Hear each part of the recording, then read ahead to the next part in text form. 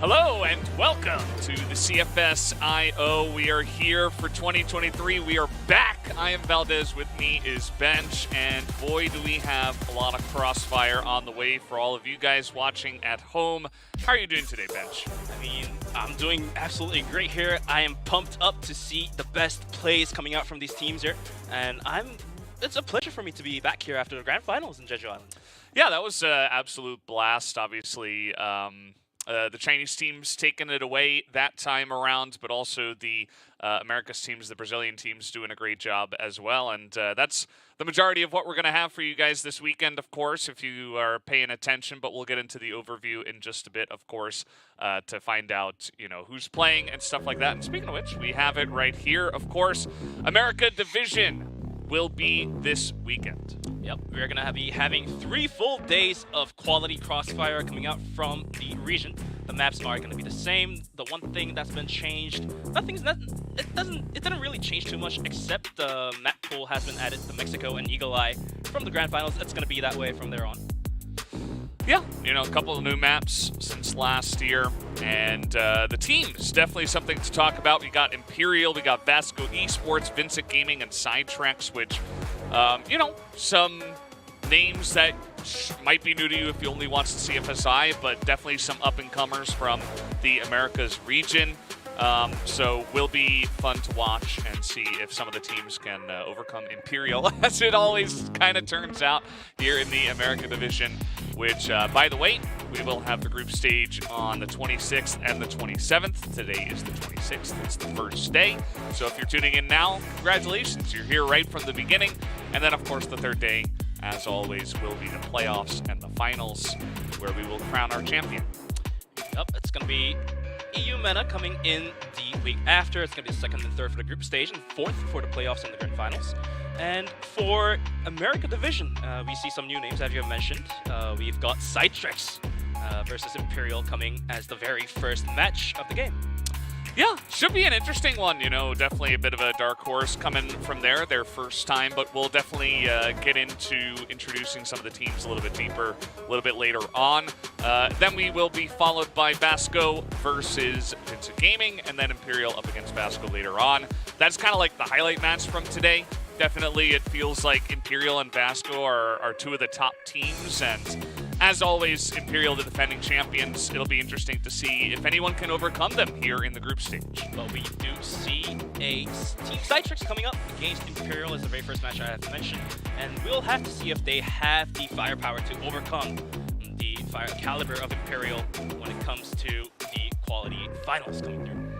Yeah, and then VASCO ESPORTS versus VINCIT Gaming for match 2, and then Imperial versus VASCO ESPORTS for match 3. And, we have 2-hour blocks for each of these, but it doesn't necessarily mean that the second match is going to start right at 6 p.m. So make sure you guys are just paying attention and watching, because if we do go to a third map, could take longer. If it's a bit of a stomp, we might take a little bit shorter. So make sure you're paying attention to the stream to see when we are actually going live. But yeah, it should be a pretty fun day of matches, and definitely looking forward to a bunch of our teams here competing for the America Division. But guys, we do have a very special video to start us off, some interviews with the players. So let's jump into that video right now.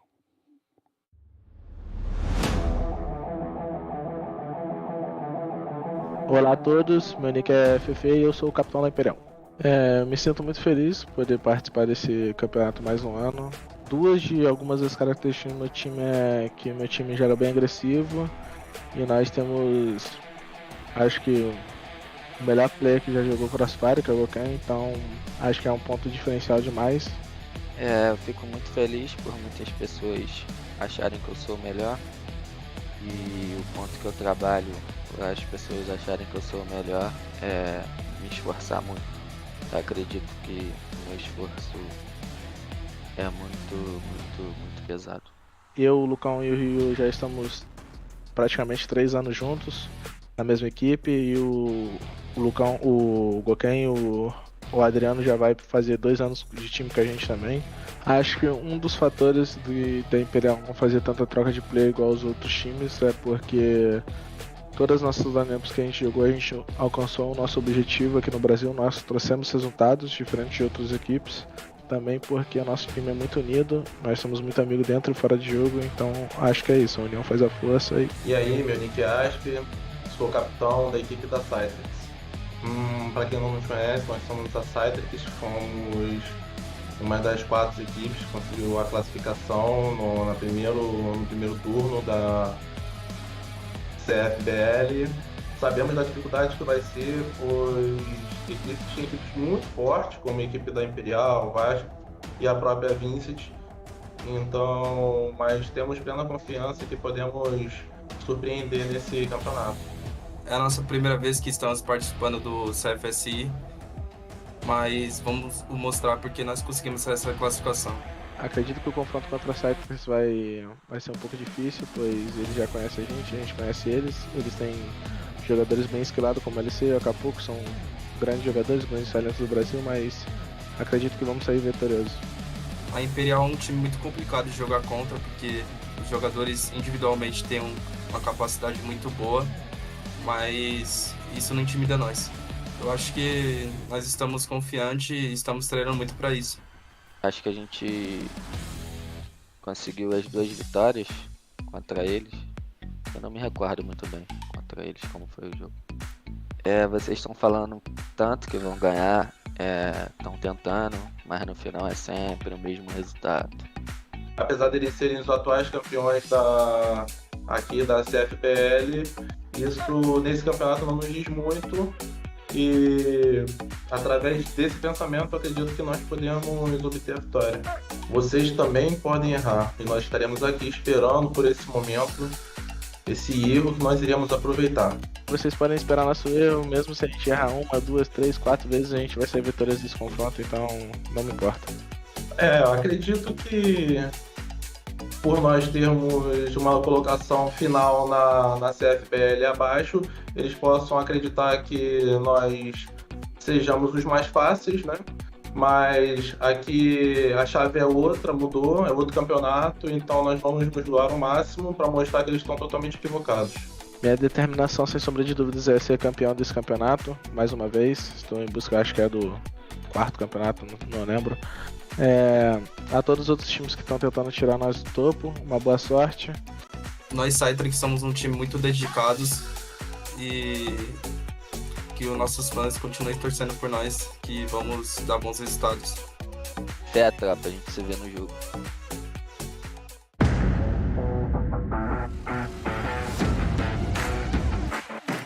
That was the videos from Imperial and CYTREX. We've seen some good events coming out from these players. Fefe obviously not really underestimating CYTREX, as he did mention it's not going to be an easy fight, as we definitely know that CYTREX is the underdogs here, but you know, they definitely can put up a fight. They have made it to this stage here, and we do see the lovely faces of these players here. From Imperium, we see Lacom Rizal saying hi to us, and we can say hi back to them, you know.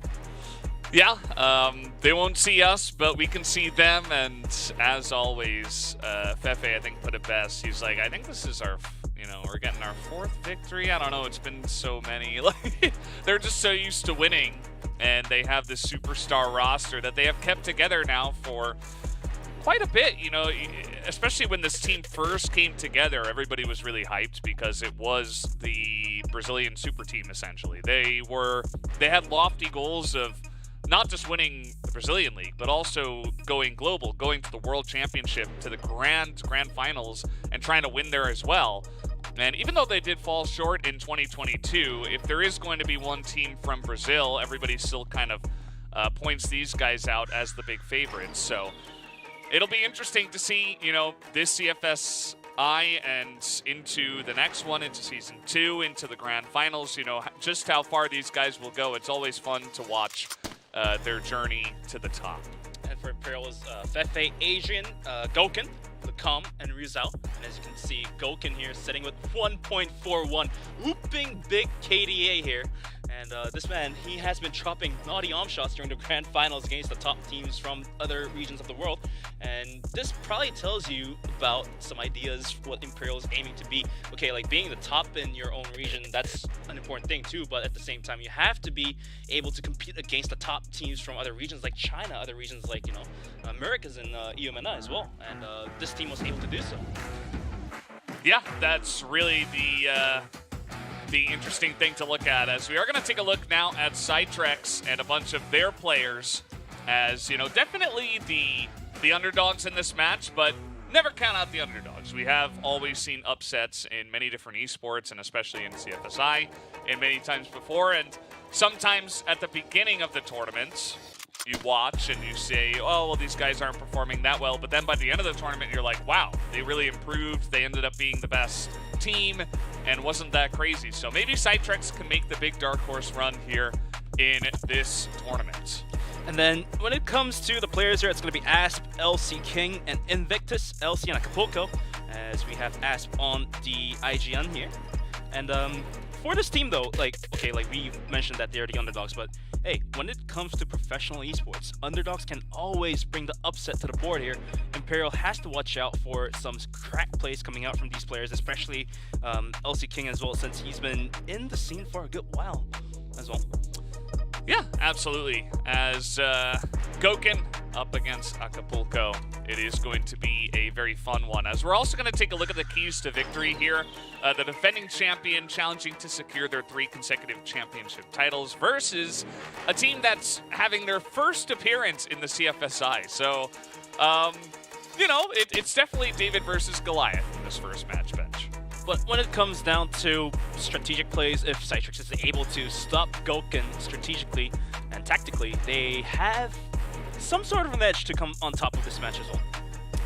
Yeah, Acapulco and LC's accurate shots can give them momentum to CYTREX. Definitely going to be looking at those 2 players to potentially carry. Definitely a lot of hype around Acapulco and, of course, LC. So, yeah, if there's going to be any guys on this team that may be able to challenge Imperial, it will be those 2.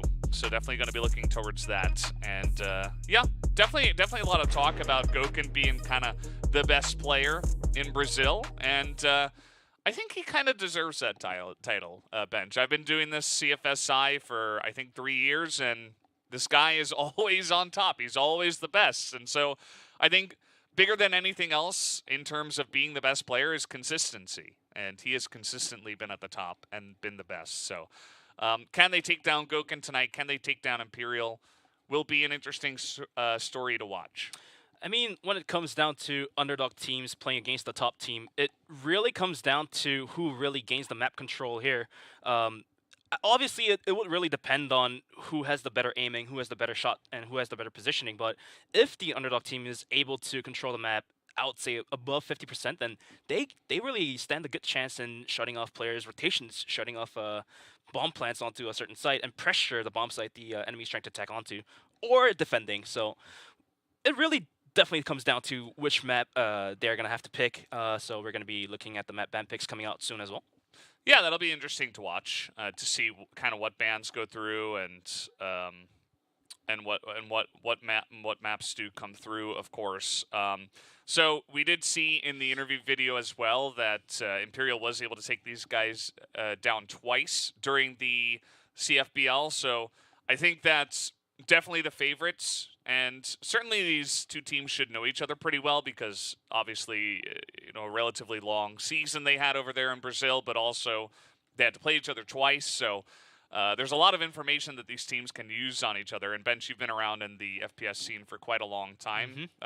What do you think CYTREX can do in terms of trying to figure out their opponent's strategies in this situation, having played against each other a bunch of times? But here's the thing. Even though Imperial did win against CYTREX twice, which also gives an edge to CYTREX as well, because okay, CYTREX knows what they have done wrong, and they can basically bounce back from fixing that particular mistake. Or if CYTREX showed Imperial specific tactics or specific strategies, they can basically act like they're using the same strategy over and over again. But maybe this time around they can use something different and kind of surprise Imperial as in terms of in-game strategy and tactics. And maybe by doing so, CYTREX can come on top of Imperial for a couple rounds and maybe try to roll snowball from that one. Yeah, absolutely. I think that Imperial's play style is pretty well known. They're a very aggressive team. Fefe will come out and say it. They're like, we're just the best, so we're going to try to just, grab the map away from you. We're going to be very aggressive. We're going to come at you hard and fast. So perhaps CYTREX can come into this and say, well, we know exactly what they're going to do. Like, this is very obvious what Imperial is going to do, how they're going to play. So let's try this kind of new style and try to shut them down. I think, kind of the ball is in their court. So should be pretty interesting. But guys, we do have the map ban pick ready to go. So let's watch and see what picks we do have for these maps. All right, here we go. Imperial is going to ban out Mexico, and CYTREX is going to ban out Ankara, as Imperial doesn't really want to risk anything. I mean, as long as they're able to play on long ranges like port or sub-base, I think they're trying to capitalize off of the skill set of Goken. Yeah, absolutely. I think port is a big power point for the side of Imperial, the fact that they're able to get that one. You saw that the Ankara ban kind of had to come through, as Imperial are very strong on that map as well. Sub-base definitely could be kind of a wild card. Always does turn out to be in these tournaments, as there are some crazy strategies you can do on this one. It's a very kind of volatile map that can go either way. Although I have seen Imperial, I don't know, I'm going to be saying this a lot, but I have seen Imperial crush opponents on sub-base as well. So we'll have to wait and see. Maybe CYTREX have some interesting strategy for that map, as Eagle Eye and Compounder then banned away, so we do have the classic map of Black Widow to finish us off. I mean, before the cast, we were just talking about how we would be excited to see some matches of Eagle Eye coming through as well, but looks like Imperial doesn't want to risk anything once again. They have banned out Mexico and Eagle Eye, both of them actually by themselves, so they're more than definitely confident in beating CYTREX in one of the classic maps, but when it comes to the newer maps, they're definitely trying to not underestimate CYTREX here.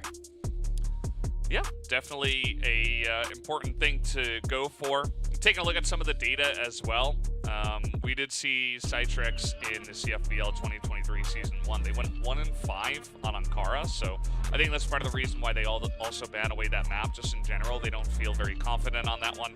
Their best map actually was Mexico, so not too surprising that we did see that banned away by Imperial. They're like, well, we know this is one map where potentially we can kind of get sidetracked and maybe you can take a win against us, so we're just not even going to let that one go through. So should be pretty interesting to see if we even get to watch CYTREX on that map, because maybe all the teams know, they're like, well, we can't let those guys play on Mexico. They're just too good on that map. So for the map ban picks that has happened for this lineup here, I really feel like it's really down to which team is able to build up the momentum to push through and power up the rounds here. But for Imperium, it's the homework for them is to stop CYTREX from gaining that momentum, like have Fefe and Goken play aggressive, like push out with the arms, or like take a map control very aggressively. And for CYTREX, the homework for them is to stop that aggressive plays coming out from Imperial, pick them off and start the round with an upper hand with a player up on top of them, like 5 versus 4. If that is possible, then CYTREX definitely could more than definitely take a map point away from Imperium. Yeah, absolutely. I'm just looking at more stats because we do have a bit of time before this one started. I was curious to see where had Imperial actually lost on port, because they're 5-1 on this map over at CFBL, and unsurprisingly, they did drop it in the finals against VASCO eSports. So, by the way, if you guys are looking forward to that matchup, that will happen a little bit later on today. We are going to have Imperial versus VASCO eSports as the third match that we have for the matches today. So. Certainly a big one, because, we already saw a big best-of-5 between those teams in the finals. Now we get to see another best-of-3 here early on. I think there's a pretty good chance that we see a best-of-5 again between those two teams in these CFSI finals. And, we'll just have to wait and see if any of the other teams are going to be able to essentially upset either VASCO eSports or Imperial, because those are definitely the two teams that are on top that did prove it in of course, the finals of CFBL. And VASCO eSports, they were ahead 2-1. They almost took the victory. They almost took down Imperial in the finals. So could be a pretty interesting watch to see if maybe here at CFSI something changes and maybe they're able to get the win this time. VASCO eSports as well they definitely have a good chance of winning against Imperial, as you've mentioned. The stats do look quite equal. It's just not better, but it's still pretty equilibrium, I would say. But for CYTREX, they're definitely being the underdog here against the other two teams. But being the underdog also means that they don't have the pressure to perform. I mean, like the performance coming out from CYTREX, like it does not pressure them at all. So Yeah. you might be able to see some very unique and new plays coming out from these two CYTREX, and maybe that could push them forward. Yeah, it's a really good point you make, because oftentimes in many esports, including Crossfire, of course, sometimes when you're the biggest team, there's a lot of pressure on you. You make mistakes sometimes, you feel nervous sometimes. Now, obviously, Imperial don't oftentimes show that because they are kind of cold stone, like, just really insane killers over on that side. But guys, I just got the word that we still need a little bit of time before we do get into that first match here at CFSI 2023 America Division. So we're going to take a 10-minute break, and we will be back with the first match. We'll be back after this break.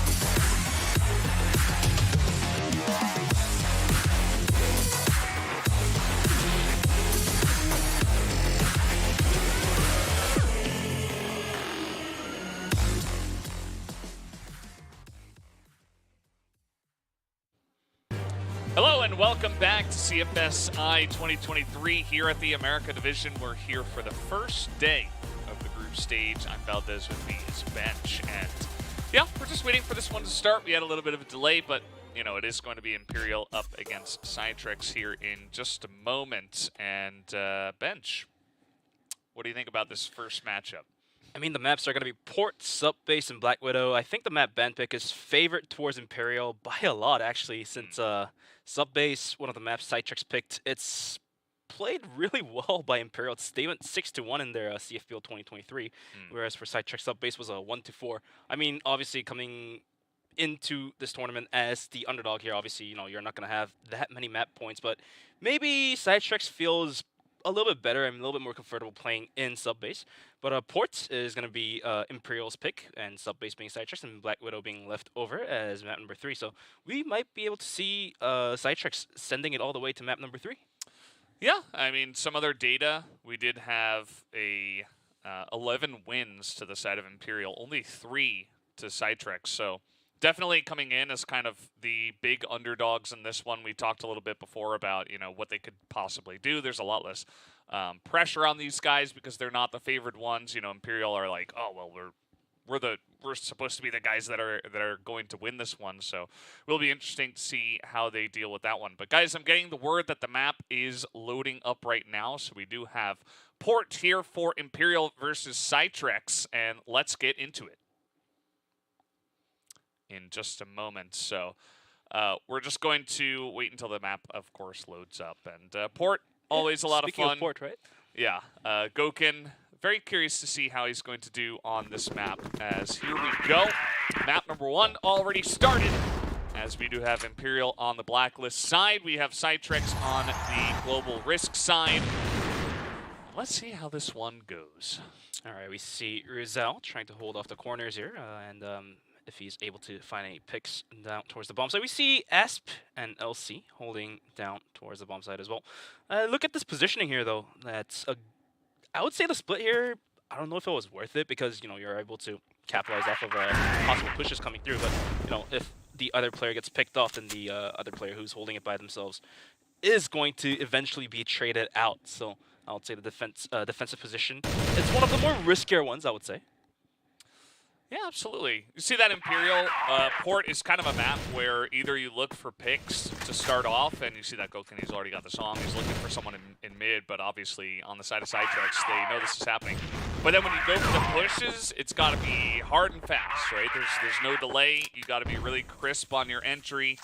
And Imperial have always been pretty good at that. As you see a bunch of guys setting up at bridge, we do have Gokin here in sideways, trying to find an angle onto A as the entry here from Fefe, very strong, but Lucam is going to go down. You see that CYTREX having a bit of a defense here already. Asp on top of the site, going to get that pistol kill, as he's essentially holding this down by himself. Now it's down 2v2, Asp trying to hold, and he does find the kill, but Gokin is going to pop out, get the kill, but the return frag coming out from Acapulco, and it's going to be CYTREX taking the first round. Very nice stuff. You know, the entry here from Imperial was pretty good, but at the same time, did see Aspie up there on top of the A site, was just able to hold it down essentially by himself. Had a little bit of help, but that pistol kill especially, very impressive stuff as he picks up 3 kills on the round.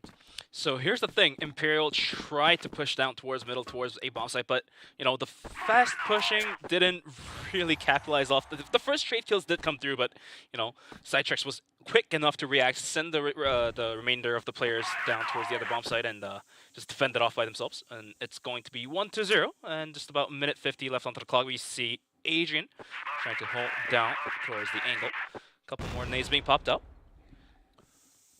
Looks like Imperial going to go for a quick hit onto A through sideways. We'll see if this actually works out for them, as this time they're not really attacking through the bridge. We do have one of the members there of CYTREX who is looking out in mid, and Asp is going to be up here once again on top of the A site. The smokes are coming in, so he's going to have to try to hold it down by himself once again, looking for the quick scopes, and he gets one already. As now he's got some backup, but this time around, Fefe able to pick up 2 kills. Acapulco and Invictus able to trade it back. Now it's all up to Gokin. We've seen this before as the pistol shot's not really landing. He's going to get that second one, though, as Invictus will clean him up. And that's already 2 rounds to CYTREX.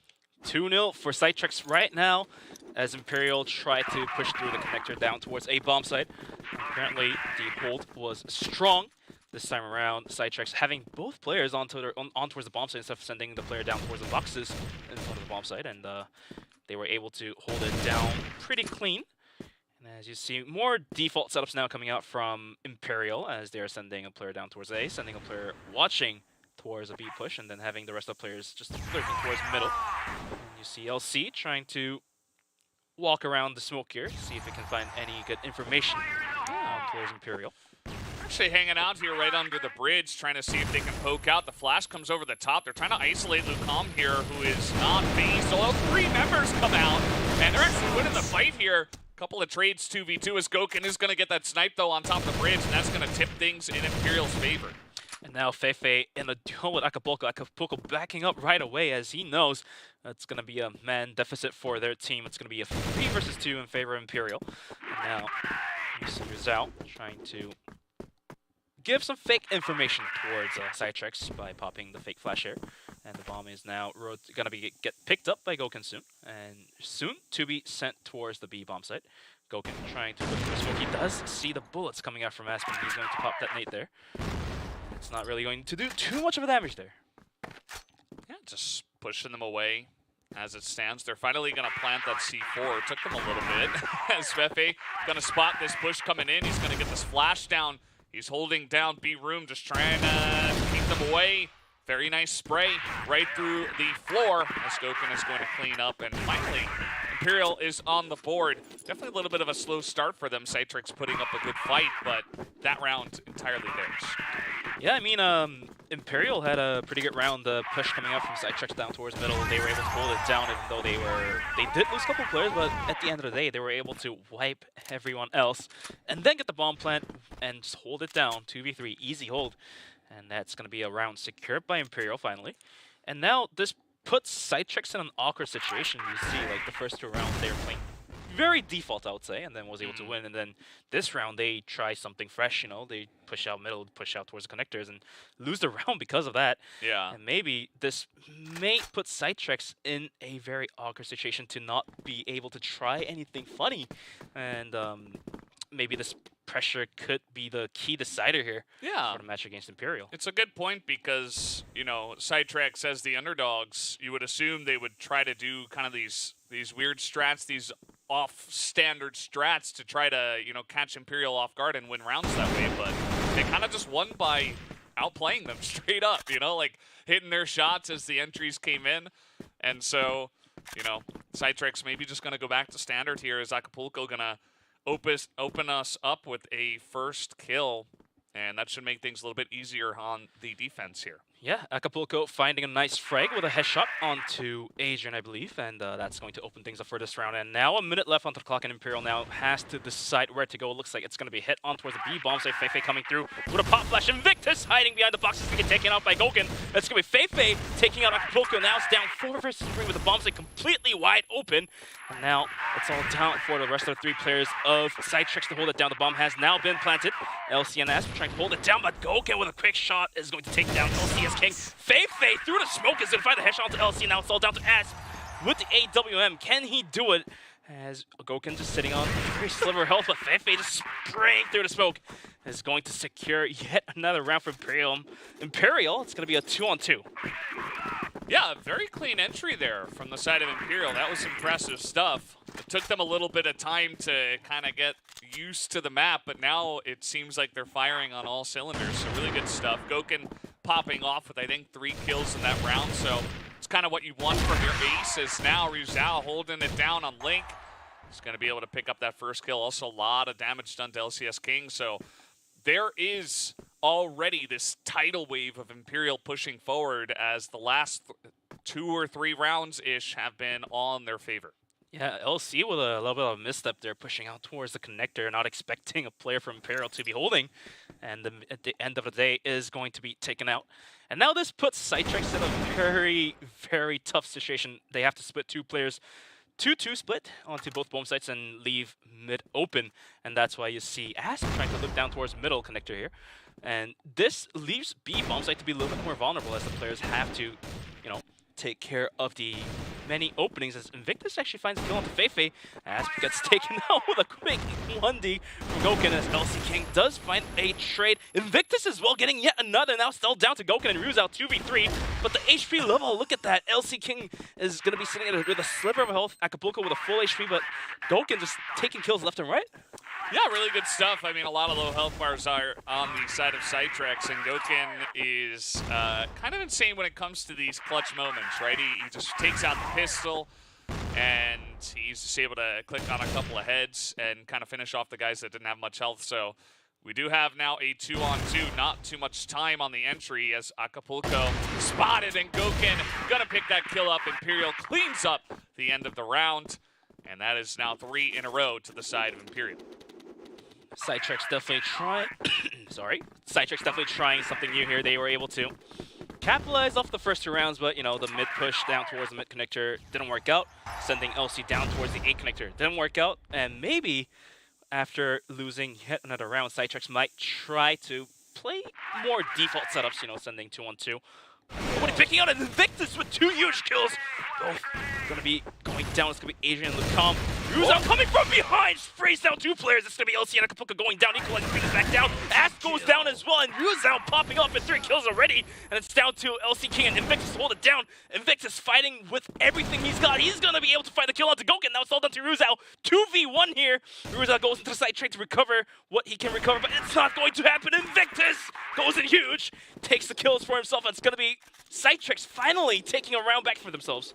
Yeah, really good stuff. That really just comes down to Invictus holding down the B site essentially by himself as a masterful ace performance from him. Ruzao with the wonderful lurk there on the bridge actually was nearly able to trade it back, but it was not meant to be for him. So, you know, trying to go 1v5 for Ruzao. We've seen him do it before, but not in this round as Asp gonna line up that shot. Very nice stuff, as that's gonna put CYTREX in a great spot now in this round. And a round like that really grants you the momentum to push forward.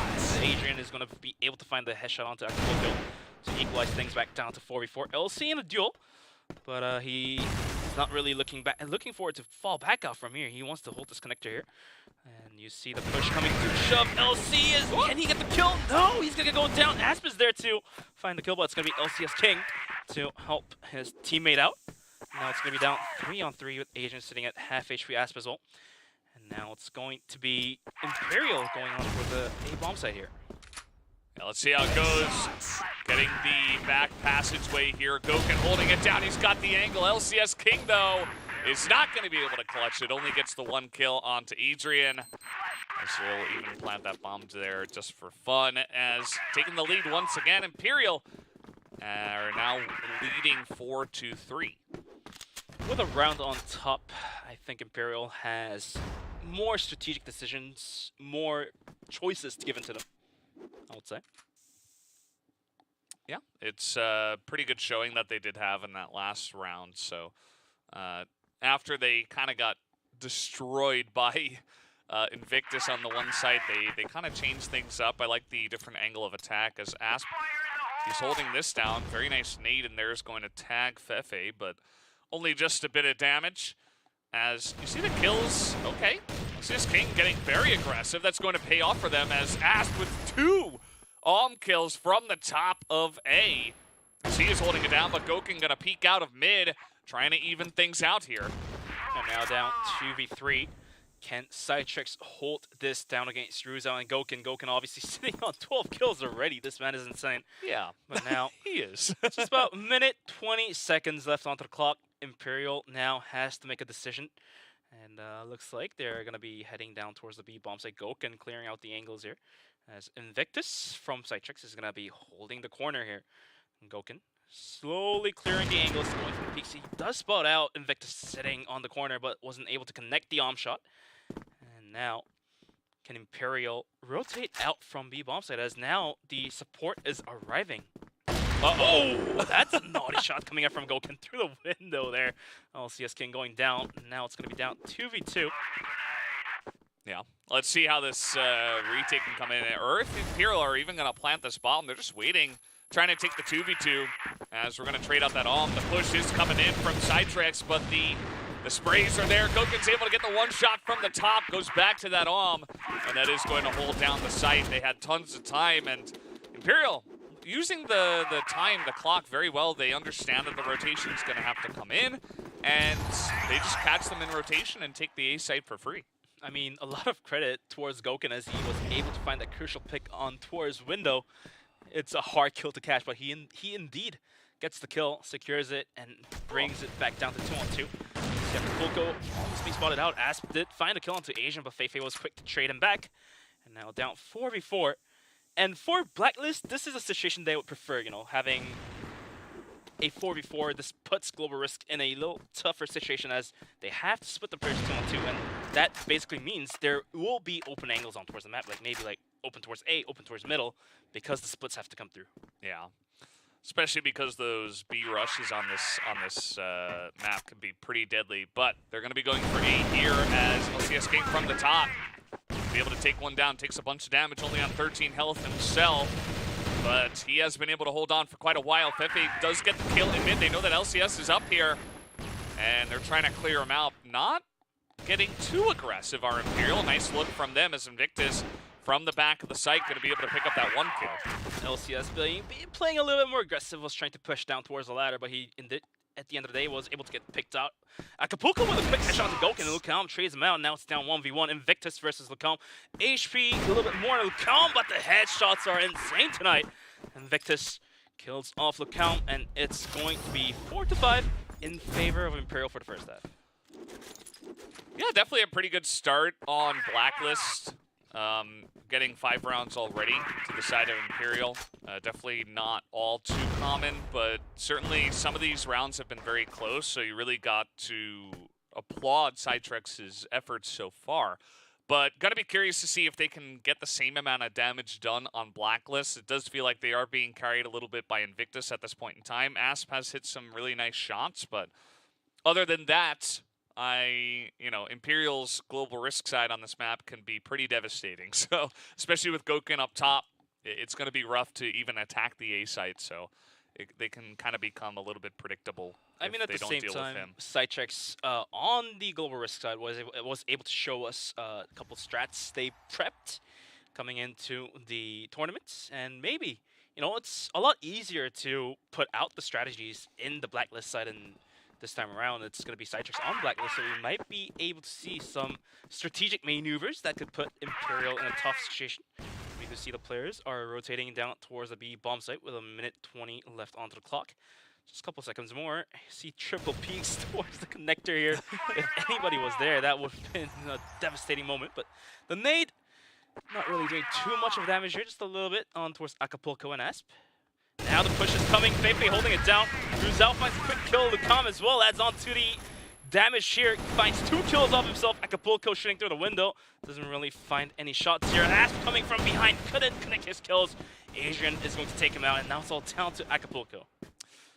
Yeah, a bit rough there. Acapulco, okay, picks up 2. He's making this a bit more interesting as he's a little bit low on time, and Goken's just going to pop him with the pistol, but he picked up 3 kills, so maybe a bit of that morale back in their favor, but still. This is the issue. They don't want to push into Goken, so they all push into B, and Imperial are stacking the site. They had like 3 or 4 people around there. Galuric from Asp does not work in mid, so that was pretty easy for them to lock that down as well. As now, Ruzal coming on in, getting those sprays down in mid. He already picked up 1 kill. Lucam through the tiny window is going to help out. And now it's down 5 versus 3 once again. Acapulco trying to hold down towards the bomb site. He is going to get sprayed down for a little bit. And luckily for now, he's able to dodge those bullets coming towards him. But he does, at the end of the day, eats a bullet and is taken down in less than a half HP here. And now rest of CYTREX sending the players down towards B bomb site. And here's the problem. If you're trying to push the B bomb site, you have to throw out your setups, but they were able to spend the nades down towards middle, and that's going to punish them as LCS King is going to get picked off by Feifei. Yeah. You have to smoke off those corners. You have to flash yourself out, but you know, with just a couple smokes in your with just a couple smokes, there's not a lot of angles to recover. Feifei doing a bunch of damage. Adrian taking the last 2 kills, and it's going to be Imperial securing the 7th round. Yeah, this is becoming a little bit of an issue for the side of CYTREX. As I was kind of alluding to earlier on, I expected CYTREX to have a little bit of trouble here on the Blacklist side, and so far it has been very dominant for the side of Imperial. Other than Acapulco, you got that 3K in the first round after the half. Besides that, it's been very one-sided. So CYTREX, you mentioned kind of the set plays they had from the Global Risk side. We wanted to see a little bit here on Blacklist. As what is the angle of attack going to be? Already some nades thrown into sideways here as CYTREX have already taken damage. They're considering pushing into Gouken, which is always a little bit dangerous, but now they're even low on health. Yeah, I mean, with 3 rounds deficit, this pushes CYTREX to be in a little bit more uncomfortable position, and maybe this makes them. This causes them to make more mistakes, you know, so to speak, as they are eager to get the rounds here. But now the aggression is coming down towards A bomb site. LC finds a good opening. Acapulco adds on top of everybody. Ruzel is quick to trade him out, but comes through back and forth and is eventually going to be traded out by Acapulco and Ruzel. Ruzel with a double kill. And down to Ash with the AWM, but what the D is he's going to be able to find a kill on the second one as well. And now you see CYTREX back on track again.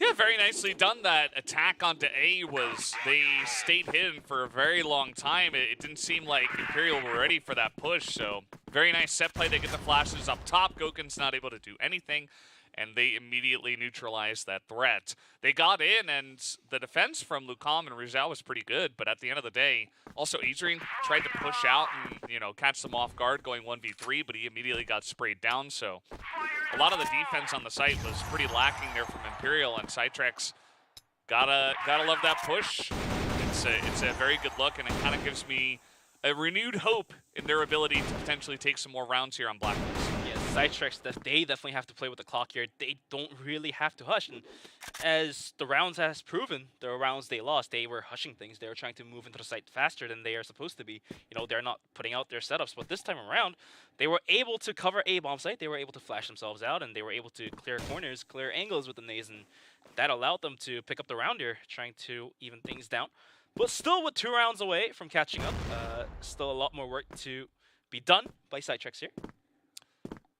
Yeah, can be difficult from the Blacklist side on this map. Although Imperial, you know, starting off with a bunch of round wins, 5-4 at the half. So, you know, just Imperial things, I suppose, as they're always pretty good on the Blacklist side. Their aggression is one of their biggest positive traits, you could say, as CYTREX playing a little bit of, you know, EU meta, where they just wait a little bit and they're looking for picks, and then they try to go for a push here with about 40 seconds left, as they are looking to group up in B and push the site. It's going to be Feifei holding down the bomb site by himself. He's going to spray down, but isn't able to connect his bullets. LC quick to headshot him out. And with 30 seconds left until the bomb should be planted. And now Imperial on a retake. We still see Gouken alive, Lucam alive, Adrian alive. This is a doable retake with a couple flashes still left in them. But the positioning coming up from CYTREX, look at that. They are splitting themselves out, holding the connector. Acapulco does find a kill onto Adrian, turns back around, but is going to be Gouken to find a kill onto him. Yeah, Acapulco, very nice spot. Now 2v4 for Imperial. That shot not going to land. The flash was good. Imperial do not have a lot of time. They have to get these kills and then defuse as they try to push in, and it is not going to work out for them. 2 rounds in a row for CYTREX here on Blacklist, and all of a sudden the tides are beginning to turn into their favor. Yeah, with Asp getting that critical pick on towards middle, which allowed them to make the opening towards V bomb site, as Feifei was the only single player holding down towards the bomb site here. And they were able to easily steamroll, but Adrian, playing aggressive, finds a kill. Invictus is going to find the kill onto Lucam, and Acapulco onto Gouken as well, equalizing things back down to 3-on-3. And with the players rotating out from a bomb site, look at the positioning from Adrian. He might be clutching this one out by himself, spraying 3 players down. He is going to spray down Asp. Oh, tries to connect for the second one. Not going to happen as Acapulco is quick to react. But LC with a sliver of health in his backpack and Acapulco with single nade. Still things back down to 2-on-2, but can Feifei and Ruizel hold this one down? You know, it's really cool to see Adrian's lurk there. This is something he oftentimes offers to the team, just kind of being that lone wolf going out, trying to get information. He does a great job of that. His spray wasn't the best, but, you know, he puts his team in a good spot. I really like what CYTREX are doing, though, after the fact. They're like, okay, we're just going to settle down, try to buy like 20, 30 seconds and try to hide our positioning here, and maybe we can get some picks. As you see, Acapulco already able to get some damage on Ruizel, who's trying to get information from the global risk side, and instead he's just going to get a bunch of damage. I mean, CYTREX can still play with the clock here with a minute left onto it. The clock's still ticking down. As you see, Feifei is going to be the one holding down B bomb side. In the meantime, Ruizel getting picked up on LC and down 1v2. And the bomb rotating towards B bomb side. So this could be held down by Imperial. Let's see, Feifei pokes out and he picks up 2 kills right in the entry to B. Very nice timing. He tries to catch them as they're pushing in before they actually set up, and that's all on Feifei. A masterful timing there from him to poke out and win the round for Imperial. CYTREX could not react to the push coming out from Feifei. And now with the rounds being 8-6, just global risk side is always the hardest side when it comes to port play. Coming out towards Imperial, it's going to be Adrian finding a pick onto Invictus. Yeah. Able to poke his head out once again. Just doing Adrian things. Gokun just able to plant himself right here in mid, actually. Not going to be holding down the top of A. Giving some respect to the pushes of CYTREX on that site, but also just trying to mix up the strategies a bit, as now CYTREX as a team looking to push towards B. See if they do commit to this. So you see 3 players from Imperial posted up towards the bomb site. Feifei, Ruizel, and Lecomte. They have good angles. Now the setups are coming through. LC King entering, but can he find the kill? He does back up towards the connector. And now Imperial has the information. The push was about to come towards B bomb site, so another player is now rotating in. And for now, it's going to be CYTREX backing out from B. Yeah. Still have a lot of time, so obviously they can go for this. Gokun is watching right in mid. He's going to spot them. Does not hit the shot, though. Ruizel's nearby, but Gokun doesn't even need him. Yes, he will. Is LCS King going to pick up 2 on their entry here through the bridge, as now they're going to reset once again. Quick reactions, and he was able to deliver a spray right on top of the head there. And now it's going to be down to 3-on-3. 40 seconds left onto the clock, so CYTREX now has to make a decision, but look at the HP situation. LCS King sitting on about like 20 or 30, and Asp as well just sitting at 50. It's going to be a 1-on-1 split coming out from Imperial. And holding down mid is going to be able to find a kill onto LC, but LCS King, this man, is able to trade him back. And down 2v2 with just about 20 seconds there. Now they have to make the push, but look at Lecomte's position hiding behind the steering wall, but Asp is going to be able to find the kill there and is going to be able to connect to the bomb plant. Man, he almost took out LCS King, but now it's all up to Adrian as the quick shot takes out Asp, and LCS King has got 1 health, so Adrian's trying to spray him down. Gonna tap that bomb, and that's gonna be enough. Adrian picks up a very important round here for the side of Imperial, as it got really close there towards the end. Crazy stuff as Imperial 1 step closer now on map points here. 9 rounds, and are looking to take it on the global risk side. Definitely big thanks to Asian there, stepping up his game. But Lecomte, we thought Lecomte was going to be able to hold off the bomb set by himself, but eventually the shots didn't connect. But Gokun, yet another pick, is going to take down Acapulco, who's been rifling out of his mind. 9-6 with just 1 round away from securing this one. As LCS King going down towards a connector here. Not trying to make any sound. Feifei holding it down on top of the bomb site here. Asp trying to take the pick here. Okay, entry's pretty good, but Feifei, oh, the timing to poke out there is fantastic. He's going to pick up a 2K already, and LCS King, nice try towards the end, but Feifei is going to own him on the backside of that. So map number 1 of Port will go the way of Imperial, 10-6. As you know what? Though CYTREX put up a really good fight. That was actually a closer map than I was expecting, to be honest, Benj. Imperial maybe kind of caught off guard a little bit, but at the end of the day, they will still take down map number 1. Yeah, I mean, given Port being the map pick coming out from Imperial, definitely securing this map point really puts them ahead. And for now, CYTREX, they tried, but it didn't work. Yeah, absolutely. So really, really good stuff. Got to see what's going on, of course, for the next map, but I believe we're taking a look at some of the highlights at this moment in time. So you guys can see some of the stuff that did happen here. As as you were mentioning before, pretty close map to start us off. Yeah, I mean, a couple of good rounds coming out from CYTREX. They were able to capitalize off of great pushes, great holds. But as you see, Ruzal, Gok, all these players popping out, just shutting down the aggression completely. And Invictus as well. This man was performing for CYTREX this time. Yeah. Gokin able to... Oh, the window pick. Yeah. Oh, he got really aggressive at times. This is kind of like a thing that Gokin does. He's really confident as a player, so oftentimes with the AWM, he'll just kind of just beat you where you're not expecting him. He'll just be alone in mid, like 1v5. He's like, yeah, I'm just going to kill you. And he did that multiple times. Although I really liked how CYTREX were able to attack him when he was on global risks, right? Like, there are a lot of teams that are not able to deal with him kind of with the sniper in that position, but CYTREX did a very good job. Yeah, like, I really like the aggression coming out from CYTREX. You know, if you're being the underdog here, you possibly could be, you know, held down, but, you know, they break through that and they were able to make aggression plays.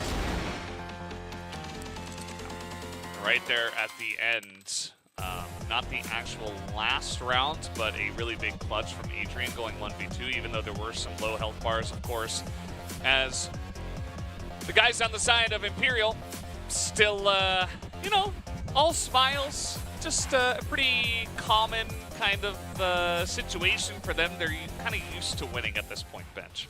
But here's the set summary given to us. It's going to be 10-6 Imperial taking map number 1. You see Ruzal sitting at 1.4 KD, and Gokin, look at this guy, 2.38.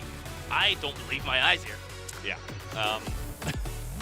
This is what he does, you know, just kind of shows up, pops a couple of guys, and eventually ends up with some really big numbers.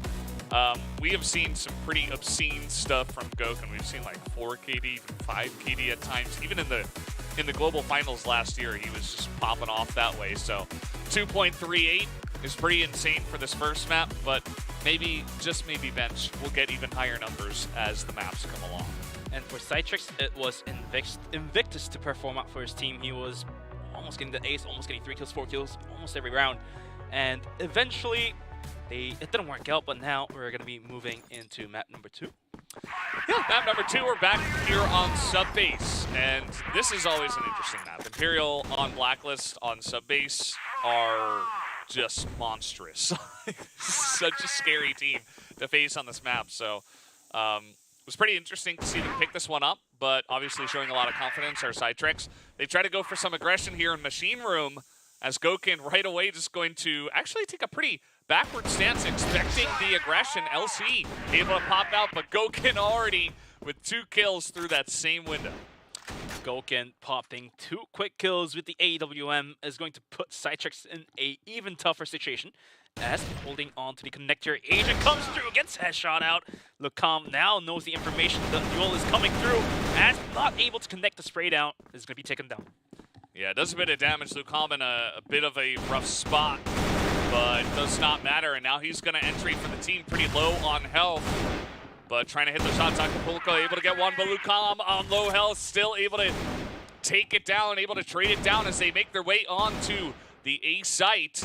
Lucam on the backside here behind the missile, but at the end of the day, Gokin just going to pick up his 3rd kill casually from the back here. Lucam getting a bunch of the aggro from the site, and he was able to take it down. So Imperial starting off strong, expecting the aggression from the side of CYTREX, and now Gokin's just really popping off. Gokin with yet another kill through the same window. Is going to put the 3rd one onto him, almost making that 4 here, but wasn't able to quite connect that shot there. now he relocates himself back down towards the spawn. And rest of CYTREX now sitting in a little tougher situation, has to rotate out from middle. Yeah, it's kind of interesting that generally when I watch games of Imperial on this map, they're the ones that are pushing in really quickly. They're like rushing down A stairs, they're rushing into machine room, they're taking fights 5v5 and aggressively and confidently taking down the enemy team. But so far here on this map, I mean, it's just the beginning, but it's kind of just been sitting back and letting CYTREX do the pushing, and it's kind of taken the advantage over to the side of Imperial. They're kind of taking the momentum because now CYTREX are kind of stuck between a rock and a hard place. They're like, well, we don't really want to push into them, but now we just kind of sit back, and this should be advantage to Imperial as the spray does come down pretty nicely handled, but Ruzao are going to pick up 2 kills already. LCS King now has to back up. Acapulco coming from the sideways is going to hit onto Adrian. Almost getting the second one, but Ruzao's quick to react and find the kill back onto LCS King. Down 3 onto 1. Acapulco being completely blind here, almost getting stuck by the box. The bomb now being planted, and now Acapulco has to go on a 1v3 massacre retake. Otherwise, it's going to be yet another round given towards Imperial. Yeah, pretty funny stuff. Acapulco kind of lurking there on A road, but he does only get the 1, and now quick rotation, gonna pick up the quick headshot here as he makes his way onto the site. Not a lot of time as Ruzao is trying to just wait and buy time for this plan. He pops out as with the cold, he is not able to land those shots this time, Acapulco, so Ruzao just gonna take him down as Imperial are already up 2-0 on Sundays. Yeah, Acapulco running against the clock here, was trying to tap the bomb, tried to allow for himself to find the positions of Imperial players, but at the end of the day, 1v2 with their back wide open is not going to happen. Nice plays coming out from CYTREX this time around. It's going to be LCS King being boosted up into the vents. And let's see if he's able to find a kill here. Adrian, does he realize there's a player in here? Well, he's going to throw a smoke in through hallway, but yeah, generally Adrian is kind of the vents guy, so let's see if he is going to get some aggro here onto LCS King, who's just waiting for him, perhaps expecting him to push in through here as he oftentimes does. But Adrian gonna keep his cool, keep his calm, you know, just wait it out as the team is looking for a push. Minute 30 left onto the clock. Asp on top here. Does he spot out players? Yes, he does, but is going to be taken up by Lacan with a quick headshot. LC does get the trade, is eventually being traded out. LCS King now pops out back from events, takes the kill onto Adrian, evening things down to 3-on-3. Yeah, Imperial taking many angles here on this attack, and they're just looking for small trades here. Pepe trying to pull out the rifle. He's going to be traded back as Goken's just going to resort to the pistol to try to win that battle, and he is now 5-0, as nobody on the side of CYTREX has been able to take him out just yet in 3 rounds. Let's see if Invictus is going to be the one. That shot will sail wide. Invictus in a 1v2 situation, a little bit better from the last one. As if he does find an opening onto the players by Ruzao, coming out from the side, it's going to be Ruzao finishing off the kill onto Invictus, and Imperial securing it into the round. But this is why Goken is a scary player. He misses the arm shot, but he doesn't care. He pops his pistol and just taps him out. Yeah, pistol play from some of our snipers, always very fun to watch and see who really excels at it.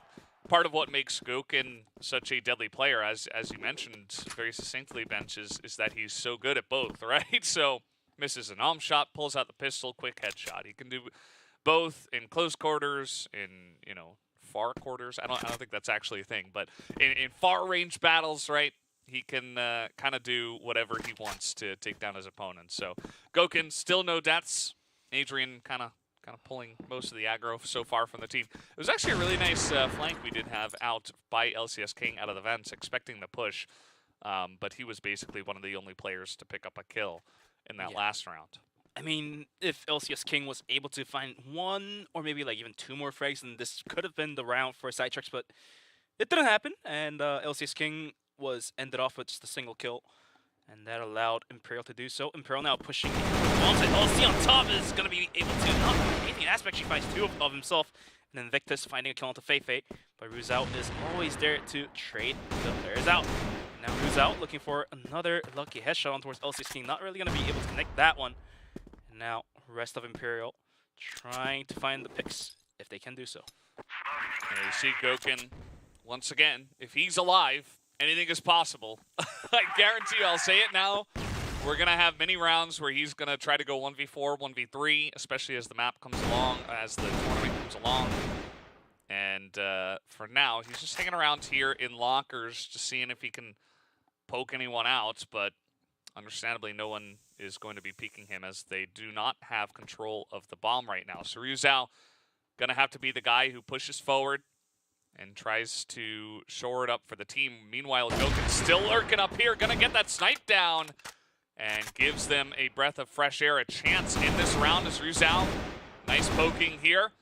Only 20 seconds left. They're going to try to go for the kills. LC does pick up one, and now it is a 1v2 for Ryuzao, but he will be taken out as LC 2 quick headshots to finally pick up a round win here to the side of CYTREX. LC now being completely warmed up is going to be able to perform out for his team. Well, obviously for the first map, you know, that's all he was. Not warmed up well enough, but now after the first map, he's able to provide. And now that kill is going to secure the round for CYTREX, as it's going to be 3-1. Still in favor of Imperial. Yeah, pretty good stuff. Still a pretty close rounds there at the end, as Goken and Ryuzao, certainly the guys that are known as kind of like the clutch members of this team, and not quite able to get it done there. LC just outplaying them in that last round. But of course, the entry, it all started from that entry that was totally shut down by CYTREX. They had a guy up in the rafters, you know, who kind of just shut down the push. Adrian on the entry, he's oftentimes the guy who kind of has to take a lot of the aggro, a lot of the shots. So not super successful in that last one. So Imperial going to mix up their strategy. Now they're looking to push into B through lockers. Now Asp is going to be watching down towards locker. He does whiff the shot here, but he can connect to the second one. No, he doesn't. It's going to be Adrian taking down Invictus. LCS King coming around that takes down Ryuzao. And Adrian with yet another with Goken adding on top of the damage here. And it's all down to Acapulco all of a sudden in a 1v4 devastating situation. He's trying to find the lucky picks, but the nades are coming through, but one quick headshot. Can he make that two? No, he doesn't. That's going to be Fefe coming around the corner and takes down Acapulco, and it's going to be Imperial securing yet another round for themselves. Yeah, kind of a crazy one there. As Asp, you got to be able to hit those shots as they're pushing into. Otherwise, I mean, that's just going to be a free push into lockers. So Imperial didn't even have it smoked off. They just kind of ran through the lockers, and nobody was punished for that play. So now CYTREX, instead of looking for snipes, they're going to pick up 5 just normal rifles. As now Ryuzao, he's got the little angle here in Machine Room, as Acapulco at least able to trade back a couple. As that is going to be 2 kills over to the side of Acapulco. But look who's the last one remaining on Imperial. It's going to be Goken. He does hear the players. Going to go for the quick shot, arm shot here. Not going to land that. Not going to land the second one. It's going to be Acapulco punishing him for that. And it's going to be CYTREX securing their second round. Yeah, kind of crazy stuff. It looked all Imperial favored until Acapulco showed up. We know that he is the guy who's kind of the clutch master on their team. Finally, he's able to perform as now LCS King trying to push on through. He's able to pick up 2, but Fefe and Ryuzao trade back 1. Invictus holds it down. And once again, Goken is left alone. That's going to be Goken versus the world. He does sit on 7 kills as he was able to take good picks from the window. But now, this is going to be a tougher situation compared to the last one, since there's one more player added on towards the side of CYTREX. Although Invictus sitting on super low HP, it's going to be an arm versus a rifle, you know, when it comes down to the close quarter combats. Obviously, the rifle has the edge. And now Goken trying to relocate himself, reposition himself. Can he find a kill or not? Yeah, this is kind of the moment where it gets really tense, right? Where we're all just watching Goken. I feel like he sometimes feeds off of this energy. Like, as the pressure builds, as it mounts, he gets even stronger, which is part of the reason why he is so good at clutching rounds by himself. He has snuck into the computer room here, and he's looking to go down the stairs and pick off LC. Might just be able to. Spots him, but gives away his position. Can't land that shot. And now, since Goken has given away his position, he's going to be looking at the backside. It's going to be Acapulco finding a good angle, and lands the headshot to Goken, just not being aware of where Acapulco was. And it's going to be CYTREX securing another round. And this is what I like from these pro players, is that when they're the last one alive, and if there's enough time left onto the clock, they will burn the clock. with that, they're able to find the positions of the enemy players. If they're lucky, they can get a pick. But speaking of picks, it's going to be Goken finding yet another pick with Lucom with a quick headshot. Goken make that second for him.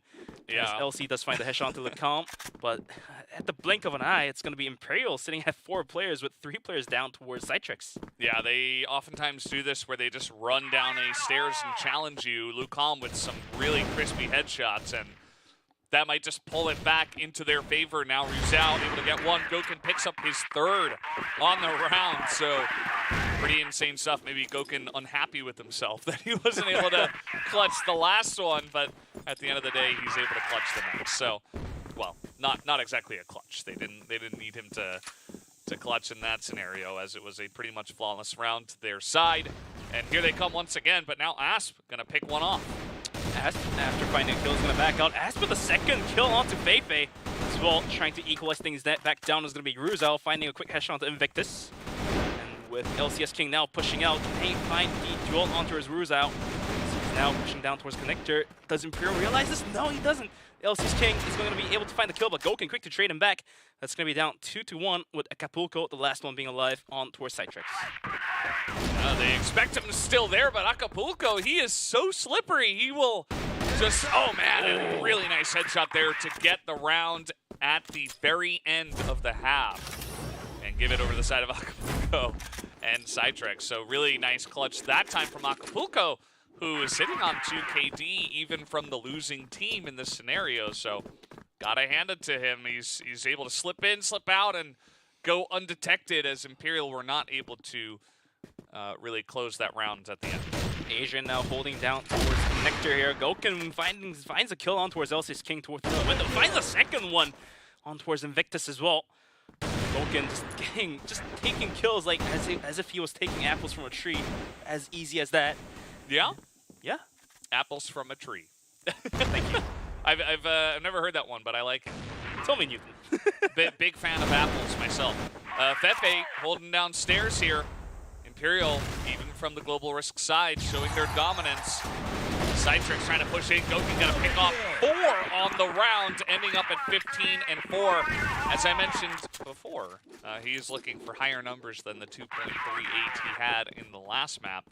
And now he's sitting on nearly 4 KD in this one bench. The progression of map number 2 seems to be quite similar to that of map number 1, as CYTREX was able to take 4 rounds in the first half, and going into the second round, they lose the first round right away. So maybe this time around, CYTREX can bounce back by securing this round, as Feifei is going to be put to the challenge here. Finds 1 kill on towards LCS King, but is going to be taken out by Invictus. Good nade, though, is going to take away a good amount of HP as Ruzel. He's going to find the kill onto Asp. Yeah, they do get this bomb down, so might be a little bit difficult for Imperial to retake this one, but you do see the rotation coming out from Rizal over to A Road right now, as there are a couple of guys that are watching the stairs, but actually Imperial, most of them are coming down in the backside, as LC holds down the bomb for now, as Adrian, the 3rd guy from this angle, didn't expect him, but they're able to hold it down anyway. Pretty clean there on the defense. A lot of low health bars here on the side of CYTREX, but they get the job done. 6-5, still in favor of Imperial, but now CYTREX closing in the gap here with just 1 round away from equalizing things back down to a draw. And this time around, LC does take a bit of a beatdown. It's going to be taken down towards half HP mark here. And this time around, CYTREX trying to nade down towards the room here. Not really finding any damage, as the players from Imperial are going to be posted back instead of playing up front for aggression.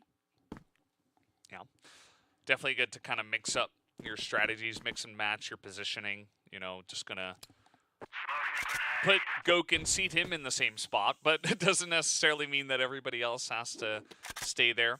Goken kind of has, you know, he can essentially do whatever he wants sometimes. Let's see if he gets the tag. He is going to do a ton of damage as he just taps the foot of Asp, who is trying to push in.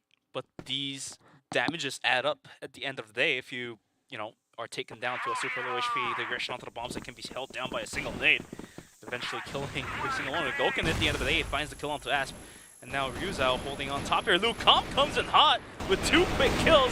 Ryuzao pops over the corner, finishes off LC, and it's going to be Imperial holding that site down and securing themselves around. Yeah, very nice defense. They had already done a lot of damage to a couple of members on the side of CYTREX, and this push was a little bit lackluster, to be honest. I mean, Imperial were so ready for it. They almost expected the push to come in, and now they're coming in aggressively. Ruzal, though, with the spray. He's going to pick up one, and Goken's right there with him. As look at the health bars now of CYTREX. They barely have anything. Goken's still holding on to it, Lucam as well, and now Imperial are really running away with the map. Ruzal definitely putting out tons of damages, actually. Was able to take down the health bars to the very low mark of like around 10 or 20 even. And it was the rest of the teams to just take that back, take the kills into their backpacks. And speaking of taking the kills, it's going to be Ruzal finding yet another headshot to open things up. And now, all of a sudden, CYTREX shaking, as now Lucam is going to be holding down the push here, finds a quick headshot, backs out right away, flashing back. Goes for the repick on towards Acapulco, but it's going to be taken out. That was a little bit too greedy play coming out. Yeah, and sometimes they just get away with it, Bench. They don't have to repeat, they don't have to aggress, and they know there's so many members of CYTREX on those stairs, but they do not care. They still challenge it, they still peek them, and they still end up winning, which is kind of the unbelievable thing at the end of it all. So now Imperial on match point here, 9-5. Is that grenade? Gonna do 2 grenades, actually. Ruzal still holding his ground. That third one, though, is going to be enough. And that is the first grenade kill of the tournament. I always like to keep track of these, as Invictus does pick up 2 on this round. So giving a chance for the side of CYTREX Asp with a quick headshot himself. And now Adrian returns the favor by taking down Asp. Goken holding on to the stairs, was not able to fire his bomb. That's going to be Acapulco with 2 quick kills to finish off the round, trying to push themselves back towards the round point here. And just a single round away, CYTREX has to give all they've got. Otherwise, it's going to be a very, very tough tournament for themselves. They come pretty aggressively as LC going to stop that from the side of Imperial. And now all of a sudden, this is going into the favor of CYTREX. They are cleaning up now on the A site. Lucam alone, 78 health. He's going to catch Acapulco here lurking underneath the fence, as he does have an opportunity now. Picks up the AK, looking for some crispy ones. 13 bullets and a dream. Trying to pre-fire the angles on towards Asp. The duel is coming through, but the flashes are just too bright as Lucam is completely blinded out and Invictus pops up from the side. As Asp as well, adding on to the aggression, is going to be able to take the kill and is going to be able to secure yet another round. And are we going to be able to see the overtime? Couple of rounds. They're getting pretty close here. Those last 2 rounds as well were pretty one-sided to the side of CYTREX. So you can see that they can definitely roll with the big boys here with Imperial. It's now Asp trying to get aggressive himself as the push actually does come down the A stairs here. Adrian trying to feel that pressure from the vent, but actually it's mostly just, yeah, everybody's already into the site. They get this bomb down. Goken and Lucam rotating in, but Asp is holding down towards the vents, but what happened? Goken's going to be able to find a headshot onto Asp, take control of vents, and now the retake seemingly very possible all of a sudden. And with Acapulco, LC, and Invictus to be the last bit of survivors from CYTREX. Or can they hold this one down? But the nades are just popping towards LC. LC gets taken down by Adrian, jumping down. Acapulco finds 2 for himself, but Ruzal is quick to trade him out, down 1 versus 1. And Invictus, can he hold this one down? Yes, he indeed is able to hold this one down. And the rounds are being closed in towards 8-9. Very nicely done by the side of CYTREX. They hold down the site. They got into Ace so quickly.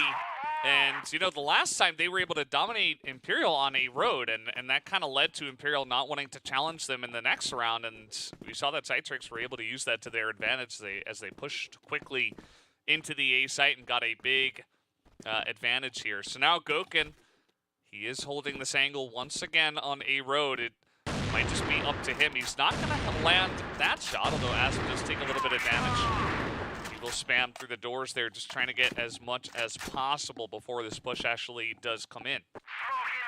Minute 48 left onto the clock, and now Imperial trying to just shut this one down. Is not going to be playing aggressive at all here, with Goken holding on to the angle.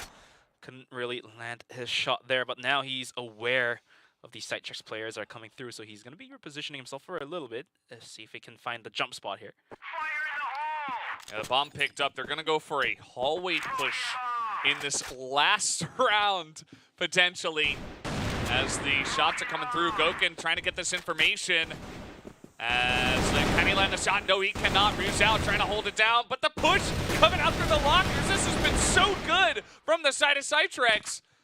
And they will get onto the site pretty unhindered. It's going to be all up to Lucom to try to clutch this and prevent some extra rounds from coming in. He's going to spot Asp, and he has position on the bomb right now.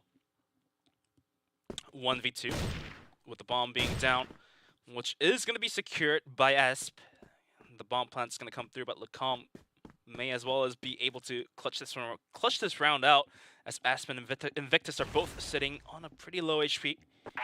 Now, Lucom trying to clear angles is able to find a kill here. Invictus finds a quick headshot, and now we're taking this to the overtime. Wow. So CYTREX with a pretty massive comeback in this one. They were down a bunch of rounds. It was 9-5 at some point, and yet CYTREX were able to pull it back and actually tie things up and force some extra rounds. So, of course, we're going to remake that lobby and see who's going to be taking it here in extra rounds. Subbase, of course, the choice for CYTREX, and it's kind of proving why they did go for this choice. I mean, at the beginning of the cast, you know, we were questioning whether the sub-base map pick coming out from CYTREX, was it a valid one because of the map scores coming in from Imperials having 6-1, 5-1, and then CYTREX sitting at like 1-4. Was this a valid van pick? And now they are proving themselves that yes, this was valid. They are able to, you know, take things to overtime against Imperial, and if they're able to snatch the map point, secure this map, and take this to map number 3, now you see who's smiling. The underdogs. They can possibly beat Imperial. Yeah, absolutely. Really making this first match even more interesting than perhaps we would have expected, but we are getting ready to hop back into the map, and let's see if Imperial kind of hunker down and say, okay, we're the favorites here, we're supposed to take it, or are CYTREX going to force a map number 3 and potentially an upset here against Imperial? I mean, even getting a map 3, I feel like is a big feat for these guys, so will be pretty interesting to see how this one continues. But now we are going into the overtime here. And Goken, with the last couple rounds not being able to land the shots, is going to be prepared this time around to finally find the kills here. And Lucom as well. This man trying to clutch, as he was one of the last survivors coming into the last couple rounds. Wasn't really able to secure that final round to finish things out. And now CYTREX feeling much better and feeling much more safer. Is going to be playing with a lot more comfort in themselves. Yeah, it's definitely pretty important to feel like you have a chance. And I think they've proven it to themselves. They've proven it to the viewers as well, that they can challenge Imperial. They can show some prowess on the blacklist side of Subbase, which, you know, especially here in the America division, ends up being the favor side on this map. Not always the case on most of our maps.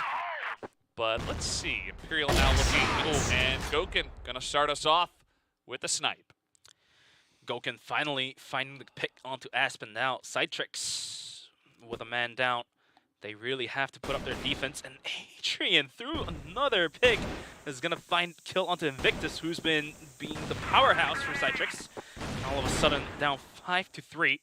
Can LC hold this one down? The aggression is coming through. Adrian finding lucky spray downs, not really going to hit any, as LC as well is going to be backed out. But Adrian is going to be jumping in like a wild man. And is going to find the kill onto LC. And all of a sudden, CYTREX down to 2 members. They have to make the retake happen. Okay, LCS King making things interesting. He's able to group up, but out of the fence comes Ryuzao. As a very nice lurk as he just kind of rains down hell from above.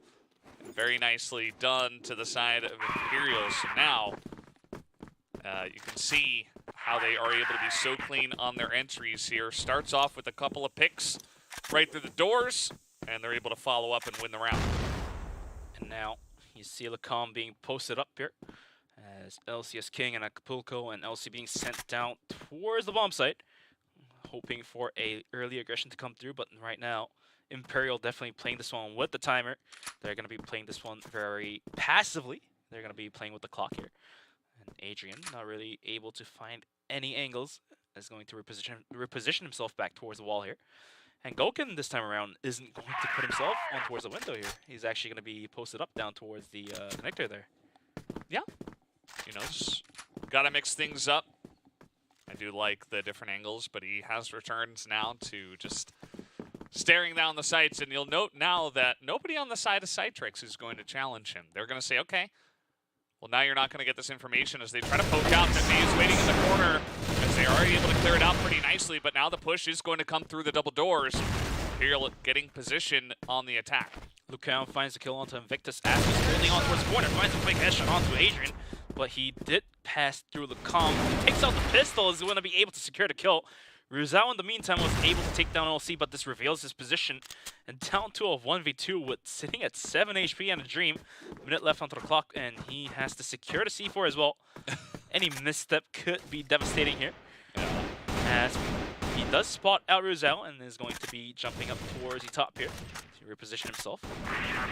That's going to be Acapulco securing the kill, and now CYTREX secures a round for themselves. It's going to be a 1-1 going into the overtime.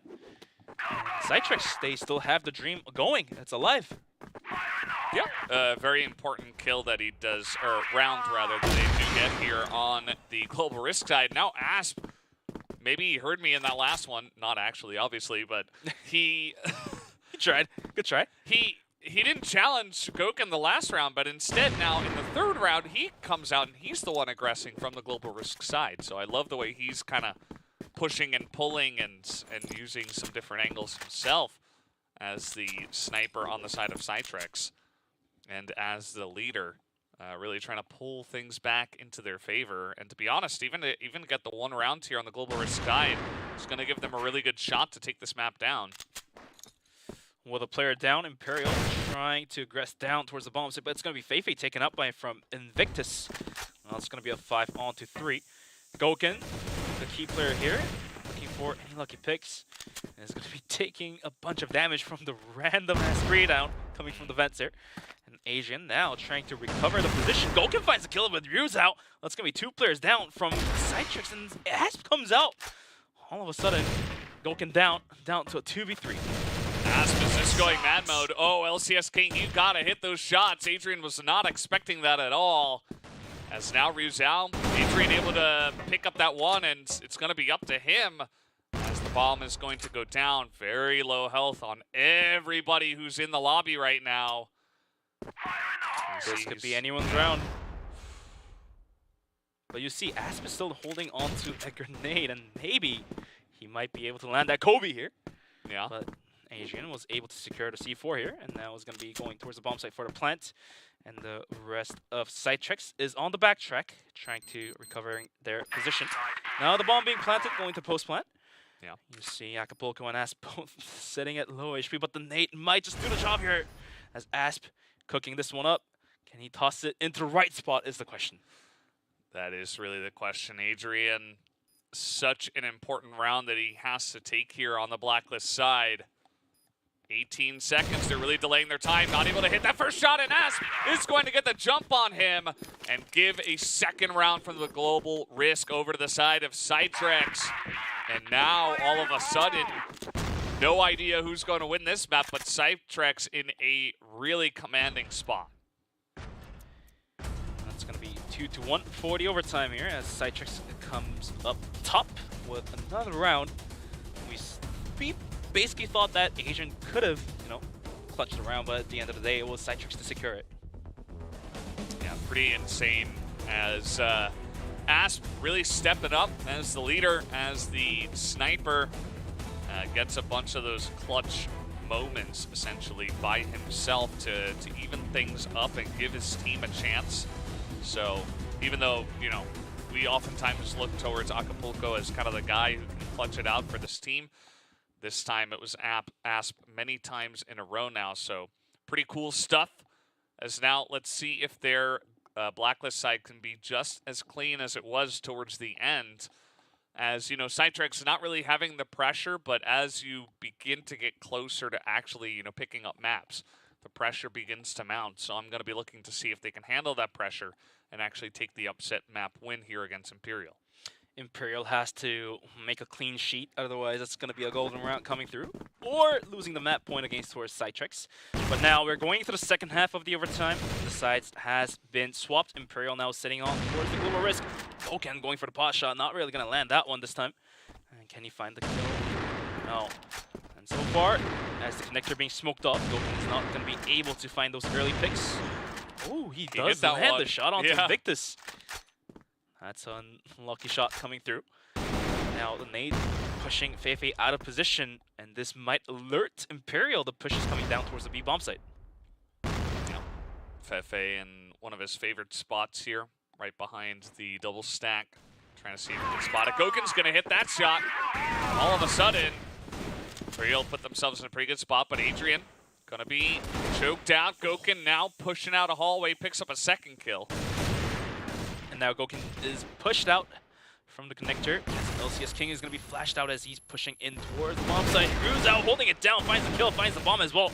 It's all down to Aspen and Invictus, but Invictus does find the kill back onto Rue's. It's all down to 3 versus 2-2, as Invictus did take the beatdown from middle, as Goken did land the shot here. The bomb does get planted, and now it's on to a retake. Feifei quickly pushing in towards the bomb site. Lucam and Goken clearing this one out, and now the bomb to be defused, and the round is now secured by Imperial. Yeah, nice try from CYTREX, especially after they got essentially, 1.5 guys picked off by Goken to start off. So, pretty cool stuff that they even were able to get that bomb down and give themselves a chance in this round. But at the end of the day, of course, Imperial able to clean it up. As this is, again, got to reiterate it, much closer than I was expecting here on sub-base of all maps. CYTREX from the Blacklist side, they had 4 rounds in a row to tie things up and force extra rounds. I'm expecting them to at least get one here after their great showing on Global Risk here in extra rounds. We'll see if that's going to be possible, but as you see, Goken continuously going for the pot shots here, but unluckily isn't really able to connect any of those bullets. And now CYTREX is going to be sending 4-man push down towards the connector. Ruzal holding this one down. He does spot the players out, but the spray down's not really landing as LCS King does find the kill onto Goken. Ruzal does find one. Comes around the corner, not really able to connect the spray down as well. And now it's all down to Adrian to hold this one down. The bomb is planted. Now the retake is on. 4 versus 3. Can Feifei find a quick headshot to Acapulco? Yeah, he's got to land this one, but this is so far away from even where the bomb is. So they have a long way to go. They even have 2 guys out here in middle just trying to fight in machine room. I mean, they gotta get in here. As now 3-on-3, they do take out Acapulco, but lurking in the smoke is Asp, and there's just really not enough time for Imperial to get in here and defuse that bomb down. LC gonna pick up 1. Lucam has to go 1v2. He just doesn't have enough time. He's gonna run on in here, maybe be able to take out 1, but that's gonna be boom goes the dynamite, and down will go that round. So at least forcing a golden round here is CYTREX already. And Imperial with last round remaining here to push themselves into the golden round. They really want to secure this one. Goken not really able to find the shot there. If he did so, this would have allowed them to be stepped forward on top of CYTREX with a man advantage. And Adrian here trying to peek through the smoke here. Not really spotting any players out. Yeah, some of these pushes from CYTREX on Blacklist have really thrown Imperial for a loop, as now they're trying to attack into the lockers. And Imperial already putting themselves in a pretty good position here to try to force a golden round, as they have picked off 1.5 members. Goken up in the computers, just trying to snipe down. Just getting so much information from the team as this is happening. Goken almost landing those shots. Nate doing a bit of damage on towards Acapulco. Bomb is now planted, going into the retake. Feifei pushes up through the corner, but LCS King pops out from the box as he was hiding, but now he reveals himself, finds 2 kills, but El Lucam was there to trade him out. Down to 3 versus 3, the retake coming through. Acapulco on towards the bomb site. It's going to be Invictus to find a quick headshot to Lucam. Acapulco now pops out, finds a kill. It's all down to Goken, and Acapulco is able to secure this one down. Well, there you have it. We will have a 3rd map, as we do have CYTREX picking up the win on their map choice of sub-base. forcing the extra rounds, not allowing Imperial to get any golden rounds at all, and even give themselves a shot to trade this one back. So 13-11 ends up being the round score. A big streak by CYTREX there right at the end. So really got to hand it to them. They're making this a pretty interesting back and forth match. So we're going to take a look at some of the highlights here and see what we can see. As at this moment, to be honest, can't see anything. But you guys probably can on the stream, so that's good. You can enjoy these highlights as they're happening. More than definitely, yeah. But we did see some nice kills coming out from Goken, nice kills coming from Invictus, just clutching rounds after rounds. And at the end of the day, we do finally see the upset coming through. CYTREX taking map number 2. Moving into map number 3, which is going to be Black Widow, right? Yeah, Black Widow, a classic. Definitely one that CYTREX, I think, you know, this is definitely a map where some of the teams that have been around for a long time, some of the players that have been playing pro for a long time kind of get the slight advantage, but at the same time, after you're able to take subbase away from Imperial, I really feel that anything is possible. So I think it's going to be a really fun back and forth map, and I'm just hoping that it stays competitive and that CYTREX can continue to really challenge one of the best teams we have here in Crossfire. But when we go into map number 3, can CYTREX win against Imperial? As I do believe Black Widow might be the map pick. I mean, it's not necessarily a pick, but like the last ban was coming through for them, so you know, we can kind of tell which team is more confident in going into map number 3. And obviously, it does look like it's going to be Imperial that's going to be a little bit more confident in map number 3. Yeah, absolutely. So, pretty interested to see Black Widow. Always, you know, as I mentioned, it's kind of a classic map of Crossfire. It's been around forever, and everybody's very practiced on this map. And, yeah, we still need to be able to see some of the stats here, but you guys can see it on your stream at least.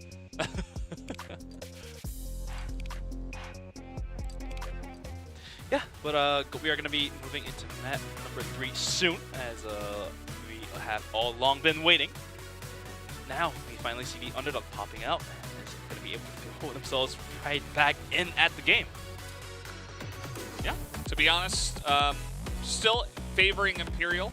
I think, you know, the dominant win they had on Port and the fact that we're going to Blacklist, or rather Black Widow. So I would favor them, as now we can see the stats here. You see that Goken still having a big map, but at the end of the day, the team effort from the side of CYTREX was enough to get them over the lines. Acapulco and Invictus popping out with 1.33 and 1.43. Some good kills coming out, and especially with Invictus and Acapulco kind of being the team player here, was able to find the angles that the players of Imperial not being aware of, was able to hit from the side, so to speak, and was able to secure the critical rounds to put themselves into the overtime. Yeah, pretty good stuff. So that was map number 2, and we are going to have a map number 3, which, as we have mentioned multiple times, is going to be Black Widow. So hope you guys are looking forward to that one. Imperial versus CYTREX 1-1 so far. So guys, we're going to take a quick 10-minute break, and we will be back for Black Widow map number 3.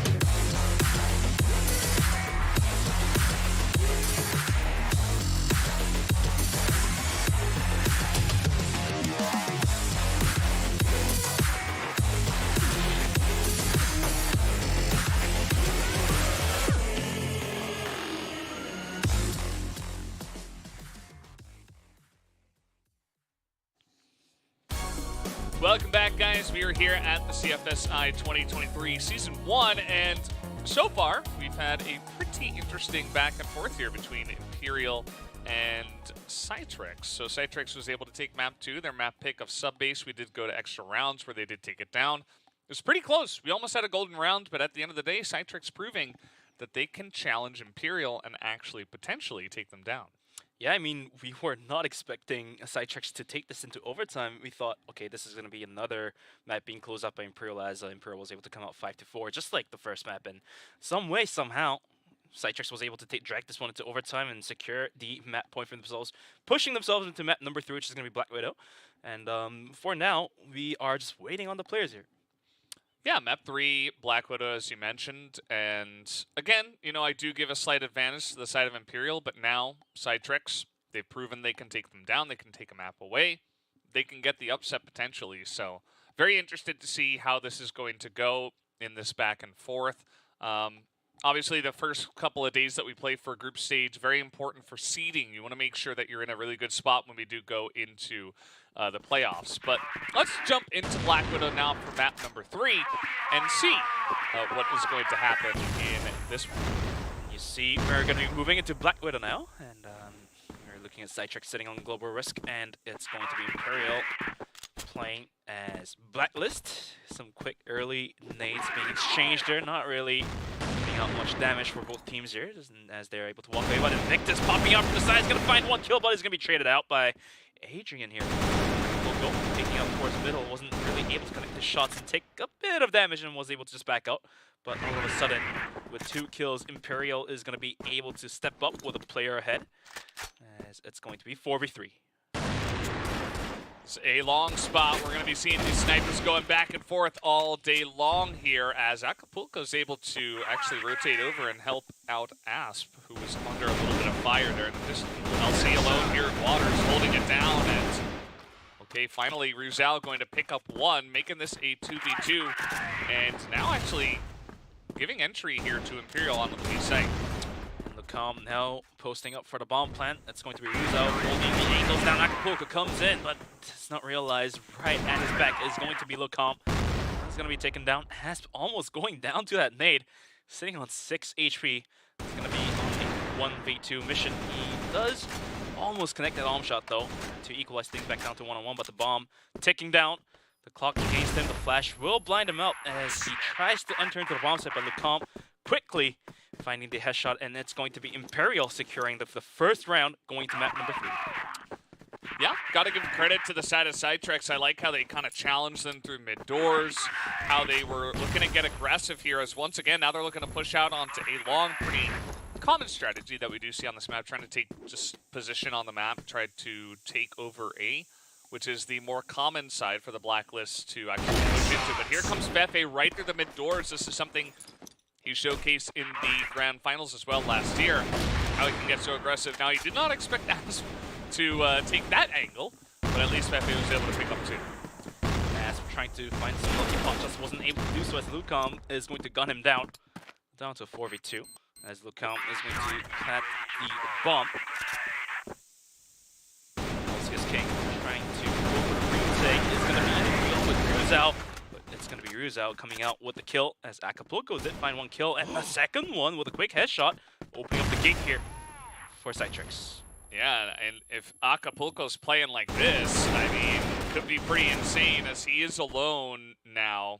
Doesn't really have time to actually get the kill and get in and defuse, as all Adrian has to do is wait for him to tap the bomb, and then just poke out. And stop him. There you go. There we go. Pretty straightforward, although it was getting a bit close there at the end. Acapulco may be able to pull that one into his favor, but just playing the clock there was Adrian very nicely done. Moving into round number 3, as LCS King is going to be posted up down towards the mid doors here. Trying to find any lucky angles, but really isn't able to connect the shots on the early rounds here, early aggression. And as you see, Adrian now switching positions, might be running into the open arms of Acapulco, as this man has been raking kills left and right. LCS King pops out, finds a kill onto Lucam. Acapulco as well finds a kill onto Fefe. Adrian is there to trade, but LC pops out, takes on Adrian, and all of a sudden Imperial, with just about 2 players remaining, that's going to be Goken and Ruza, but you see this duo here was able to clutch some rounds for Imperial, so let's see if they're able to do this time once again. Yeah. Goken quiet the first couple of rounds, 0 and 2. Not really able to win on a long couple rounds ago, and kind of went down uneventfully in the last one. So certainly he's wanting to get that first kill for himself, as he does spot LC's King, who was not expecting him to be just poking through with an AWM through the doors and just take him down in that manner. So nicely done by Goken, as now the push going to be in onto the A site. Rizal leading the charge here with the AK, with the rifle, trying to take him down. As LC, they have spotted him and spammed through the box. Not good enough to get the kill just yet, but at least doing a critical amount of damage. Goken and Rizal, they totally cleaned them up on the A site. As now Imperial taking a commanding lead from the Blacklist side, 3-0. I thought CYTREX was going to be able to secure this round, as LC did buy the time for the rotation to come in, but Goken landing those pistol shots was able to take 2 kills. Rizal finishing it off with a single kill. And it was going to be Imperial securing the 3rd round, and all of a sudden CYTREX shaking as Goken finally finds a pick onto Asp, just crawling with the arm. And now it looks like Imperial is looking to push towards B bomb site, as the C4 still being not picked up just yet, but with a pick down towards middle, this opens up a lot of gate as LC does find a kill, and second one make the 2 for LC as Fefe goes down as well. Some pretty aggressive angles being taken by both teams. Goken out there in mid was able to trade against the enemy sniper, but then LC with the unexpected timing to swing out of A long there, take out both of those players. So pretty cool stuff from him, as now Imperial set on the back foot. LC once again waiting, trying to get this angle, holding down the bomb, but he is able to trade 1 for 1. Now the Calm coming around the corner is going to be taken out by Acapulco with a quick headshot. And now it's all down to Adrian. Now his position has been revealed, as he did take the pot shot here. That's going to be down to a 1v3. Still a couple utilities left onto him, and a minute onto the clock. And look at the push coming to shove from CYTREX. All 3 players just pushing out like a bulldozer. And Adrian barely dodging those angles as he's pushing himself in towards the B bomb site. Yeah, pretty smart from CYTREX. Wants to take the advantage in terms of 3 versus 1. Try to catch Adrian in rotation. But Adrian has snuck onto the B site here. CYTREX just clearing out the majority of the map. They're going to understand that he's got to be somewhere around B or at least water, so they're just going to wait maybe for the plant to come in and then look to push as a 3-man unit. Adrian sitting in a 1v3 situation. He does have the bomb plant, and he does have secured the window room here. And now Acapulco closing in the gaps for a retake with 24 seconds onto the bomb. The timer still ticking. Adrian holding it down. Acapulco is spotted out, now into a duel. Look at all these angles being pushed down. Adrian's stuck, and he's completely blind. He can't do much out in this open world.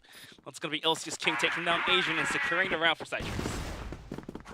Yeah, nice try to the side of Adrian, but alone 1v3. Not going to be a fun time for him. So, nicely done. CYTREX finally going to be able to get on the board here as a very nice push coming out of A long. This is an area of the map where you really love to get a lot of control. You see that this time Imperial able to get out in there and take the advantage actually in this area. So it's going to be a big boon towards them, especially if they can get Goken in position here on A long. Yeah, the A long fight through the smoke. It's going to be Imperial coming on top. And just about minute 50 left on the clock to be Fefe going through the hot shots, not really landing those. Did end up taking a bit of HP away from Acapulco. Now, with the bomb rotating in towards A, actually, we see 3 players regressing down towards middle. Acapulco onto the hole, finds 1, almost making that 2, but Rizal is there to trade him out. And now LC holding on to the catwalk, and he does so, but Asp pops out from behind, takes 2. And it's going to be down to 2-on-2. And Imperial does have control of the bomb site slightly, as we do still see Asp alive on towards the catwalk. Fefe looking to secure this one out, but there's a clearance window. Yes, he does. Finds LC's King, and he quickly swaps his angle, finds the kill onto Asp, and it's going to be Imperial securing their 4th round, going to map number 3. Yeah, that's that deadly nature of Imperial. They just understood that, okay, this is kind of a wonky round, right? They came in behind, they flanked us, they got a good angle. So they just push hard onto the site and try to take as much space as possible, and Fefe is able to get that nice flick towards the end and take down the round. So now 4-1. This one looking a lot more one-sided to the side of Imperial, as we do have some lurks right here inside the doors. Let's see if Goken expects this at all. Looks like he does not for the moment. LCS King could find a very nice angle here. LCS King peeking through the crevices of the stairs here, but Goken was able to get to the boxes without being spotted. And now, with the utility being thrown, his position is revealed, but LCS King as well isn't going to be able to see anything through the crevice, as the smoke is going to cover his vision. And now, Imperial taking this one pretty slow, not really aggressing, as Fefe goes for some mid-fights, going for the shots. Now Maze being thrown towards Connector. Lucom takes a bit of damage, spots out Invictus, almost getting the kill, but Invictus is quick to find the shots onto Lucom. Here's the kill point here, down to 5-3, and moves out. Was able to land his headshot as Invictus was able to trade him out once again. Imperial going almost overly aggressive towards the B site. Pretty insane angles that were taken there by Lucom and Ruzao, who, you know, from time to time will do this and oftentimes win it, but CYTREX were able to hold down the site here. Acapulco is going to be spotted, as tons of damage done to CYTREX, but they're still up a member. So let's see if they can grab this round here and give CYTREX a chance from the Global Risk side, as Acapulco has pushed out here onto a long, but Adrian is waiting with open arms and gets a nice little spray down. Fefe coming in from Catwalk finds a kill. Nice. Trying to go for the retake. Not going to happen. Fefe with 2 and Adrian with 1 is going to push themselves forward. Imperial 5. Well, it's going to be CYTREX with 1 single round. Yeah, it's looking, as I said before, much more one-sided to the Imperial team at this point in time. You saw that there were some very nice angles that were taken by CYTREX in the one round that they did win, but even that one, Adrian was nearly able to clutch out, as he has gone ahead and was trying to just check this angle here with his own AWM, but can always swap out. We'll see what angle they do want to head for this time. One key point I want to make is that if CYTREX wants to secure the rounds as Global Risk, they have to take control of Catwalk, and so far, all of the rounds they have lost is because, the rounds they've lost towards A bomb site is because they have lost control of Catwalk, and you know, Agent just popping out, takes like 2 kills back out. Fefe last round was able to take 2 kills back out, so they really have to have the map control, and now the read looks quite accurate for CYTREX, as they have 4 players down towards B bomb site. Now the aggression is coming through. Fefe with Clutch is going to be going into the site. Invictus can find the kill. No! LCS King is going to take the kill onto Adrian Ruzao as well as onto the damage. Invictus still holding strong onto the backside. He's going to hit the kill onto Ruzao. Now it's going to be Lucom and Goken, but the nade from Goken at the end of the day is going to find the kill onto Invictus. And it's down 2v2. Lucom do it. Lucom's in the site. Maybe they didn't really know that he was there. Acapulco already took so much damage through the box, and that's going to do it. Lucom with 2 kills by himself on the site, as Goken was trying to back up and find an angle. Lucom's like, no, I'm going to end this right here. And that he does. Takes it into his own hands and picks up his 5th and 4th kill on Invictus that round. On the backside wasn't able to spot Adrian, just pushing himself, launching himself to the Connector, and Lucom springs out like a madman, finds 2. Ruzao finds 2 kills of his own, and all of a sudden Asp is like, what are you guys doing? I'm the last one alive. He does, at the end of the day, find the kill, but Goken comes pop around from the side, secures the kill.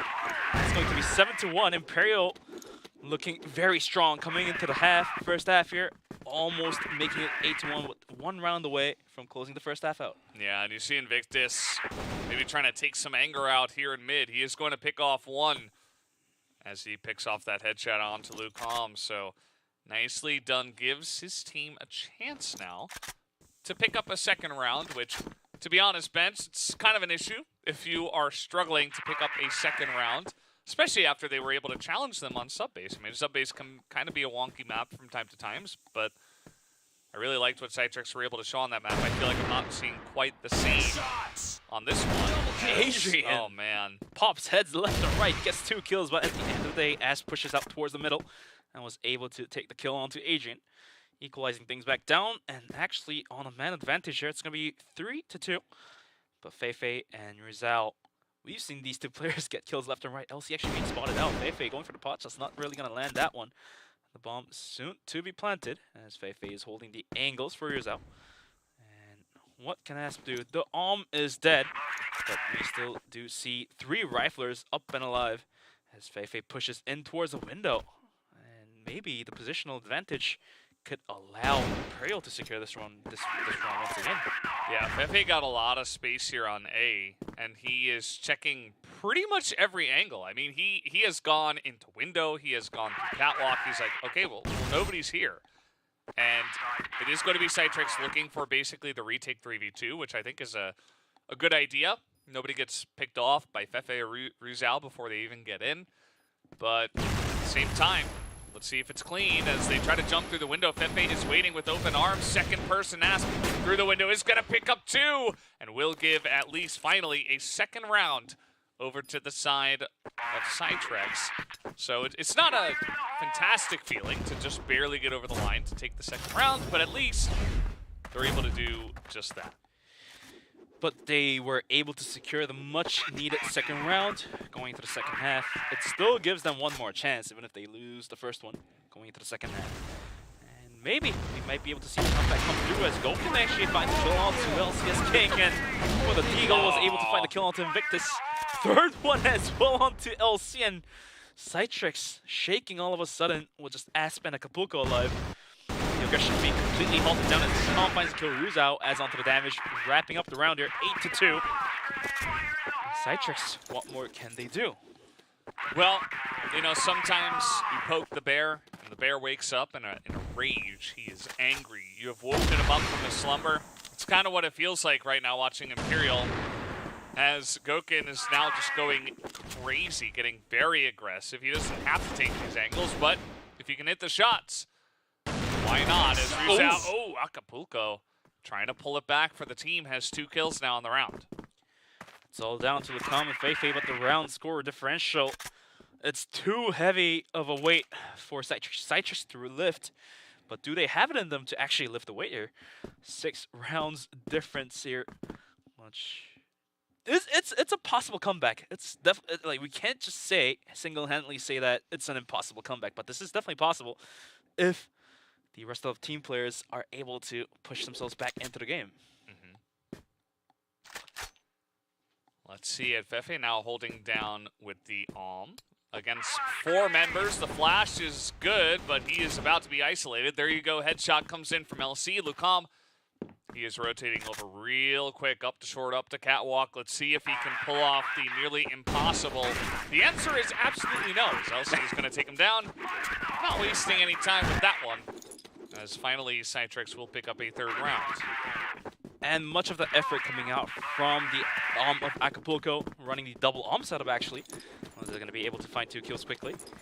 With that advantage, they were able to secure the round here. I think Feifei was able to spot out the red tag of the players coming out in towards A-Long, so the rest of Imperial is going to back out actually. Not really risking it. They can play with the time, as they are the ones defending. There's no reason to lose players early on with a couple early aggressions. But Goken, this man, he's been landing naughty shots, and he's looking for yet another one through the windows here. That's going to be spotting left and right as he's crouch peeking towards the window here.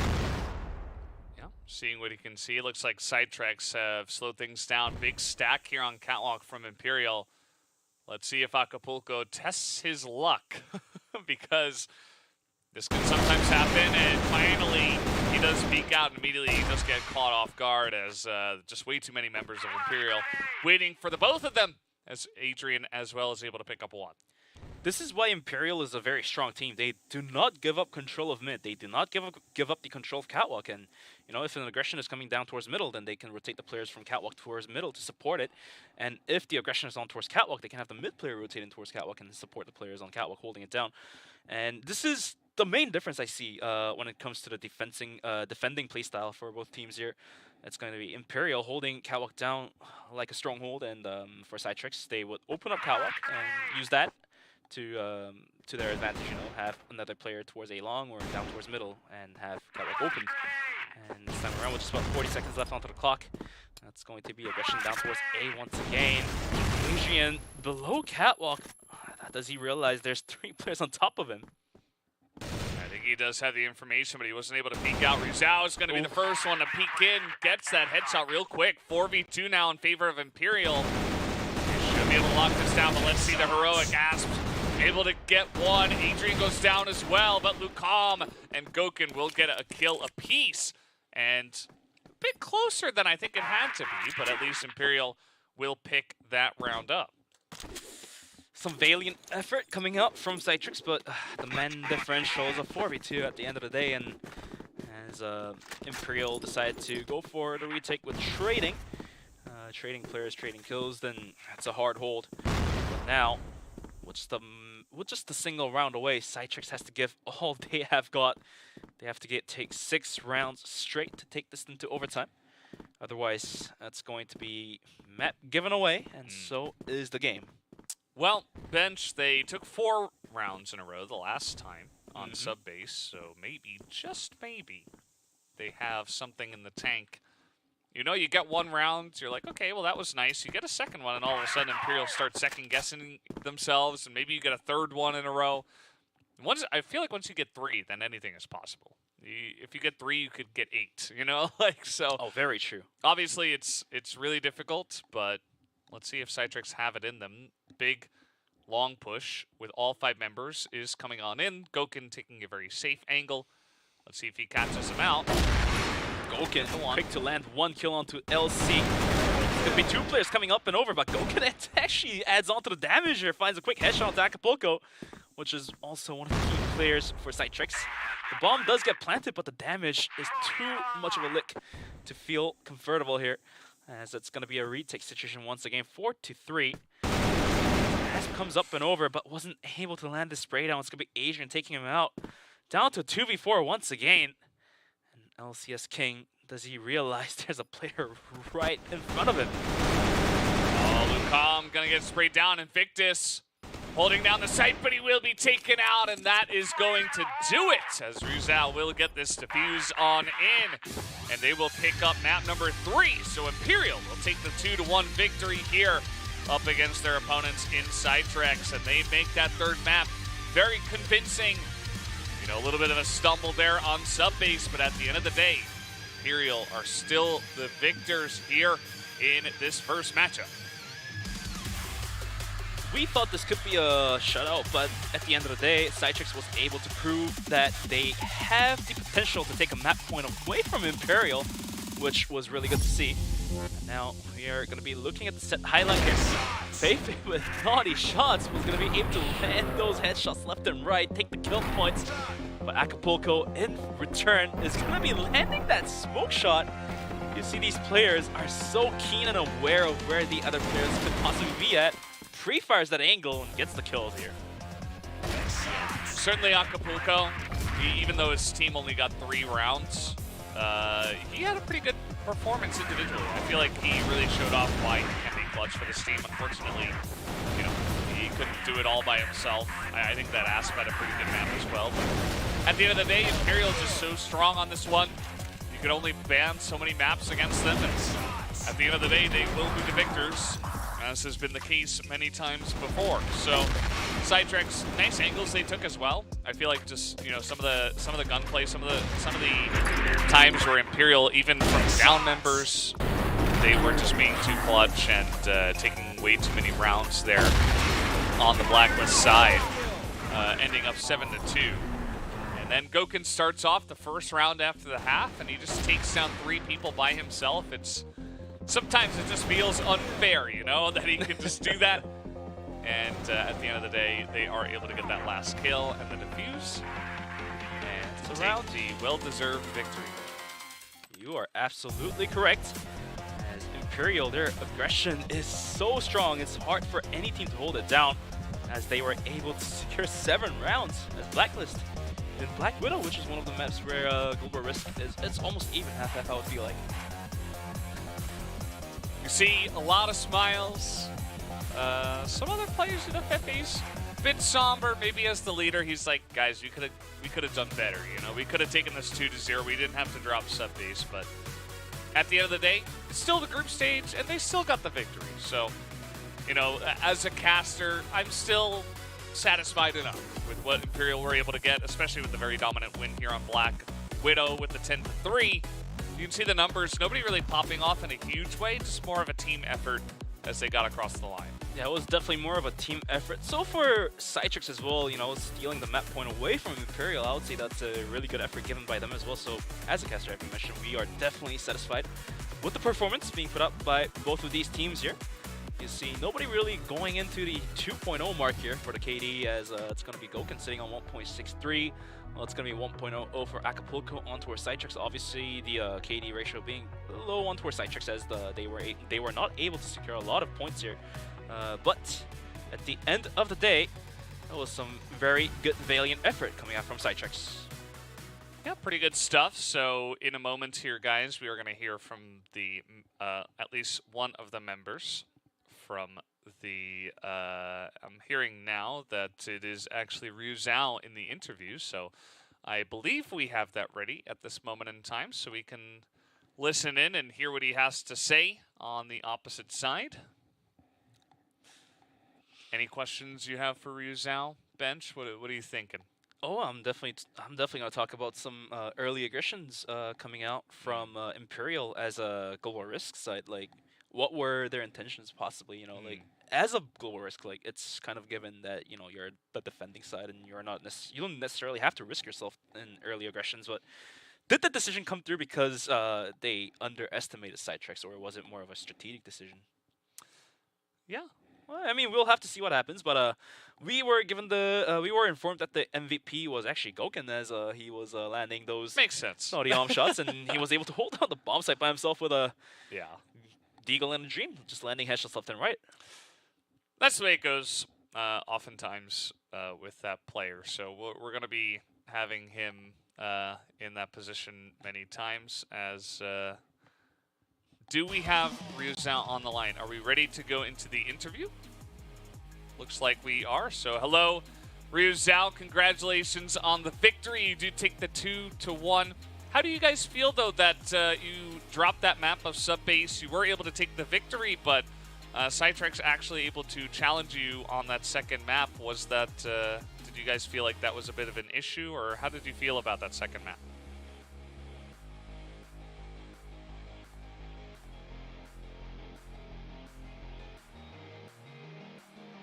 Or in the meantime, we can talk a little bit more about how the scores went here.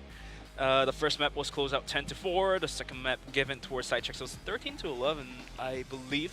It was a very close matchup, and the third map of Black Widow was a 10-3 once again. So it was almost a very close games coming through for the second map, but not so close for the first two. But we definitely have to give credit to CYTREX, as they were able to, you know, push through and, you know, secure a map point for themselves, and maybe, even though they're the first ones to play coming into this tournament, this invitational, so to speak, but they're given the chance to fix their mistakes, you know, like come up with more fresh strategies, come up with better strategies going into the next game. So, you know, it may not actually be that bad to be the first ones to be playing. Yeah, not bad. I'm getting the word that we're waiting on the translator here in just a moment, guys. Sorry about the delay. So we'll get that first question ready and waiting for Ryu Zhao, who you can obviously see is also ready and waiting. Imperial's new house looking pretty cool, like the like the setup that they do have there. Feels like a very homey and nice environment to win some Crossfire. So, but our studio is better. Our studio is pretty cool too. Yeah, as definitely you can see the background, we've got the flashy neon lights as well. But Imperial doesn't. Yes, not yet. Maybe the next iteration, maybe in 2024. We'll get to see some of their manager will give them the neon lights when they won this invitational. Yeah. So, guys, I'm getting the word, unfortunately. Oh, well, there goes... It's time. Eu acho que eles vão passar a entrevista, hein? Não vai rolar não, porque Parece que o pessoal tá fazendo as perguntas pra gente, mas eu não tô escutando nada, cara. Tá escutando alguma pergunta aí dos narradores? Não, não tá nada não.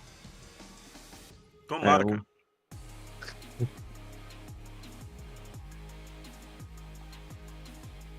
So I guess you can go at your question once again. Okay, yeah, just curious about the sub base that we did just have. What went wrong for you guys there? How do you think com medo that de falar e tá CYTREX saindo did lá. A nossa in that voz, one? entendeu? E a dos narradores não tá saindo pra gente.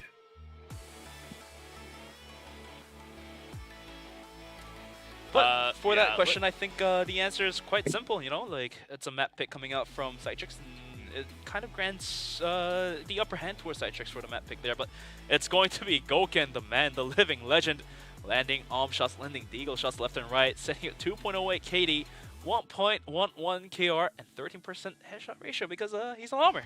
Yeah. Can't help it. So yeah, that's Gouken popping off in a big way as always. Sorry about the interview, guys. I'm sure we'll get that figured out for the future matchups. So if you are curious to hear what Ruzao or any of the other members have to say, you'll just have to stay tuned, and we'll have Imperial later on today. We'll have to see if we even have them in the interview. If they We can promise. defeat We promise you. We'll them. try to sort things out for you guys. Yeah, as always. And this is the match result. Was pretty curious to see set 2 going the way of CYTREX, but a nice effort from them. The other 2 maps, though, pretty heavily in favor of Imperial. This is why you should never underestimate any team coming into the Invitational, as the name suggests you're invited to play. CYTREX, you know, even though they're being the underdogs, they were able to secure the map point. So, you know, this gives that CYTREX is able to pop out if they're given the conditions, if they're given the situation, and maybe for the future matchups they have to play against the other teams. If the ban pick comes in their favor, you know, you never know what could happen with the map points here.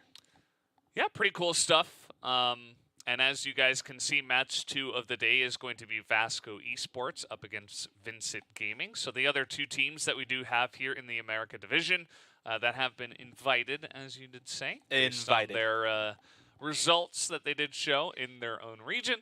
So yeah, should be a pretty interesting matchup. Once again, we do have kind of a favorite in VASCO Esports over here, actually, and then we do have VINCIT Gaming, who are they're also quite strong, so curious to see what is going to happen in this next matchup. But guys, we're going to take a 20-minute break, and we will be back for match number 2. So stay tuned.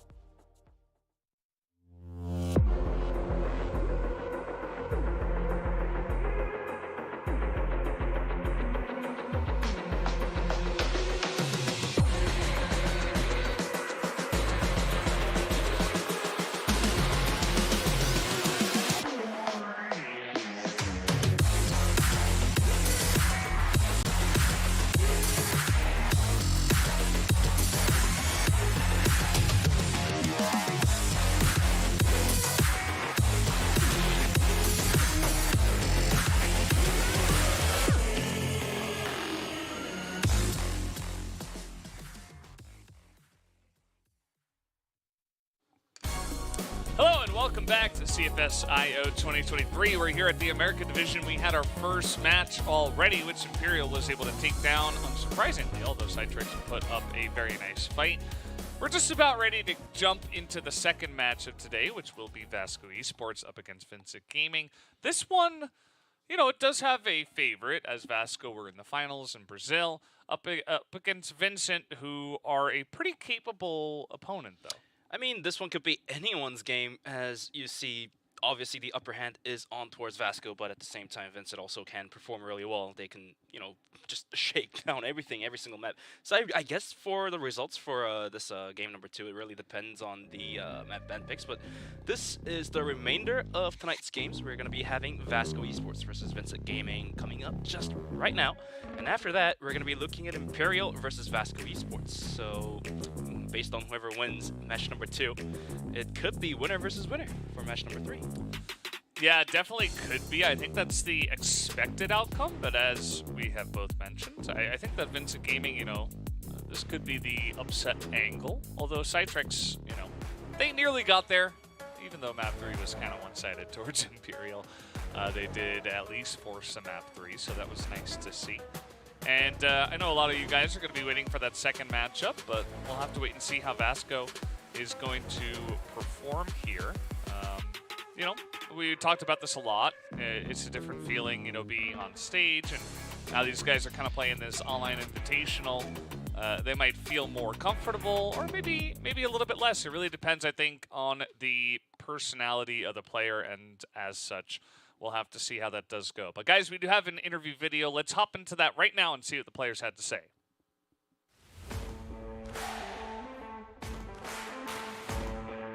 Olá, meu nome é Tiozinho, jogo pela equipe do Vasco. Muito feliz e muito confiante de estar participando do CFSI. É o terceiro ano seguindo que eu venho jogando. Esse é o que eu estou mais confiante, com certeza. Olá, meu nick é AKT, faço parte do VASCO ESPORTS e integrei esse ano. Acho que esse time é o melhor que eu já joguei até hoje. O AKT veio com a função que a gente estava precisando, suporte. Ele faz muito bem essa função. Acho que a MG como sniper também melhorou muito o nosso time, nosso estilo de jogo, a agressividade. E acho que a entrada deles foi perfeita para o time em si ficar muito melhor. Fala rapaziada, para quem não me conhece, aqui é o GDSZ. Hoje eu sou jogador da VINCIT Game. Eu me sinto, em relação a estar jogando com o pessoal aqui, muito feliz. De começo eu não estava na ideia principal do time, mas depois o pessoal me chamou, o Animal me conhece, confia em mim. Eu acredito muito no potencial de todo mundo aqui, por isso abracei essa ideia. O GD, ele entrou mais tarde no time, o time tinha passado por muitas mudanças antes de estar nessa escalação atual. E o GD é meu amigo faz bastante tempo, então também, querendo ou não, é sempre bom você jogar com amigos. Acho que a gente sabe mesclar muito bem o estilo de jogo.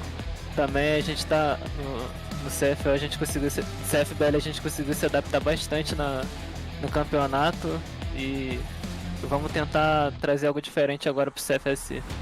Nosso time é novo, mas a gente com certeza é bem confiante e acho que no final tudo vai dar certo. A VINCIT é uma boa equipe, acho que eles mostraram isso na campanha do CFBL, foram bens. Acho que é uma equipe forte, vai ser um jogo bom, mas ainda muito confiante na minha equipe e que a gente vai sair com a vitória. O GD e o Breno, estou muito confortável de jogar contra eles. Nosso time mudou muito o estilo de jogo do ano passado para esse. A gente tem se adaptado com um jogo muito diferente, então estou muito confortável. E mostramos isso na fase de grupo do CFBL, onde a gente ganhou de 2-0 muito facilmente. Da Vasco é uma equipe muito forte, mas é aquilo, não existe equipe imbatível. A gente teve 2 derrotas no CFBL pro Vasco, mas isso de forma alguma vai afetar o nosso pensamento e a gente acredita que pode ganhar deles. O único jeito de vocês ganhar é se a gente quiser dar a vitória pra vocês, porque não tem chance nenhuma disso acontecer. O fraco da Vasco é que eles trabalham muito com informação, então se qualquer time jogar negando informação pra eles, eu acho que a Vasco fica muito perdida. Já que vocês sabem a nossa fraqueza, é só fazer o que vocês sabem, porque quando chega na hora do servidor vocês ficam perdidos no jogo. Você já sabe quem vai ganhar a gente, meu foco é ganhar um campeonato, não importa se é Imperial ou VINCIT. Pode vir qualquer um e quem vai ganhar é nós. Só que confiança a gente não tem que ficar mostrando pro adversário, a gente tem que mostrar dentro do jogo.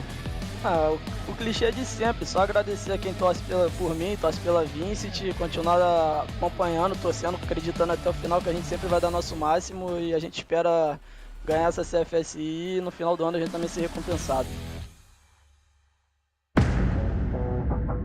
And there you have it, hearing from both teams. I love the trash talk at the end, especially. All these guys know each other very well from the Brazilian League, and it's going to be very interesting to see them once again fighting head-to-head. It was a 2-0 result in the CFBL, but times have changed here. We are now at CFSI, and we will have to see who will come out on top this time around. We're going to be looking at the beautiful faces of VASCO Esports. That's going to be Tuzin, VNC, MG, Action, and Silvazera.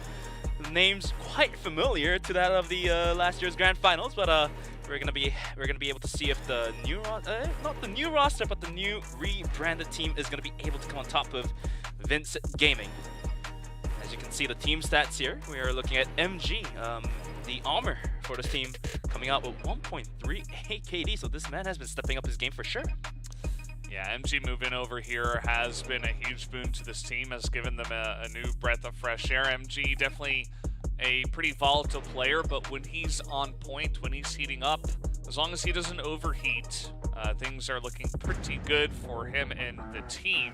So definitely will be a key point to look at as their opponents, VINCIT Gaming, now bringing in Danimal for this year has been a pretty cool look, bringing back this legendary player, and has been a very solid roster in the league so far.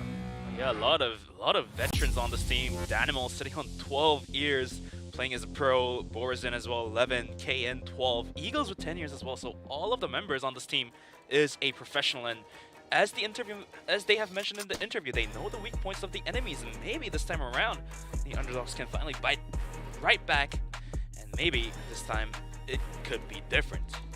Yeah. And GDSZ joining this roster as well. He is a fantastic IGL and obviously has been on many winning teams in the past. You see, they did get third place in Season 1 of CFBL, but definitely got pretty close. I mean, third place is a great spot to be in, able to challenge the best there in Brazil as Eagles as well. A pretty insane armor, and that is going to be our key player matchup here. We're going to be looking at MG going against Eagles here. It's going to be 1.3 to 1.40, but the KDs don't necessarily matter at this high level of competitive gaming. It all comes down to the team play, how well the puzzles are matched together, the pieces are solved together, and we'll have to look at the progression of the games as we go through the first two maps and the last map as well, as the map ban pick is soon to happen. And looking at the keys to victory here, both teams with new team roster in 2023, but VASCO Esports more than definitely dominated VINCIT Gaming in CFBL Season 1. As the interviews mentioned, they definitely did lose 2 games against VASCO. Yeah, that should be a key point as it is here, and of course the Sankler matchup we already did mention, and then of course former teammates going head-to-head. The former teammates' playstyle can kind of bring you the momentum if you can anticipate it and understand how to play against those players. So another thing that was addressed in the interview video, just a lot of the players saying, well, we know that guy. We played against him, we played with him. We know what he thinks, how he acts, and how he plays the game. So definitely something to look forward to as we're going straight into the map ban pick, and we have Eagle Eye for the first pick here, chosen by VINCIT. VASCO, they did win the choice, the coin toss, and they did choose to pick and ban second. And Eagle Eye coming out here immediately going into port, and then we did have compound left over. That is quite interesting to see. Eagle Eye, which is a map that we are mostly anticipating for almost all of the teams to ban out, is actually being picked here. So it's going to be Black Widow, Mexico, Subbase, and Ankara being ruled out, and the leftover maps of Eagle Eye, Port, and Compound will be put into play. But like I've mentioned, when the players have played with each other for long enough in different teams, I don't want to say it's a problem, but it does get very interesting because the players know each other so well deep down to the roots that the playstyles are being read. And to counteract that. The players are going to be trying different things to possibly counteract for that. But we're going to be moving right into round number 1. VASCO Esports versus VINCIT Gaming. Straight on to Eagle Eye. Yeah, pretty cool stuff. We're right into the match. And Eagle Eye is a map that oftentimes brings a lot of action. And this isn't one that is too common. A lot of teams like to avoid this map if possible. Let's played a bunch, but let's get into it, right into the action. You see VASCO Esports on the aggression here on the Blacklist side, trying to attack the site. Not really working out too well, but at least MG able to get that 1 kill. Eagles taking down 2 players quickly with the arm, and the Deagle swapping to his sub-weapon right away. It's going to be Action and MG to make things happen. It's going to be 2v3. Dynamo taking a bit of an MG damage here. There's no more utility left on towards VASCO here. Only MG sitting with a single utility. And in the meantime, just a minute 20 left onto the clock here as VASCO is looking to take control of A bomb site, recover the C4, but KN, does he realize Action is right below him? Yeah, that's really the question. He's just waiting, lurking, wondering. And let's see if they end up fighting each other here. But this bomb is going to be planted on the A site. Give them an opportunity to hold on to this one. Can still... Oh, I think he saw his foot there. Yeah, he's going to get a little bit of damage onto Action. Just a little teensy bit. As now the push coming down long. Trying to take over the A site. And that shot is landed by MG. And MG connected to the second kill, making it down to a 1v1. Now the retake is coming through, and MG playing with the stairs here. Spots out a player, can't land the arm shot, takes out the Deagle, and now the jump comes through from GDSE, not going to do that, and also the arm shot as well. KN is going to stick the defuse, but it's not going to happen. And MG, we've talked about this player well enough that we more than definitely know that this player has a variance on his downtime. We can tell he's on a downtime, but when he's performing out, he can really land some naughty shots. And this time, MG is going to do it for his team. It's going to be 1-0, VASCO stepping forward. Yeah, he did a great job of just buying a lot of time and seeing if he could hold on to the site. And he did just barely. Winning that 1v1 duel on the stairs was pretty important for the win there in that round. So nice start here to the side of VASCO Esports. And Blacklist, you know, definitely a lot of angles you can take on this map of Eagle Eye. I didn't quite catch how much time was left on the bomb timer for KN to stick onto the bomb rather than pushing onto the last player 2v1. Not much. For the traders. So I am assuming that the bomb timer there was not enough time left, so I guess they had to just lick it and just go stick the bomb. This time the aggression is coming through, and Eagles finds an opening on the 2s in, almost making that 2. As Action and VNC is going to be creeping up to the bomb site. VNC finds a kill onto Dynamo MG as well, finding Eagles. And all of a sudden, the defense completely shattered. The bomb site is now being completely contested. Action moving up forward with his AK. Does find a couple of damages, and at the end of the day, KN goes down, and VNC is quick to trade out GDSZ. It's all down to Voris, and a sliver of health, 33. And it's going to be a 1v3. Can you make this happen? Yes. Nope. Thank you. Not able to make it happen. Nice try, but it was a 1v3, as you did mention. And I liked the position there from Eagles. He was actually getting a lot of pot shots. He got the kill, he got the foot shot, but he was basically the only person who got damage done. Just a pretty straight up fight there up long. And most of the shots being landed by the players on the side of VASCO. So, yeah, it's going to be a little bit rough now for the side of VINCIT, you know, feeling the pressure, not really winning those straight-up firefights. Might take down some confidence from them as VNC going to peek the corner and take out 2. And all of a sudden, VASCO Esports really beginning to run away with this one, although Dynamo is able to trade one back. Down to 4 versus 3, it's going to be Dynamo finding that opening frag is going to be rotating back towards the bomb site, but the smoke being put out is going to cover his vision. And now Action and VNC planting the bomb and covering it. Secures the plant. Now it's to a retake situation as the Animal is about to take the kill, but no, Action basically puts him out with a double kill. And now almost making that a third. It's going to be going down towards Boris, and MG is going to finish it off, and it's going to be 3 rounds for VASCO. And MG, this man, absolutely feeling it tonight with 6 kills. VNC as well. The moment he peeked the corners, I think he was sitting with about like 30-40 health, so he was not scared to peek the corners. Yeah. And he basically capitalized 2 kills from that. Yeah, absolutely. As Silva, a player in his own right who has been lauded as one of the better players in Brazil, and having him and MG on the same team, not to mention the other 3 players who are also fantastic, really leads to this incredibly strong roster. I'm really glad we get to showcase it here at CFSI and show what these players have to do. Definitely a nice roster that was built to actually challenge Imperial at the top of the table in Brazil, and they have done exactly that. And so far, Vincent not able to challenge them too much here. Danimal able to peek out, takes out 2. And actually stays alive for quite a long period of time, although Action is able to trade it back just barely. But Danimal definitely showing what he has gotten in his pocket. Like, all these time, him playing this game, that's not been put to the waste as he takes out 2 players rushing into the site, completely holding off the offense here. Buys enough time for his team to rotate back in. And now, VASCO has to lick the wounds and fall back and rotate out as they're going to be creeping up. And Morrison is waiting with open arms, but Action is going to be able to land that spray down, find a kill onto Morrison, opening up the gate here and opening up the possibility to progress onto the bomb site.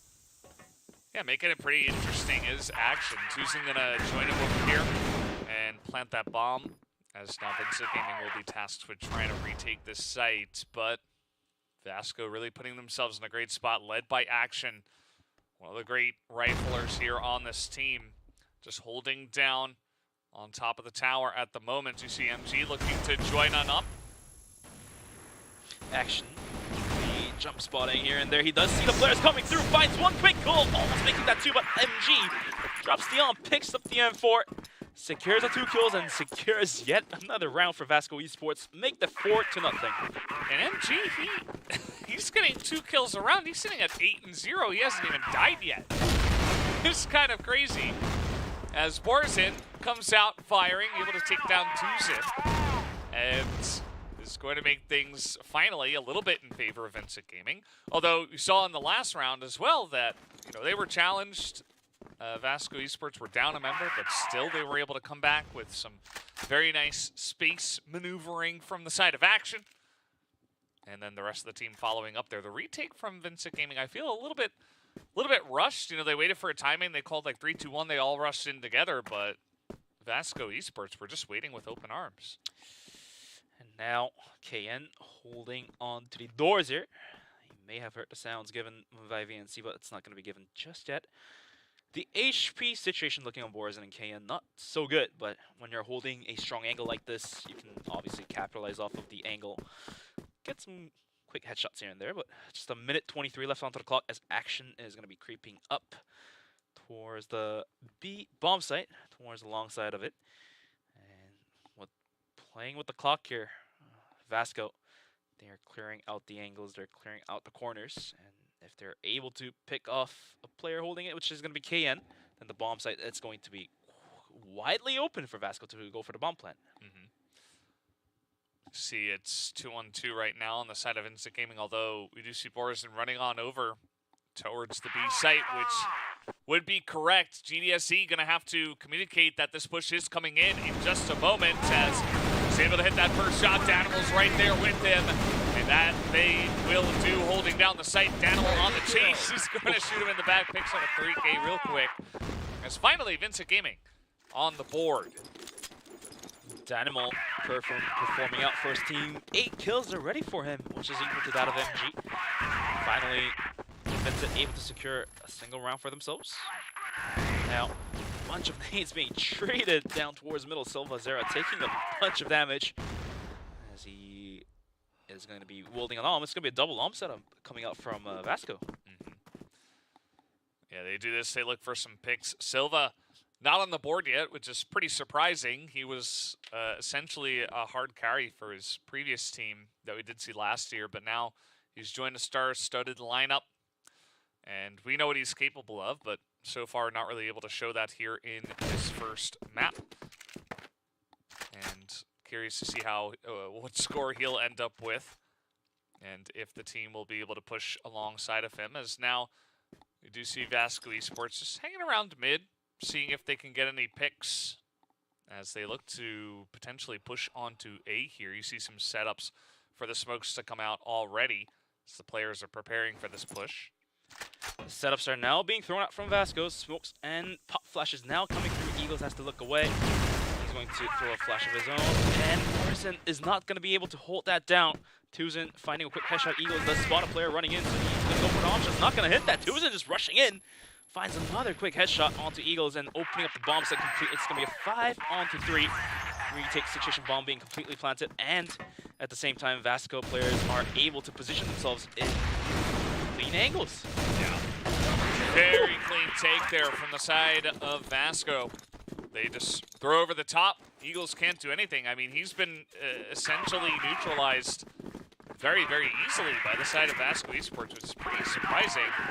Maybe that has been one of the keys they have worked on in this matchup specifically against VINCIT Gaming, because we know that Eagles is quite the fantastic sniper, but he's just, every single time he's holding an angle, it's just flashes, smokes in his face, and people just swarm the site. He's not really able to get anything done. Sometimes just the luck does not work on your end, but Eagles finally find a kill onto MG. Action takes him down though, as Tuzin sprays down over the brick wall and is going to be able to find the kill onto Boris. And now KN finding Action, and Danimal coming from the backside is looking to duel Tuzin. Runs out of bullets on his M4, is going to take out his pistol, but is going to back out from this one. This is going to be a 2-on-2, but the foot situation not looking so great for VASCO.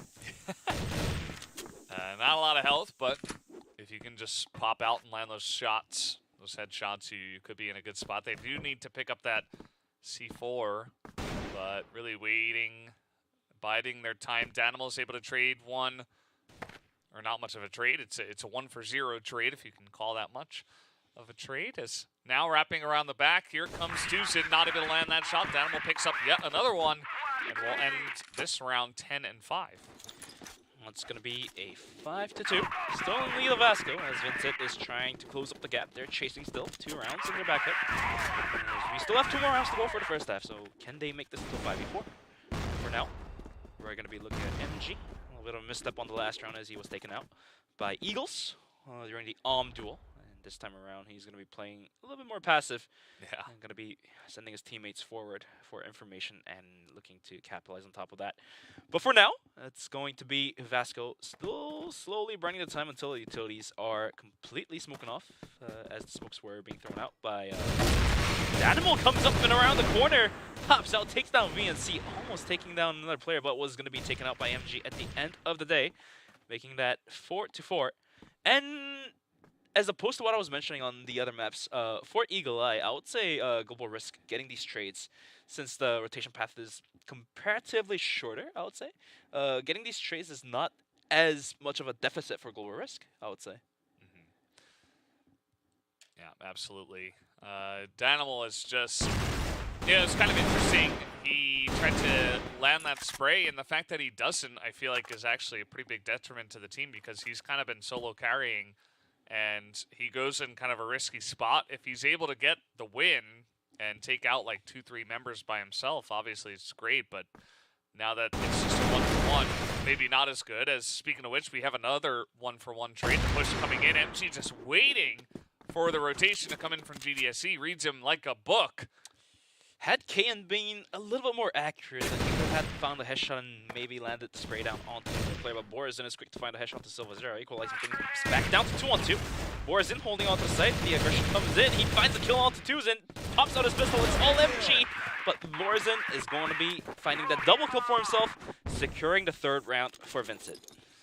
So Borazin kind of comes out of nowhere, picks up 3 kills on the round, finds the bomb carrier right in mid, right below the tower, and that kind of leaves VASCO Esports scrambling. So VINCIT Gaming, a very nice showing here. Second half of the first half. Coming up. You are absolutely correct, but Danimal comes out from the corner once again, pops out like a madman, takes down Silva0. GDSC does trying to kill onto Action, but VNC quick to trade him out with a headshot. Now KN trying to step up over the stairs here. isn't able to find the shot onto the head here. Has to back out as nades are being thrown his way. But VNC finishes him off. It's going to be a 3-on-3.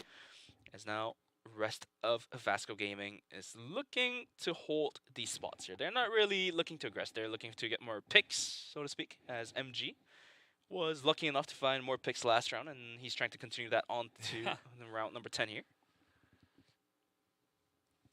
Yeah, VNC, definitely a really solid, experienced veteran of the scene. He's showing his stuff here. Able to pull this last round of the half and potentially, if they can end this one 6-3, they're going to be in a really great spot going into the second half on this map. But take a look at the minimap right now. Borzen on the big rotation all the way around. He's getting tons of information for his team, saying, okay, they're probably going to push into B in just a moment. And take a look at this. Danimal just waiting with open arms. Eagles there as well, but at least MG is able to trade it back, as now it's a 1 versus 1. And Borzen is able to get that drop on him, making this a 5-4 half. I mean, this is the defense that you're supposed to be putting out, getting the trades, getting the picks, and taking down the C4 wheel there. So the bomb plant not happening, and Borzen finally coming up and over, takes down MG to secure the 4th round. The first half wraps out in a 5-4. And now, going into the second half, what does VINCIT have in mind? What kind of aggression are they going to put out? Yeah, that is the question. As VNC waits below the stairs, he's able to pick off that first blood. As now the push is coming in pretty quickly. Danimal coming around the corner, but Tuzin right here to back up his buddy VNC. And that is going to give him the safe path out and give a big advantage here in this round to VASCO Esports.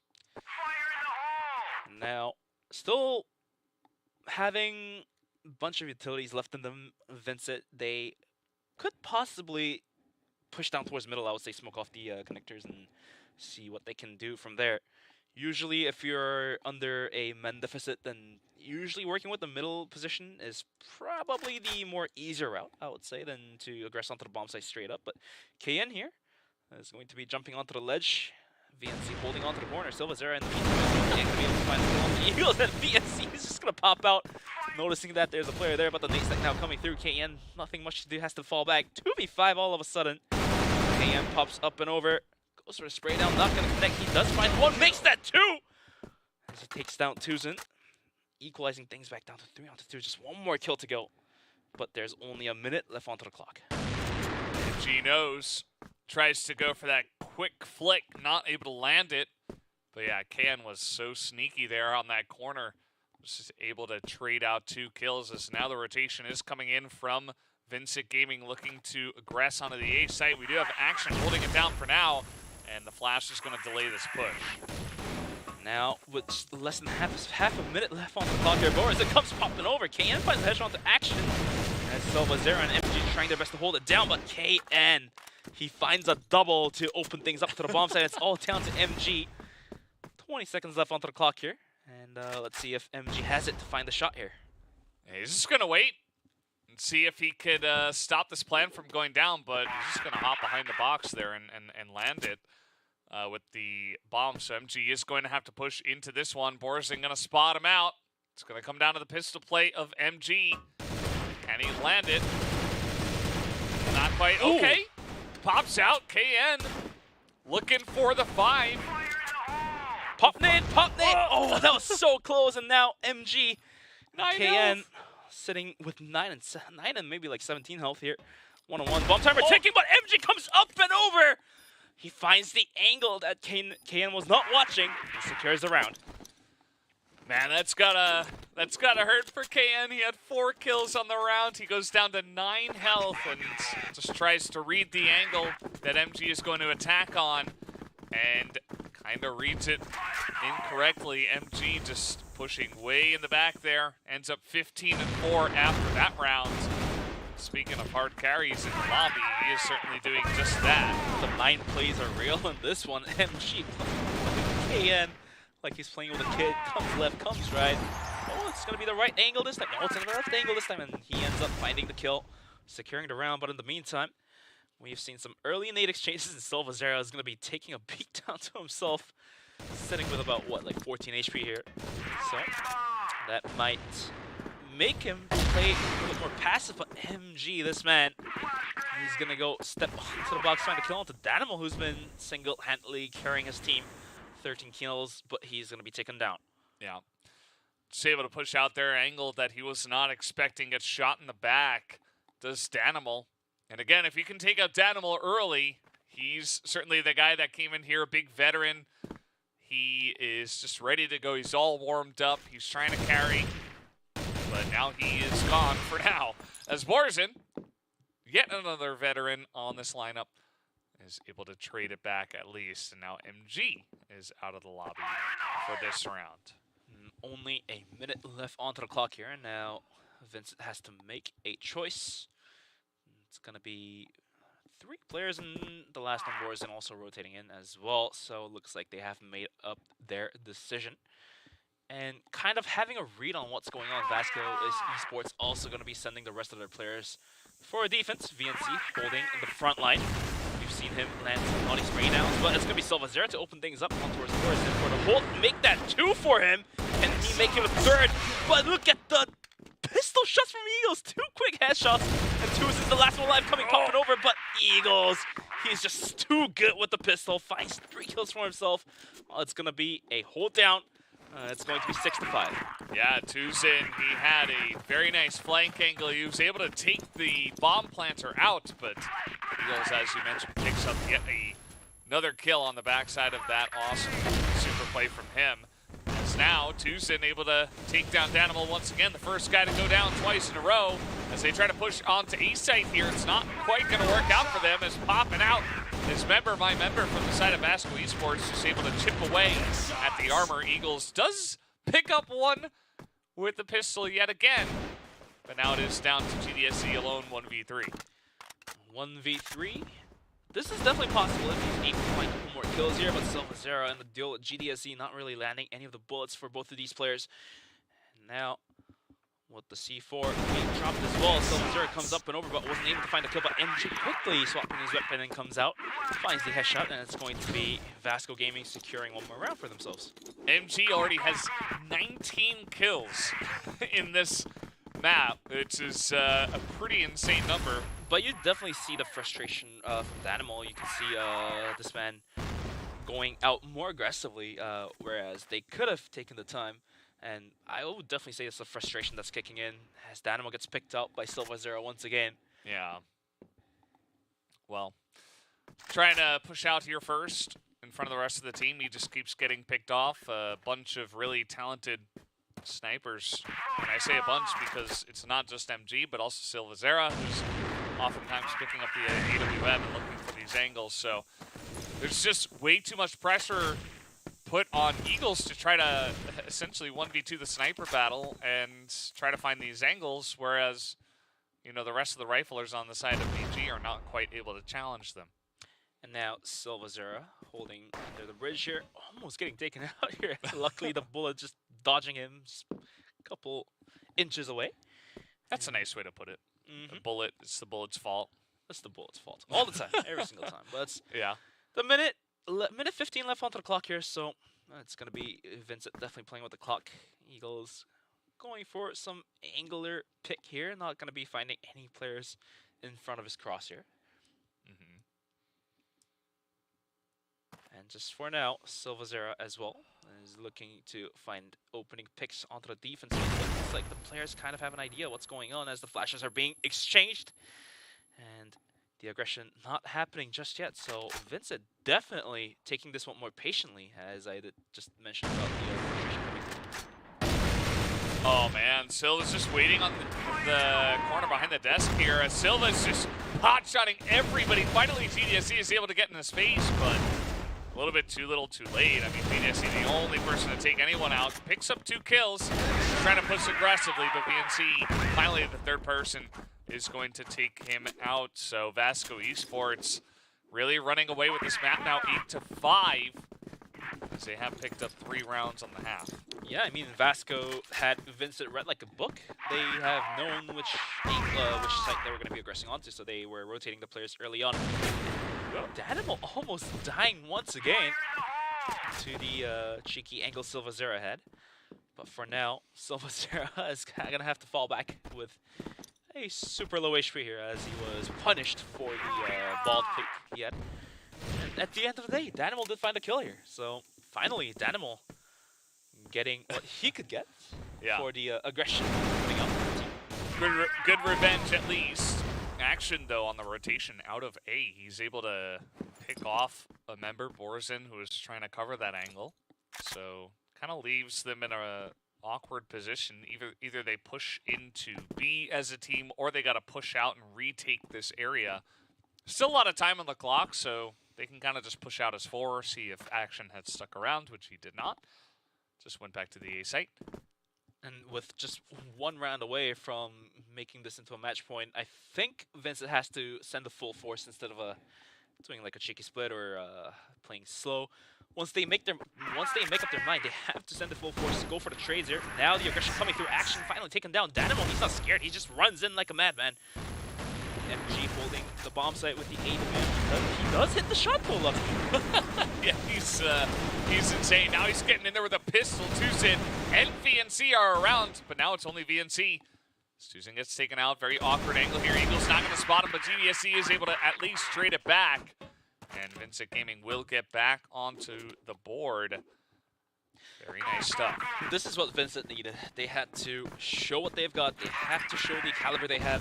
Looks like they have proven that they have the caliber to break through the defense of VASCO Esports here. And this time, after securing 1 round, looks like Vincit's going to be taking this one a little bit more passively, as they're going to be holding onto the angles, as VNC is posted up pretty far out towards the long B here. Yeah.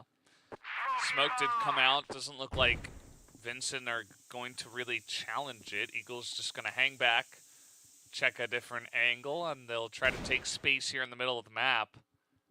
Action once again pushing out of a long. Not really going to see much of anything. As over the top they come Tuzin, not able to handle that as he gets grenaded out and taken down. The ragdoll just flying out. One of the sad moments to see, but we're going to be looking at Action holding onto the box here as he's trying to clear out the angles, gather some information. But as you see, all 5 members of Vincit are just gathering around spawn. They are looking to pick off the players out over-rotating or over-posted here. As you can see, Danimal with the trying to clear out the angles. Does he realize VNC's right in front of him? I have a feeling they do not. So they try to take that corner. VNC still going to win the fight. Danimal not able to hit that shot. So 2 kills now to the side of VNC. And a good amount of information given over to VASCO Esports. Now Eagles got to push through here with an M4. As he is swapped off. Gave that to Danimal, who is low on health. And Silva going to try to hold this down. They try to take him out, but he has backed off. He's put down smokes and so much utility, bought so much time for the team. He's even picking up those kills, but he does get taken out. Very low on health are the 2 members of Vincit, but they have an opportunity now to plant this bomb. Half a minute left onto the clock here. But the health situation not looking so great for Vincit. They are going to go for the bomb plant. But we're going to be looking at MG and Action onto the retake. Eagles now on that kind of equalizes the HP situation if he is able to find the shot here. And the bomb ticking down. The Pasha almost landing that. He does spot MG coming up and over, but the pistol is good enough for MG to take the kill. And now Borzin is going to be rotating back into the bomb site as he does hear Action jumping up and over. He is not going to be able to find a kill. The defuse comes through, and it's going to be VASCO Gaming securing 1 more round, with just 1 round away from securing the map as well. Yeah. Got to give Vincent credit. 2 guys left over. Borzin and Eagles not quite able to land it. If Eagles hit that 1 arm shot, he was so low on health, but if he hits that one, he nearly got him too. Almost looks like he had clipped Action, but it was just barely off. Just 1 call away, and the call didn't come through. He wasn't there to save the day. And yeah, that does mean that map point now going the way of VASCO. Well, Let's see if Vincit Gaming have it in them to take 3 rounds in a row. All right. Playing with the clock here, and Vincit, even though it could be possibly their last round in this map, but they're going to be taking this one patiently, which is good to see. They are not overwhelmed by these scores just yet, as we're going to be looking at VNC finding yet another cheeky angle, as he's been the one to find the kills here and there. CYTREX almost getting the opening here, is going to have to fall back. I think this is a shot. MG as well has to fall back as Danimal sprays him down, taking a sliver of health away, but Danimal, this man, as his name suggests, finds some naughty shots through the boxes. Yeah. Really good stuff. Silva, not going to expect that one, as he had already taken a little bit of damage there. You see that Vincit Gaming have really slowed things down here on the blacklist side. PNC waiting, and he's going to be taken out. Danimal is just going man mode here. As KN as well going to take one away. But still, they're going to be happy with this round win either way, as nobody on the side of Vincit Gaming will go down. And that might just be the beginning of their comeback here. Just 2 rounds left to go to force extra rounds. 2 more rounds for overtime, and that's what Vincit is hoping for. But look at those entry frags coming out from Danimal. This man knows what's up, and he's pushing out once again, but this time he's punched by CYTREX. But KN comes up and over, finds 3 quick kills. How in the world did that happen? GDSC takes down VNC to add up to the damage. It's all down to MG, but if anyone's there to clutch for VASCO, it has to be MG. This is the arm shot, takes out the defense. It's not going to happen. KN is going to secure the round for the team. Just a single round away from overtime now. Yeah, I thought that maybe Vincit were getting too aggressive, but at the end of the day, it was actually... it was well worth it. It was good. I mean, Danimal actually tanked so much of the aggro, so much of the attention from the side of VASCO that KN was just sitting in the back taking pot shots and ended up taking out 3 members. So Danimal's sacrifice not in vain, and that ended up pushing them over the line to the victory. So now, very crucial round, very critical one. Let's see if Vincit can force extra rounds. They definitely have the momentum behind them. They were able to win 3 in a row at the end of the last half. CYTREX with a quick opening onto Eagles here. He does find a kill here. But this does not stop Vincit, as they are going to be repositioning themselves once again. And Silva as well, after finding the pick, is going to reposition himself as well. But for now, the clock ticking down. It's going to be a minute and a half left onto the timer. And VASCO looking to close this one out with all wills in them. Is going to be playing this one out patiently as well. Yeah. Let's see how this one is going to go. Vincit Gaming definitely have a big task on their hands. How will they solve this one? Will it be another mid-push? This has actually worked for them quite a few times. You see that Action is holding a different angle this time, just trying to feel the pressure rather than actually challenge them. Although, as I say that, he's pushing up to this door. And now he's coming through, but Action comes up and over, finds a kill to GDSC. He is traded out, but he's able to pass that valuable information back to his teammates. Silva, quick kill onto KN, trying to close this one out. It's going to be down to Danimal and Borison. Borison, he's going to find 2, but VNC's there to trade him out, and it's going to be VASCO to close this one out. Very, very close one, actually, at the end there. There was an opportunity for Borison to try to barely take that one down, but at the end of the day, it is a 10-8 victory for the side of VASCO. So, nicely done. For sure, an Eagle Eye is going to be closed out 10-8, one of the more close matchups here. We're going to take a look at some of the highlights. This was a pretty back and forth map. I was actually surprised at how Vincit Gaming were able to claw their way back. I mean, it was 4 rounds in a row to start us off in favor of VASCO eSports, but a nice challenge, empty, big rounds.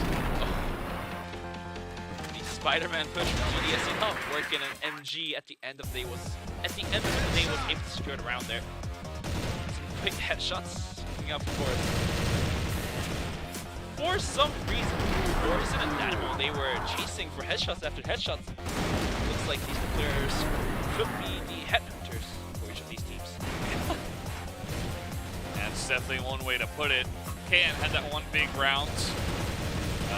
Definitely the MVP in my mind was MG for this one.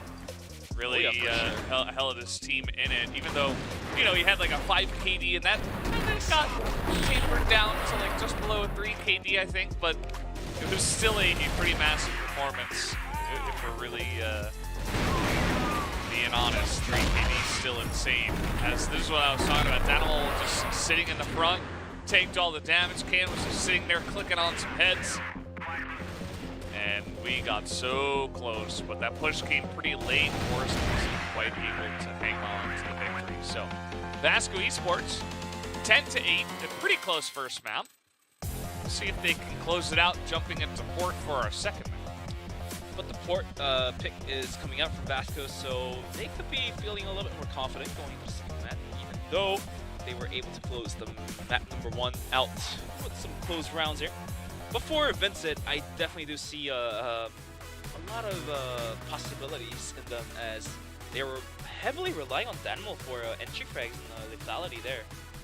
So we'll have to see if KN stepping up could be the game changer for going into map number 2. As the set summary is given to you guys, it could be 10-8, one of the more close ones here. Yeah, and yeah, it was a pretty close one at the end of the day. I mean, 10-8, can't really be too bothered with that. As you mentioned, you know, the map choice is definitely a big thing to look at, but Danimal, a pretty interesting performance where he really popped off early on. He got like very far ahead of everybody else on his team, got a bunch of kills, and then he kind of had 4 or 5 rounds in a row where he was just like dying all the time. And he after that, immediately like popped up again, as he just was kind of taking out his frustration, getting very aggressive, trying to actually pull it back for his team, and it actually worked, which was surprising. I thought it was just maybe a little bit of tilt, a little bit of frustration as he was going too hard, but it ended up actually working for him. I mean, sometimes all it takes for you to pop back up again is just one quick breeze of an air. You know, after that one round where Danimal was dying after dying, you know, just having that small break for himself where KN stood up and carried the team. Danimal was able to just pop back right again, going for the aggression. And you did mention that one round where Danimal was up in the front, taking the aggro away for KN to pop out and just take the kills into his pocket. And those are the plays that you want to see from an entry fragger. And Danimal is definitely showing what the conditions of a good entry fragger has to have in himself. Yeah, it's pretty clear that, you know, even though it looked kind of like over-aggressive, as we put it, he still was doing so much to try to pull his team back and try to bring the energy back, so that was really cool to see. We are right into Port here for game number 2, for map number 2, I should say. And let's see how this one is going to go. We're going to be looking at VASCO Esports on the side of Blacklist. VNC quick to find an opening in action, adding 1 as well. Down 2 players is going to be VINCIT. Borzin returns the favor, does find a kill onto VNC, but the bomb site is being completely contested here. But look at Borzin's position. This one could be crucial as Kane goes down. Borzin, can he hold it down? No, Silvazera comes up and over, spots him out. It's all down to Eagles, as he did find 1 kill onto action. But a 1v3 with the bomb being planted, as MG coming out from Catwalk is going to be finding the punishment kill. And that's going to be the round on Tours Global. No, it's going to be VASCO Gaming securing the round there. Yeah, nicely done. As it looks like we do have a little bit of a delay. One of the players popping out of the lobby real quick. Yeah, we're going to be having some technical delays here, but I'm not exactly sure if that last round counts, so we'll have to look at the scoreboard when I believe it is given to does. us. I mean, there was already damage done before I noticed the player pop out, so that's really the thing to look for. And so that should be VASCO in the lead, 1-0. Pretty quick round, though. Could barely even, like, get my senses, and already it was, like, done. I'm like, okay, well, I guess they just pushed on in there and got the win. But yeah, like if you look at the play style of VASCO, the aggression, the push comes to shove in a blink of an eye. You know, like if you do not pay attention, you will be picked out and you will be traded out. And the bomb site you're holding is at risk. absolutely. Well, VASCO Esports already showing some impressive stuff in this match. Let's see if they can keep it up here on to Port, their map pick. They got this first round. And I want to see the angles they go for. Obviously, a very aggressive, fast first round that they had here on the Blacklist side. Will they keep up with the aggression? For now, just grouping up in mid, looking to potentially go sideways into A, as they are going to have Eagles on top of A. We're going to be looking at some quick connector aggression down towards A bomb site. We have Eagles holding the connector down with an arm, so this could be a good opening, but look at the players crawling to the bomb site here, hoping to be not caught out. But now, some nades being exchanged here. He goes for the shot, not going to hit that. Now the flash is going to be good enough to blind the players rushing in, but Tuzin quickly recovering is going to be taken out by KM Borzin, adding on to the kill as well. Down to 2 versus 5 to make that 2v5 now as KM finds one more kill. Eagles to add the damage on to Silva Zero. It's all down to MG. And can he make more kills happen? No, he does whiff the shot onto KN. And whips yet another one. This one looks pretty hard for VASCO. He's getting close with some of these shots, but it doesn't look like it's meant to be. So there you go. KN able to pick up 3 kills on the round. And ends up being a 1-to-1 score line for now. So very nice stoppage of the aggression there onto the A side. Vincent Gaming had 3 members just waiting for them.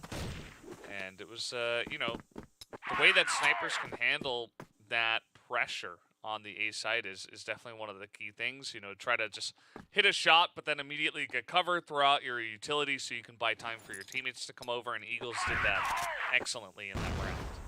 This feels like a bad dream reincarcerated for MG once again through the grand finals. I think Port and MG is not the best combination, I would say. We've seen some moments from MG and Port, but it looks like it's happening once again. So we'll see if MG is going to be able to break that karma, not karma, but break that moments, bad moments he's had. But minute 28 left onto the clock, and it's going to be an A take once again. That's going to be KN holding down the bomb site once again. The aggression coming through. VNC stepping up forward. They do not realize KN sitting right there. KN takes 2 quick kills. Silva is there to trade him out, but it's not going to be quite enough just yet to take the site. But look at Eagles. Just 2 quick kills make that 3. This man does not stop. Lawnmower taking 3 kills into his pockets. And that's going to be Vincent securing one more round.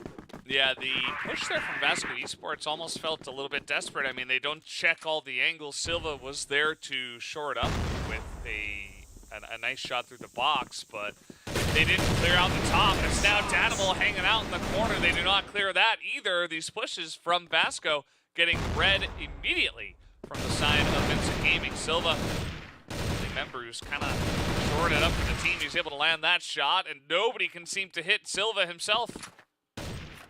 Maybe this could be the round to equalize things up for VASCO, as GDSC sitting maybe like 1 or 2 HP here, but there's still a lot of utilities could be played with for Vincent. And with the C4 and the Dream, they're going to be looking to aggress down towards the bomb site. Borzin is going to be holding on to the bomb site here. We've seen him put out some great defense tonight, but can he do it once more against Silva Zero and MG? Yeah, that's really the question.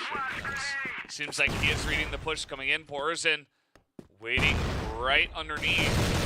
As he is able to clear that angle, Silva cannot do the same. GDSC on basically 1 health is able to get that snipe down and help out his buddy Borzin, who is also on 1 health. So 1-3, Vincent Gaming holding down Port so far.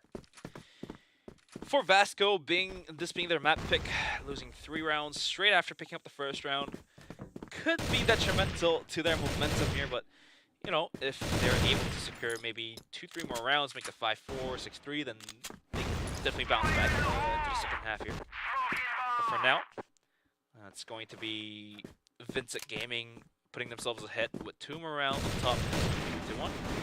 Tuzin popping over. He is holding on to utility. Looks like he was trying to support his teammates pushing down towards the middle with the maybe some pop flashes or smokes towards corners here, but not really gonna happen as they decide to hold onto it. They're gonna save the utilities for future pushes. Not gonna happen now, just yet. Let's see, as VASCO have really slowed things down now. They've tried many different angles of attack, and they have been stopped at pretty much every corner.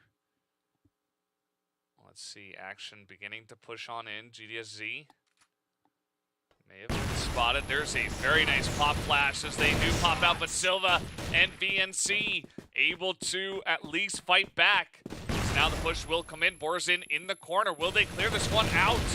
As no, they will not. Borzin is able to spray them down and pick up 2 more. In no other words, Borzin single-handedly shutting off the aggression here. And it's all down to MG.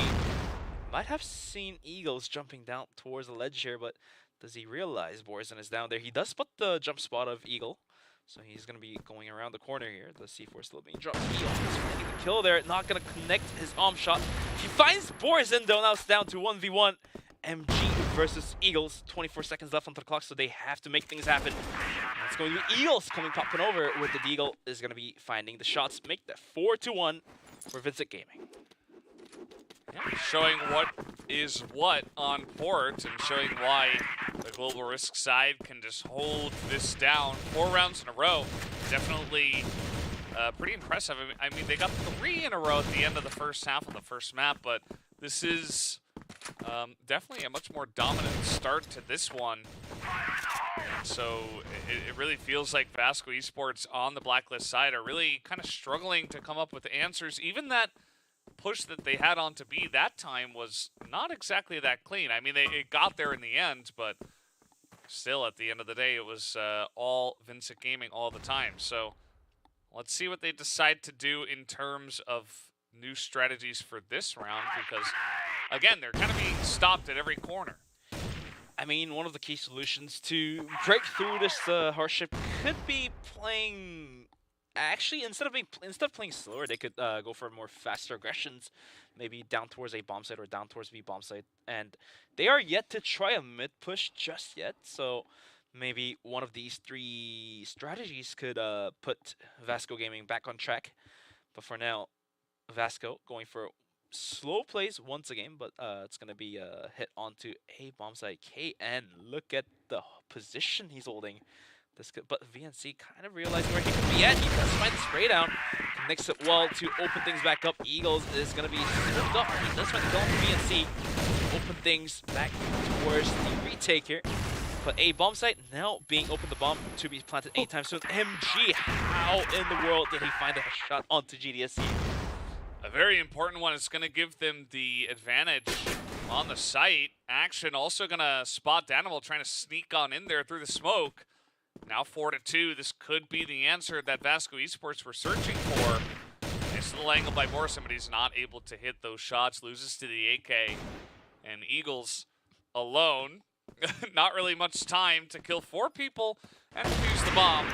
So yeah, he'll get the 1, but MG will also take him out. So finally, we do have VASCO Esports back on the board. 2 rounds. 2-4, still in favor of VINCIT, but like we've both mentioned before, you see when players haven't played with each other for a long enough time, you can tell what kind of positions your teammate likes. So you saw VNC just peeking that corner, reading KN like a book. You see, those kind of things will happen when it comes down to the high level of competitive gaming here. But this time around, KN realizing that his ex-teammates know where he would be is going to be pushing out towards the connector there.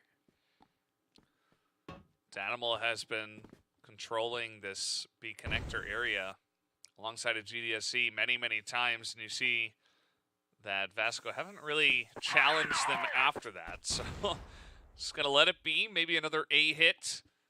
And I do not blame him. It has been one of the angles. And this time up on sideways was KN, and he's able to get some value out of lurking in there.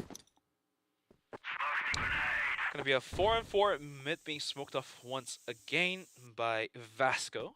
So it closes the information, but speaking of information, MG finds the kill on Danimal.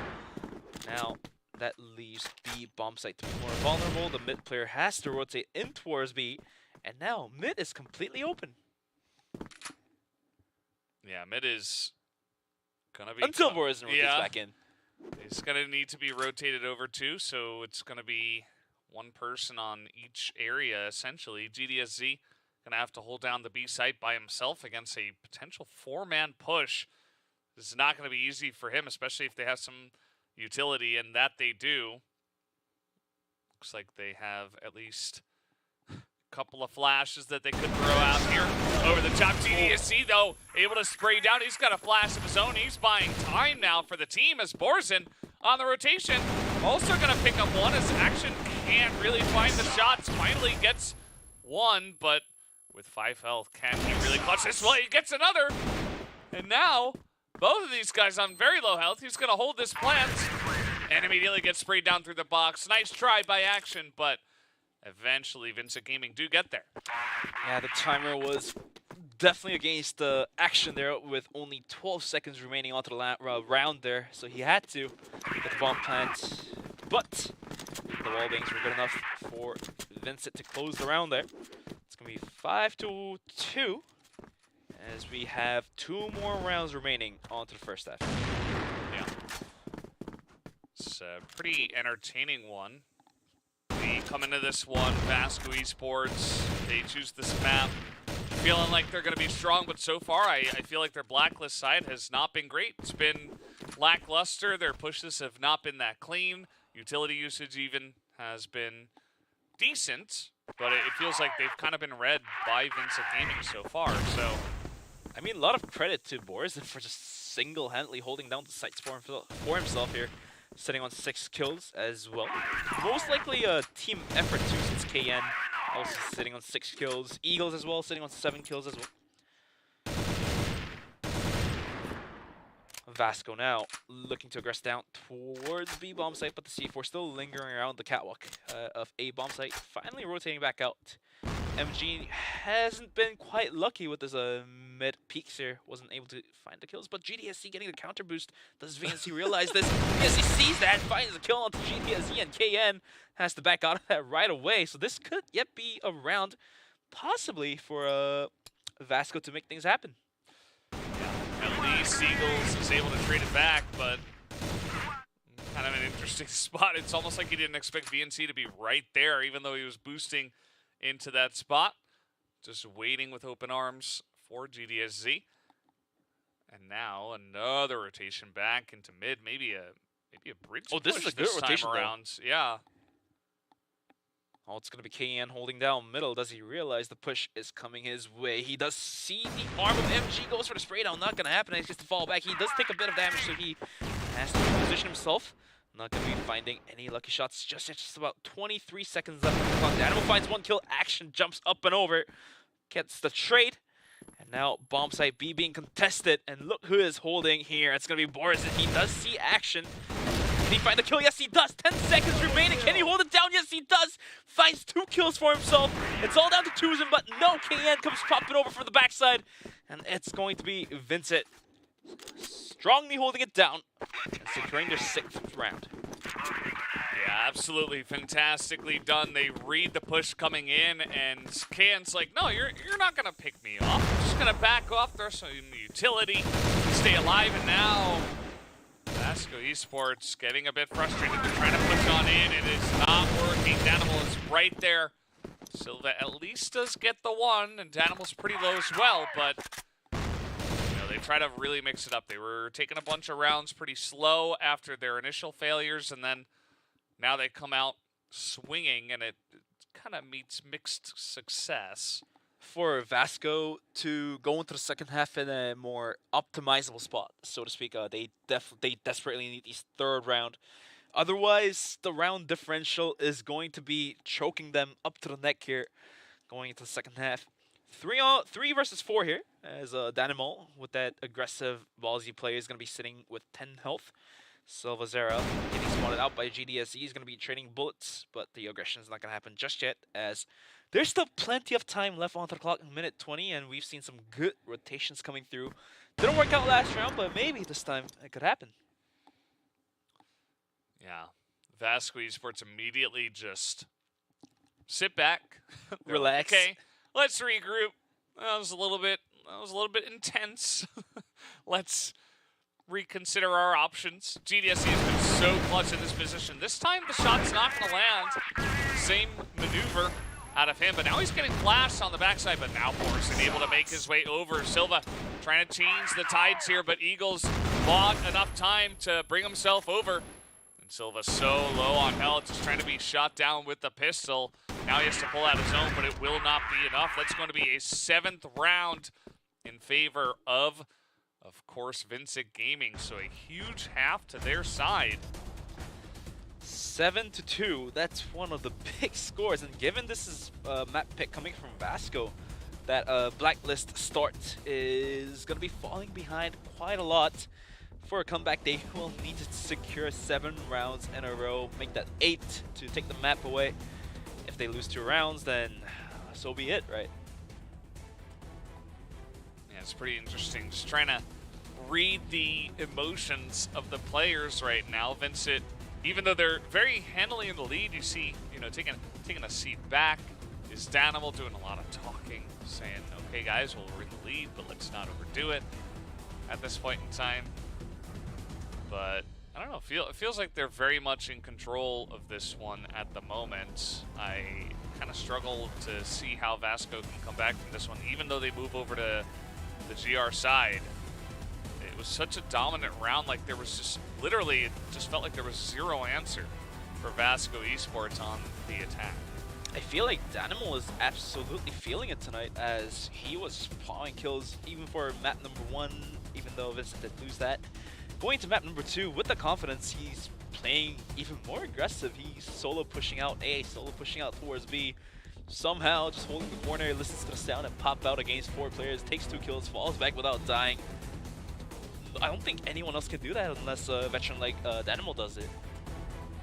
Yeah, it's pretty insane what he was able to do.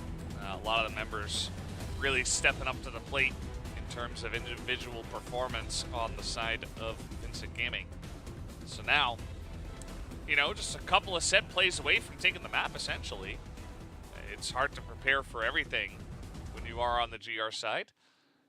But we do have the map loading up to go into the second half. We'll be curious to see what exactly we do get on this side.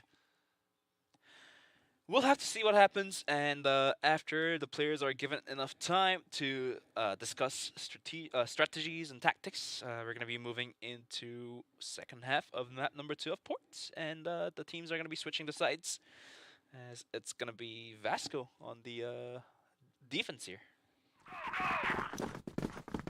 Now let's see it. VINCIT Gaming. What is going to be the choice on the attack? Looks like they're going straight into B, even pushing through the smoke, trying to get aggressive. Silva just going to spray through and really handle it well. Action coming in with the pistol as well. That's going to be a total cleanup here in B.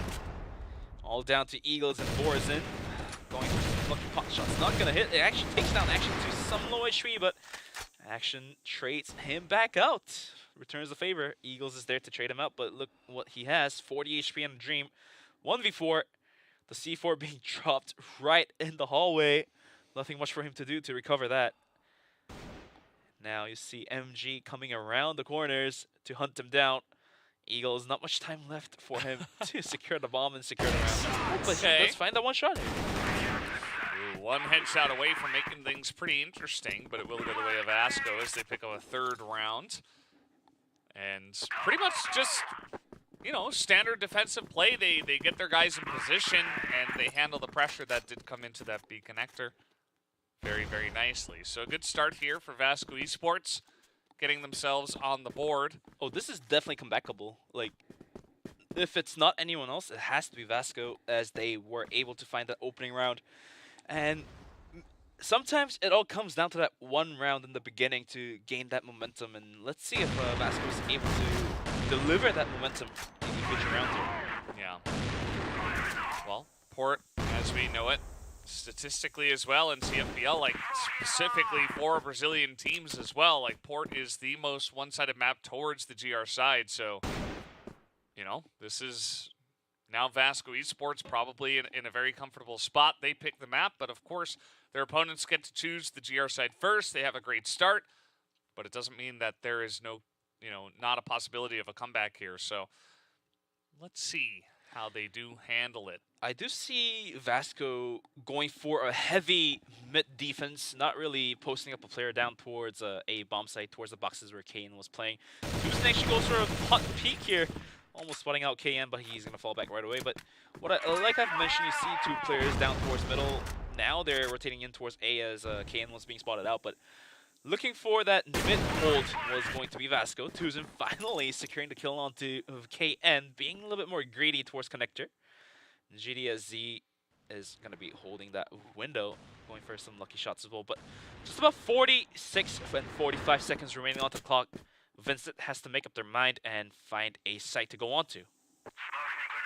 Well, GDSZ's trying to gain as much information as he can outside of B, but Action's just going to say hello real quick.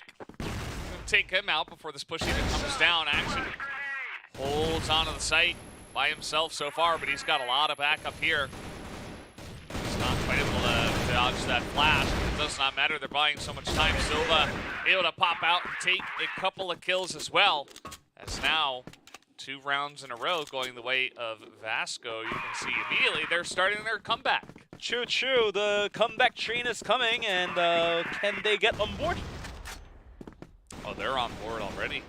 But GDSC says no. He does find the kill onto Silvazera, and that will leave 4 players. But Tuzin quick to find the kill, but Danimal comes up and over, finds the kill onto Tuzin. MG missing that shot, not much for him to do. Boris coming up and over, gets the kill. So all of a sudden, the defense shaking as Eagles finds the kill onto VNC as well. All down to Action to make things happen for VASCO.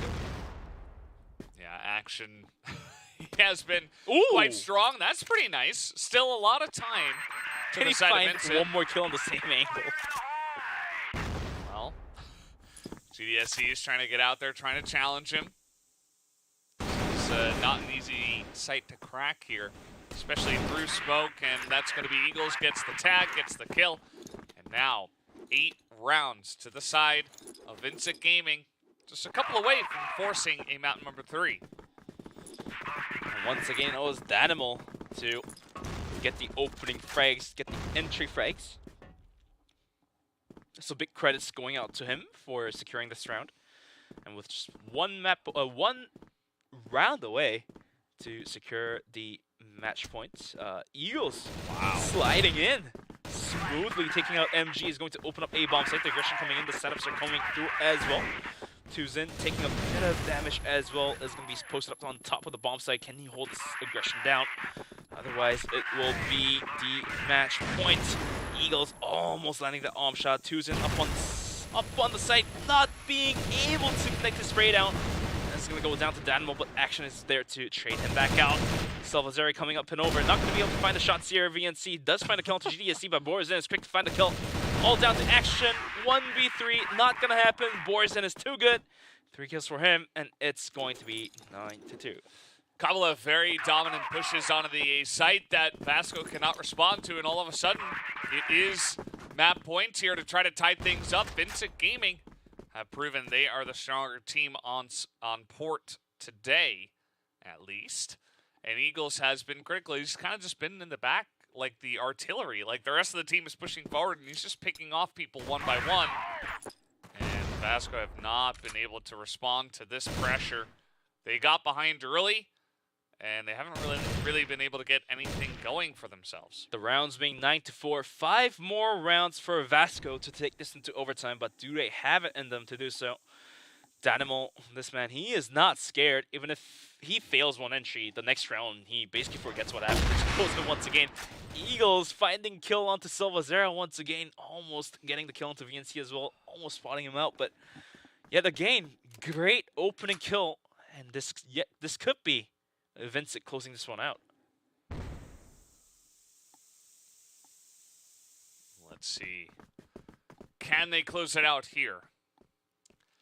They're trying to push in 5v4, big push on to B. It looks like only Action in position to try to shut this down. VNC here as well. The flashes laying the push, but Daniel's right over the top, and they are able to spray them down. Borzen as well takes a shot at Danimal. Might as well, I guess. At this point, they have cleared pretty much everybody else out. MG now trying to rotate, and Eagles is just trying to hold it down, and that he will in connector.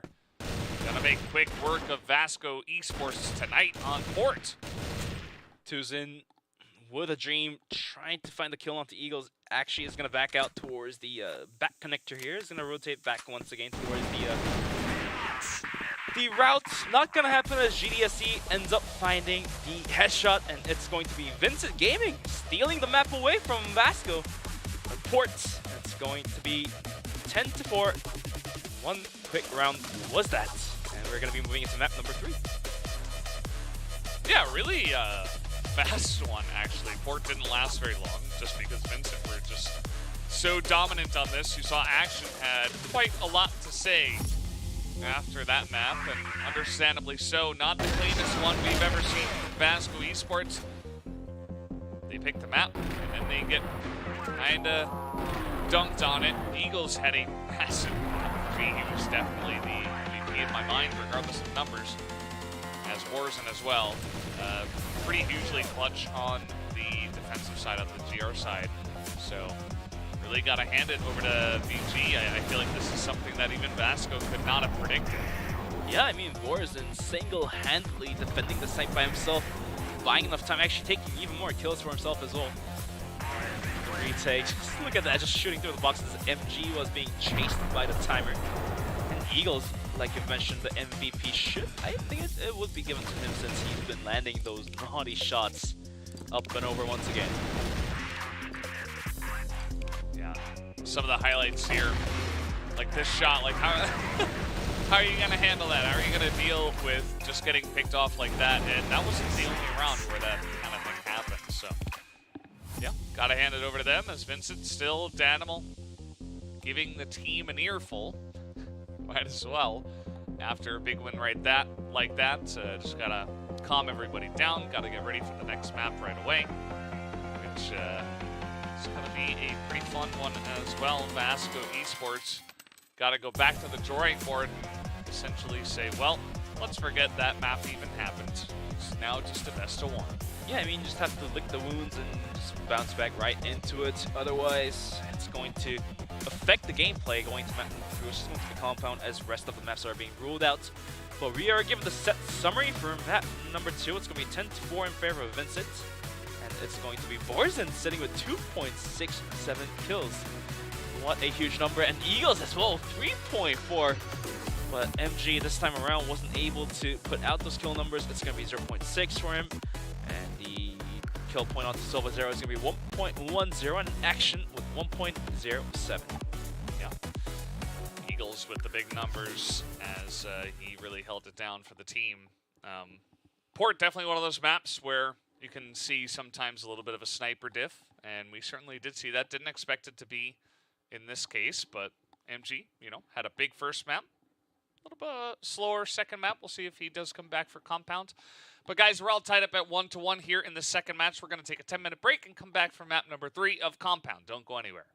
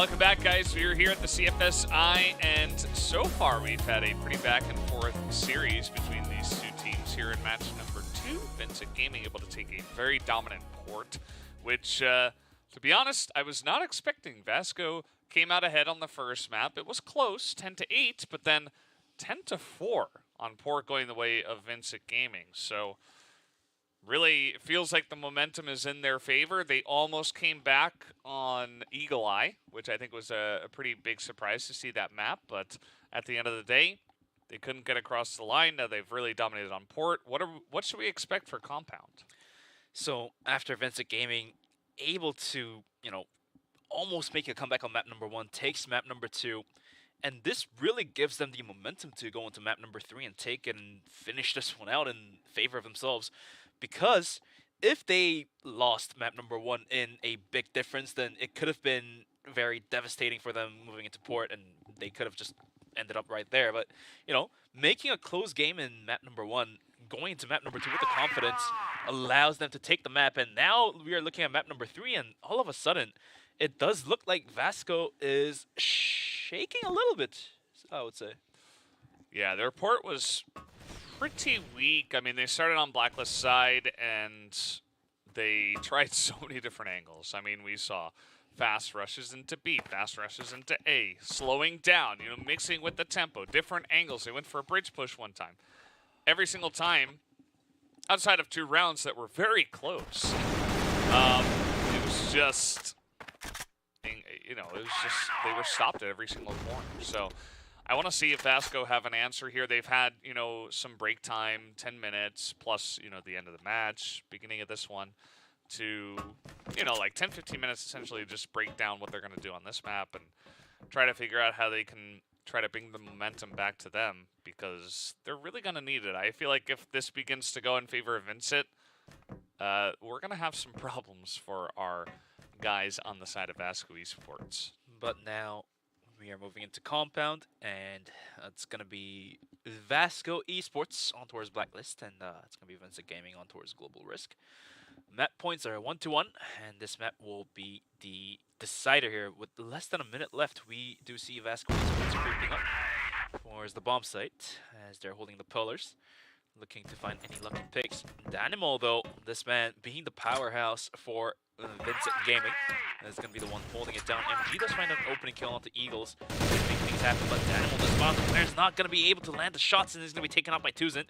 Borzin, holding the side, finds one quick headshot. GDSE comes up and over from behind, takes 2 quick kills to put action in a very tough spot. 1-3 all of a sudden. Oh boy. VASCO got ahead. They had a pretty good entry through pillars, and then they just got pistoled down by GDSE. Like, that's not something that happens very often. And now action, basically no time. He's got to kill 3 people. He's definitely not going to have enough time to plant and do that. So he's just going to go down, and GDSE gets 4 kills on the round. Speaking of bringing momentum to the next map, well, that's certainly one way to do it. One of the huge rounds, I would say. Usually, being able to secure the first round gives you that boost, gives you that momentum to deliver it to the next rounds. And as you can see, the confidence level of Vincent Gaming has been boosted by far, as you see GSE going for the aggressive mid peak. Not going to be able to find anyone, so he does fall back. But these kind of plays, these kind of positionings do prove that Vincent Gaming is definitely feeling it.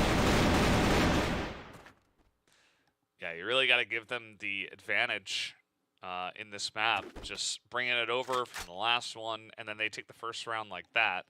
MG started off with a nice pickoff. He is always kind of this guy that can essentially make the map about him, but unfortunately that last map was all about Eagles. So now immediately he comes out, has a good start, but then the rest of the team kind of gets clobbered. So where do you go from here? Compound definitely one of these maps that I feel like can certainly benefit faster play, especially if you take Central Plaza and you try to just push either into A or into B and just kind of threaten both sides. You have a very direct path if you can take Central Plaza, which they are attempting to do right now, albeit a little bit slowly. with less than a minute left onto the clock, the aggression could happen to any of the bomb sites here. Eagles does find the kill onto VNC here to open things up. And looks like the decision has been made to go down towards a bomb site, looks like. But can they do it as GDSC still holding strong into the bomb site?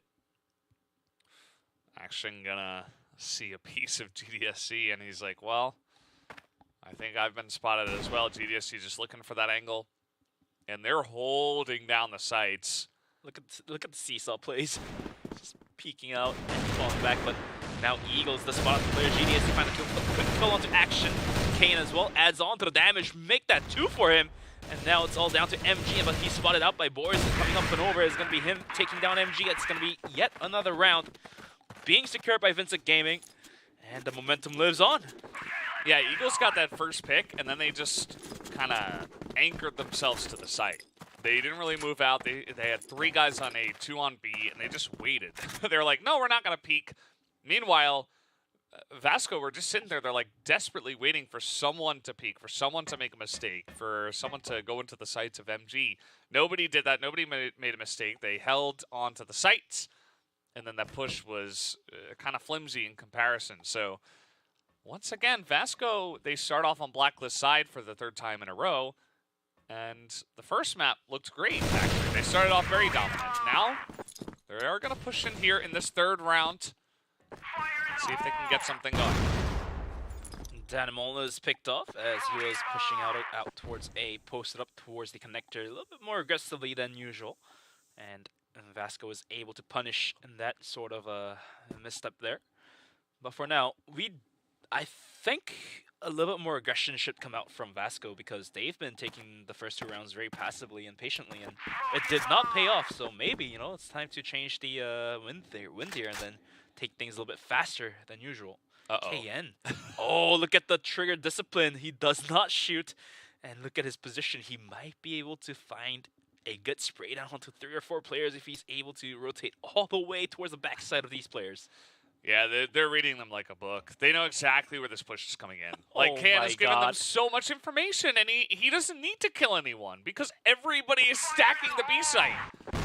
Eagles finds the kill onto VNC. Eagles second. Borzin as well finds the kill, and now KN coming up and over.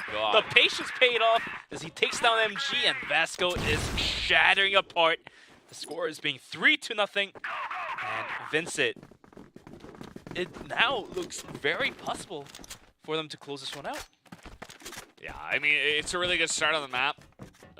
This is slightly favored to the GR side, this one, and it doesn't even, we don't even need to talk about map stats. It just feels like team diff at this point. I mean, that last map was such an outplaying by KN and the rest of the team. Like, again, he didn't have to kill anyone. He could have just sat there like a scout, like an observer in the back. He's like, okay, they're pushing B.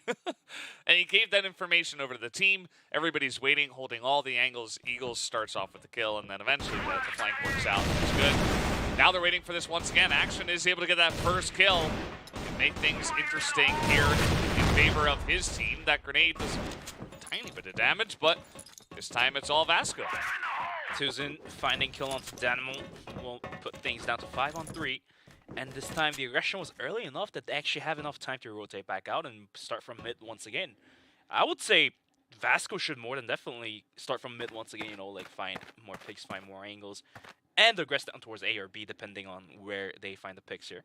But they are going to leave Silva Zera posted up towards A bomb site. And the rest of the players are going to be rotating down towards middle surely. So this kind of hints us that they're looking to aggress down towards A bomb site once again. Silva Zera with a great opening onto GDSC puts VINCIT apart. KN on a very random angle does pick up that kill in mid. And now KN and Eagles just going to group up here for the moment. This is one of the most difficult sites to retake. So we'll see if they can do a 2v4. Not looking good. KN though, just going to pop in and take down Silva real quick. I mean, KN, this man is not afraid of peeking out from smokes, peeking out from the corners. Was able to find a kill, but it looks like this round will still be tough for VINCIT to do a retake. Bomb timer ticking away from them. Action ends up finding taking down KN. Eagles though, some way somehow finds MG. Only 8 seconds remaining onto the clock. He has to find 2 more kills. Can he do it? Looks like it's not going to happen as action comes up and over. Eagles goes down, and finally Vasco finds that 1 round that was desperately needed. But the momentum still lives in for Vincit. True. Although, I do like that kind of play much better. They push in, it's good aggression, they get those first kills, and then they don't need to go crazy and push in. They just wait it out, they're patient, they bide their time. Once again, they push in, 2v1, they get the pick, and now you don't have to run straight into the sights of the Eagles. You can regroup, you can look for another angle. That's what gave them success on the last round, and I'd like to see them go for that kind of tempo once again here. Danimal, who's been loud in the past 2 maps, is going to be pretty quiet going to map number 3. Let's see if that would affect any of the gameplays for Vincit here. But looks like GDSC is going to be sitting on 6 kills, being the powerhouse this time around. But can he continue on to plow the kills? Minute 26 left onto the clock here as Vasco aggressing down towards middle, gaining the map control.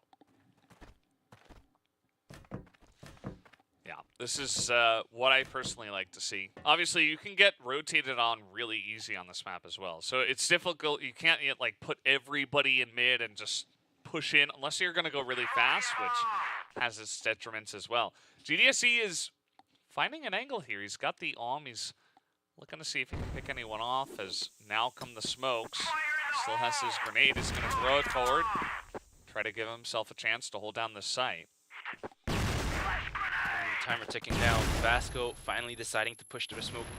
Is going to be held down by GDSZ. The will quiet down Silvazera. It's going to be down to 4 and 4. Tucson taking a bunch of damage. But action! Oh, GDSZ is too quick, too good. The Colt is going to be good enough to hold down action.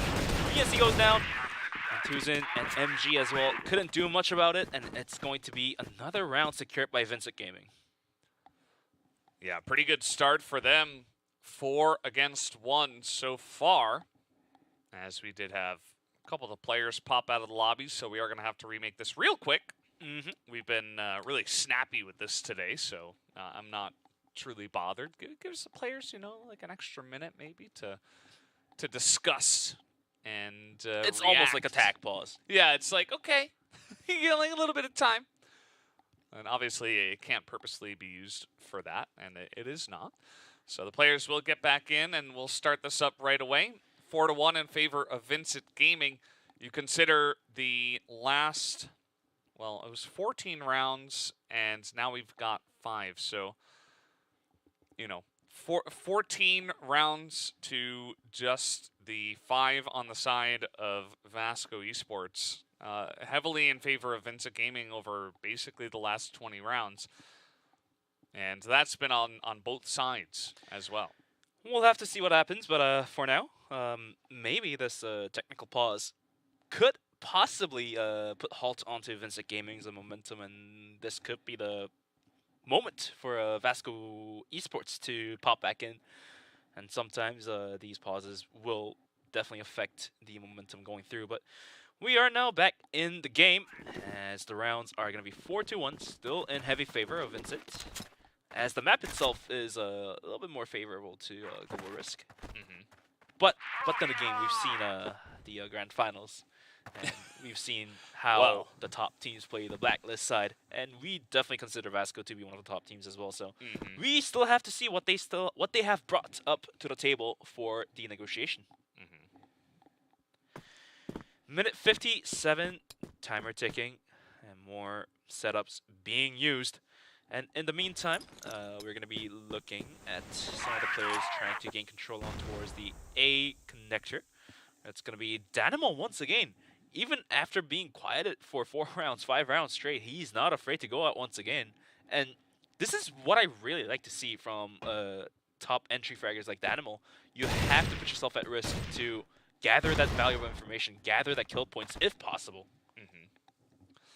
Yeah, kills are kind of the bonus. Your job is, your job description has more in it. It's more than just one sentence. It's more about gaining the ground, getting a foot into the territory of the enemy. I don't just get the kills. I also get the information. And Yeah. let's see, he's hanging out here. Minute left onto the clock here, and now VASCO really has to make a decision on where they should go. But as you can see, we have 3 players from VINCIT posted up towards A, so they might just decide to rotate back out if they have the information. MG is going to be crouch spotting the mid connector, where GDSC is going to be holding.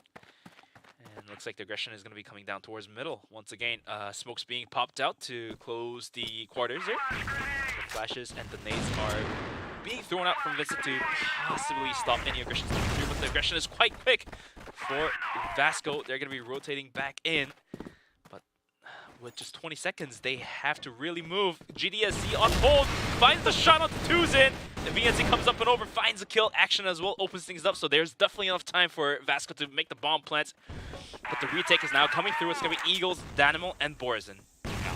Very clean take from VASCO. They wrapped around the back through the spawn, and just 5 men right through the front door, essentially, by the end of it. Good spray down, but Action is right there, hops up on the back of the site, and that's going to do it. 3 kills over to the side of Action, and they're right back on the board. So 4-2 as VASCO Esports finally showing up and showing some of the power. Again, you take the central plaza, you have so many different angles, especially if the enemy team is kind of playing back and kind of passively. You can take all of the spawn, you can run straight into B, you can flank them through the spawn and through the front door if you want, and that's exactly what they were able to do. I mean, big props to Action, because he took that quad kill for himself and securing that round, and maybe this hints us that what VASCO really needs is that aggressive entry rather than playing a little bit more passive, because what they're doing right now is trying to test the water, test the throw a stone here, throw a stone there, see if the enemy's here. If not, then they have control of that position.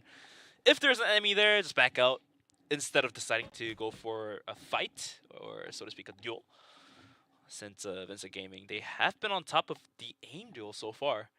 So VASCO definitely not going to give them the edge there.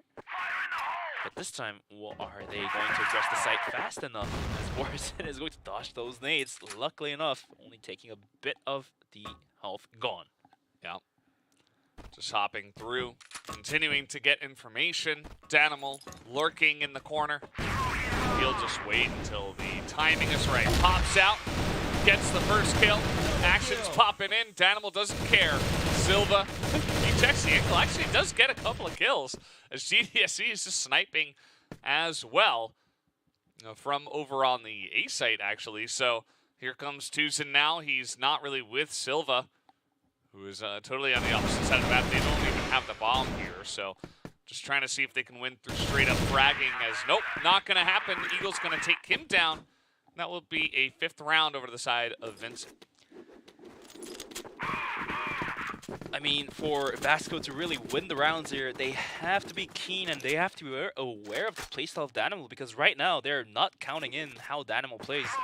And you've seen him pop out from random corners. You've seen him pop out just pushing out from random bomb sites. And if you do not count in the playstyle of him, like, you will continuously lose players to him. Like, you will chip down, and eventually that will be the main differential.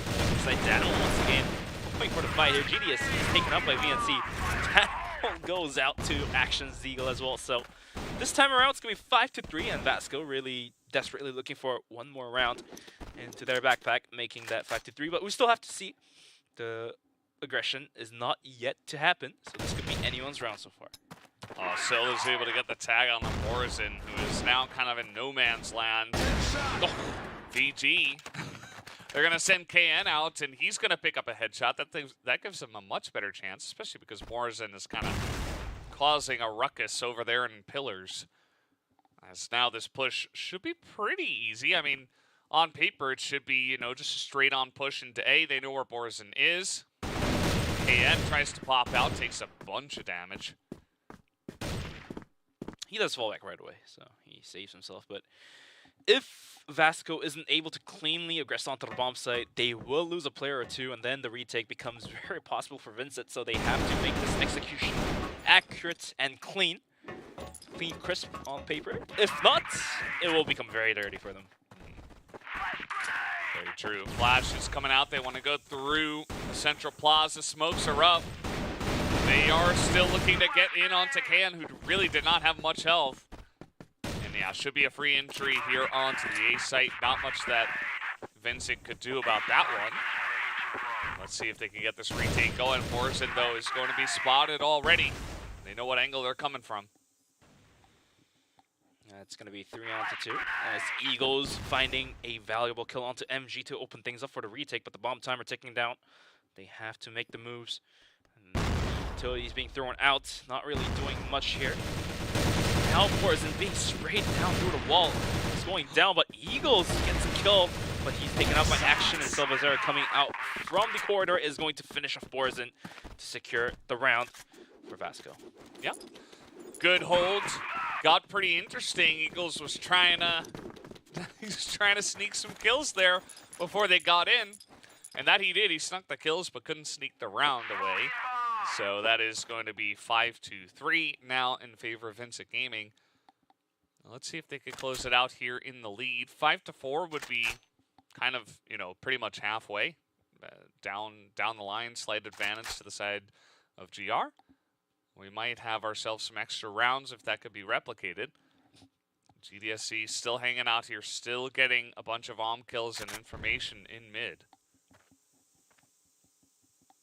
Minute 40 left onto the clock. Action sitting on 6 kills, so he's been popping off for his team. But, man, we are going to have to see MG step up his game. Otherwise, this could be very hard for VASCO to make a comeback. Now let's see how it goes here. Gonna bide their time, not too much aggression. Eagles gonna use that, takes the third man in. And, you know, it's gonna be some good information for them. Big aggression into a room.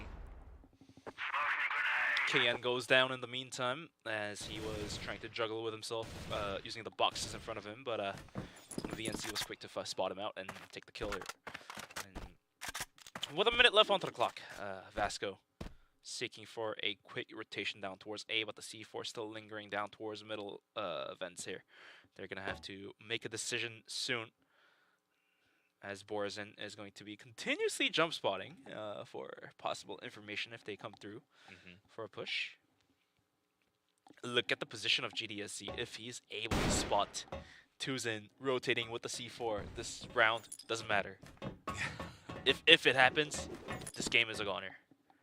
30 seconds left. They're looking to get into Central Plaza and push real quick. They're running out of time. Grenade could buy some. They got a flash as well. GDSC does not have much health, but still causing a lot of issues for them as maybe trying to go for the retake here. GDSC is going to go for the repush, and a grenade kill comes out from Danimal already. 10 seconds left, and they got to plant this down, but Borzin is already able to get that one, and as they're planting, they run out of time. I mean, they do get the bomb down, but at the end of the day, still going to amount to a victory to the side. Look at the timer, though. 0-0, 0-0.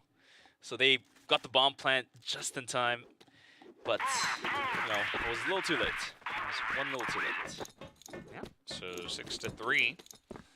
Nice half for VINCIT on the global risk side. And VASCO, I mean, I feel like they have kind of stepped it up from Port, but still lacking something. I think that the slower play and the pushes in and then waiting for a minute, sometimes a minute and a half, are really not giving themselves too much time. And the pushes are losing a lot of power because VINCIT seemingly were just always ready for it. Yeah, I mean, the aggression, I would say, for VASCO, it's not on point so far. Some missteps here and there. Quick rotations coming in from VINCIT adds on top of that too. So VASCO is being read like a book almost. Given the map being compound, yeah, obviously, you know, rotations are faster for global risk, and you know, like not being able to control mid completely as a blacklist will cause some commotions. But at the same time, we've seen Danimal kind of overextending himself, having some missteps by himself, getting caught off. But even in a 4v5 situation, we've seen VASCO not being able to capitalize off of the man differential on them. So we're going to have to see if that second half is going to be better, as now they're going to be playing on the global risk side. Global Risk, I feel like in terms of their current form of strategy, like what they're trying to do, their passivity so far in these couple of maps, this may suit them a little bit better. This is definitely one of those maps where you can kind of, you don't even have to push out. You could just sit there and maybe you get a little bit of pressure, some grenades into Central Plaza, and then you just wait on the site. that is something that a lot of teams do, even in EU meta. They don't really try to mix it up too much. They don't try to get fancy. They're like, well, we're Global Risk on Compound. We're going to sit on B. We're going to send 3 people on A. We're just going to wait. Could be something that we see out of SV. But now we are moving into the second half. The rounds being 6-3, heavily in favor of VINCIT. Just 3 more rounds to take this to match point and the game point. And for now, the aggression from VINCIT, what will they do? Will they take the same route as VASCO? Or is it going to be Eagles just cherry-picking kills left and right and simply win the round? Well, they still have some work to do, but that certainly is going to help. As they do push in action. Trades 1, but inevitably does go down. Still advantage here 4v3 in favor of VINCIT. This is what I really like from coming out from VINCIT. After Eagles picked off of a kill, they're trying to quickly aggress into a position where they think a player of a VASCO is holding, and they will, even though a player of your team dies, like, okay, I still get the trade, and we continuously maintain the men differential advantage. And then, for Global Risk, having 1 less man means the defense onto the defense onto the bomb sites are going to be a lot weaker. So I really like what VINCIT is doing here, right off the kill, and just aggressing onto the position. And now we're going to be setting at a minute left onto the clock, and VINCIT still taking this one more patiently, as they are going to be stepping closer towards the A-bomb site. Yeah, grouping up here. They got 3 guys in pillar and 1 just lurking over, watching A-room, making sure nobody gets flanked here. And that is going to be the case. Can's kind of lurking over there. They clear out B-room. And now they're going to rotate again. But the rotation is being read like a book. As you see, 2 players of VASCO is going to be rotating down towards B bomb site as well. But 20 seconds remaining onto the clock, and I don't know if this one's going to be possible. They have to make the run fast. I think it's probably better to go down towards middle connector to any bomb site. There you go. The setup is out. The flashes, the smokes are being put out. And they have to make the execution clean. There's no time. 5 seconds. Tuzen gets a kill. 4 seconds remaining. The bomb plant has to happen. Tuzen gets 1 more kill. The timer ticks down. And it's going to be Global Risk getting the round as the bomb planter couldn't make the delivery. Yeah. Pretty confusing one, I have to say. I mean, I know that going for kind of like that last second push can definitely be a nice strategy sometimes, but they quite literally just ran out of time. Like, if there's any defense, you're not going to have enough time to kill everybody and take them all down and get the plan. Eagles is going to take his anger out and just spray down 3 people. Eagles doesn't care. He just single-handedly shuts down 3 players by himself. Yeah. Quick peek with a nom, takes down 1, just casually pops out his deagle. And for a few dollars more, he gets 2 more kills. Yeah. KN able to trade as well. MG's alone. That's not going to look good for him. He's getting smoked out of B. Trying to retake this alone is basically an exercise in possibility. And yep, he's just going to get shot down by Eagles, who picks up 4 kills on the round and has a massive round. Did you like my Clint Eastwood reference? Yes. Thank you. But Eagles, this guy, he's been popping off for his team. I would say he definitely had a slow start coming to map number 1, but, you know, going into port, he started getting the picks onto MG, and all of a sudden, MG's completely shut down. And map number 3, not just MG, the rest of VASCO is shut down by Eagles by himself. Yeah. So, a lot of effort coming up from Eagles, as Danimal is going to be pretty quiet this time. Yeah. Certainly helps when one player is just kind of able to taking turns. kill everybody on the enemy team except one. It's like, you've had your share, so it's my time. Yeah. These players taking turns now.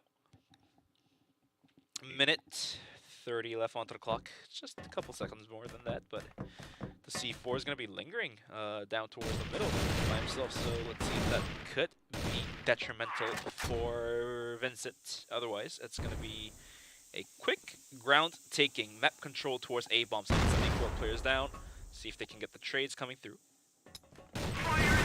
Silva just waiting, but they're going to be pushed out. And yeah, just gonna back up into the back of the site and make sure that he doesn't get picked off just yet. This push looks to be coming on in. Danimal, Borzin, both jumping on through. As you can see, the C4 still lingering in the middle. By no means, this is an A aggression as the players back out. And you see the rotations did come through from VASCO, so the defense on towards B bomb site could be weakened down.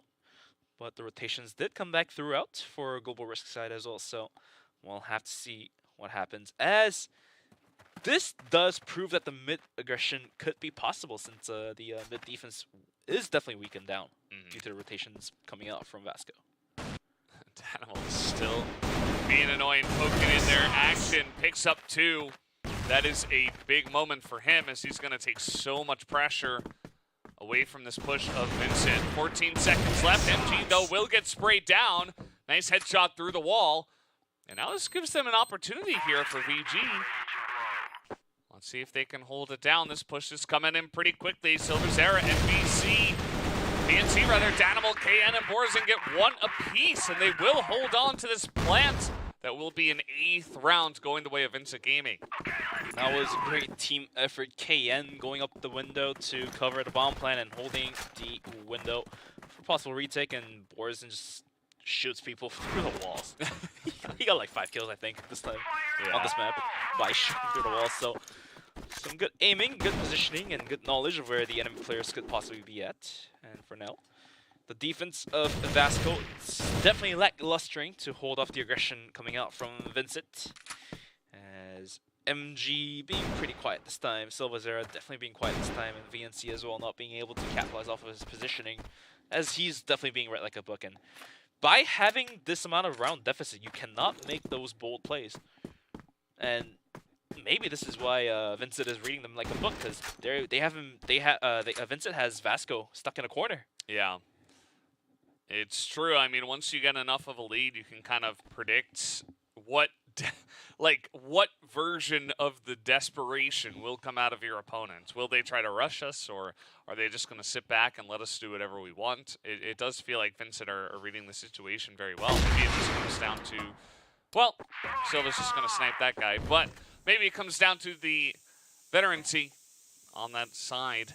It's just leading them in the charge. Silva, though, is, just trying to look out the window, just going to be flanked by Dan.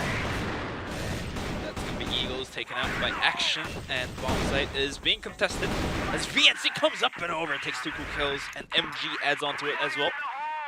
And that's going to be 8-4 as VASCO desperately trying to close out the gap here.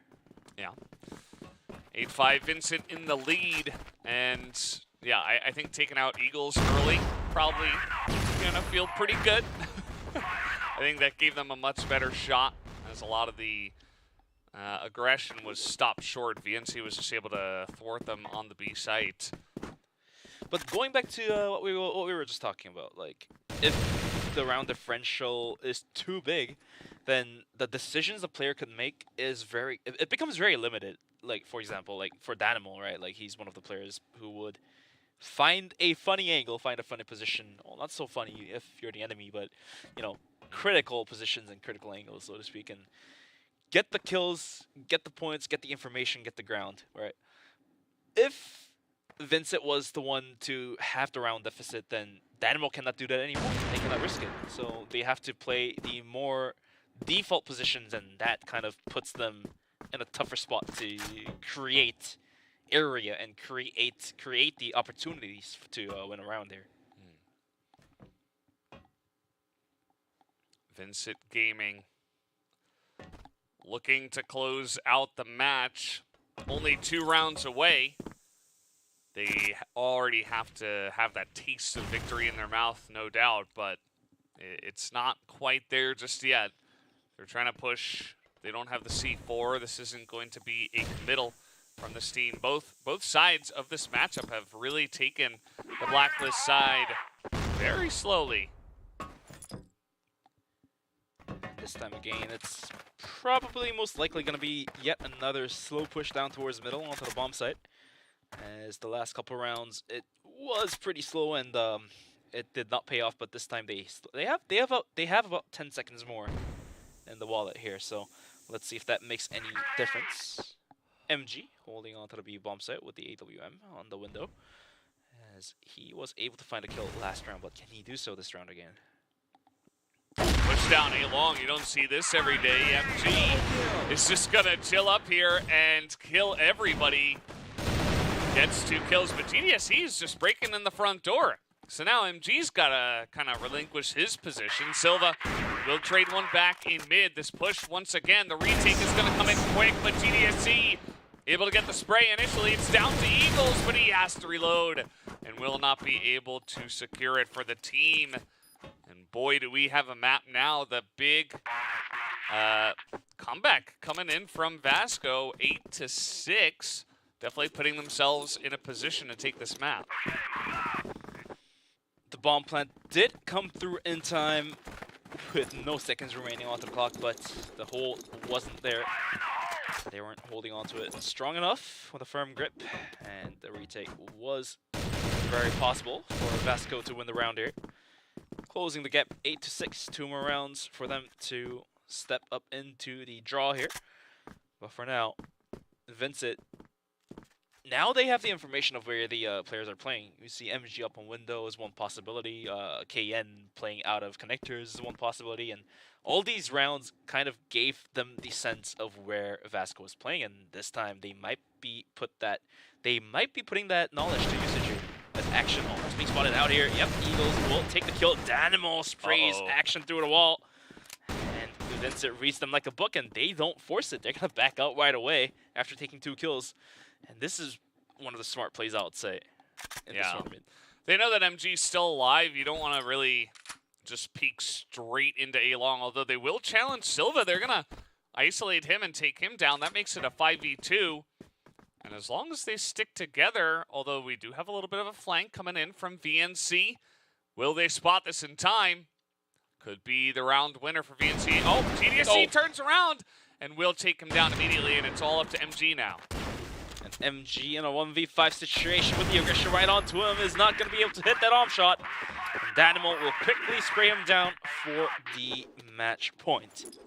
Yeah, very close stuff. VASCO really getting dominated in a room. They were trying to make a stand, and immediately VINCIT Gaming just went in there, challenged them, shut them down.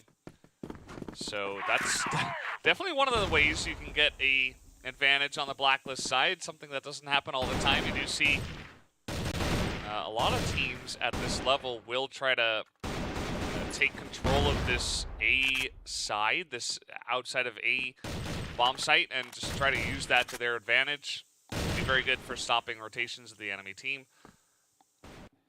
As let's see what happens here. Trying to spot VNC in the window. He's just going to run away.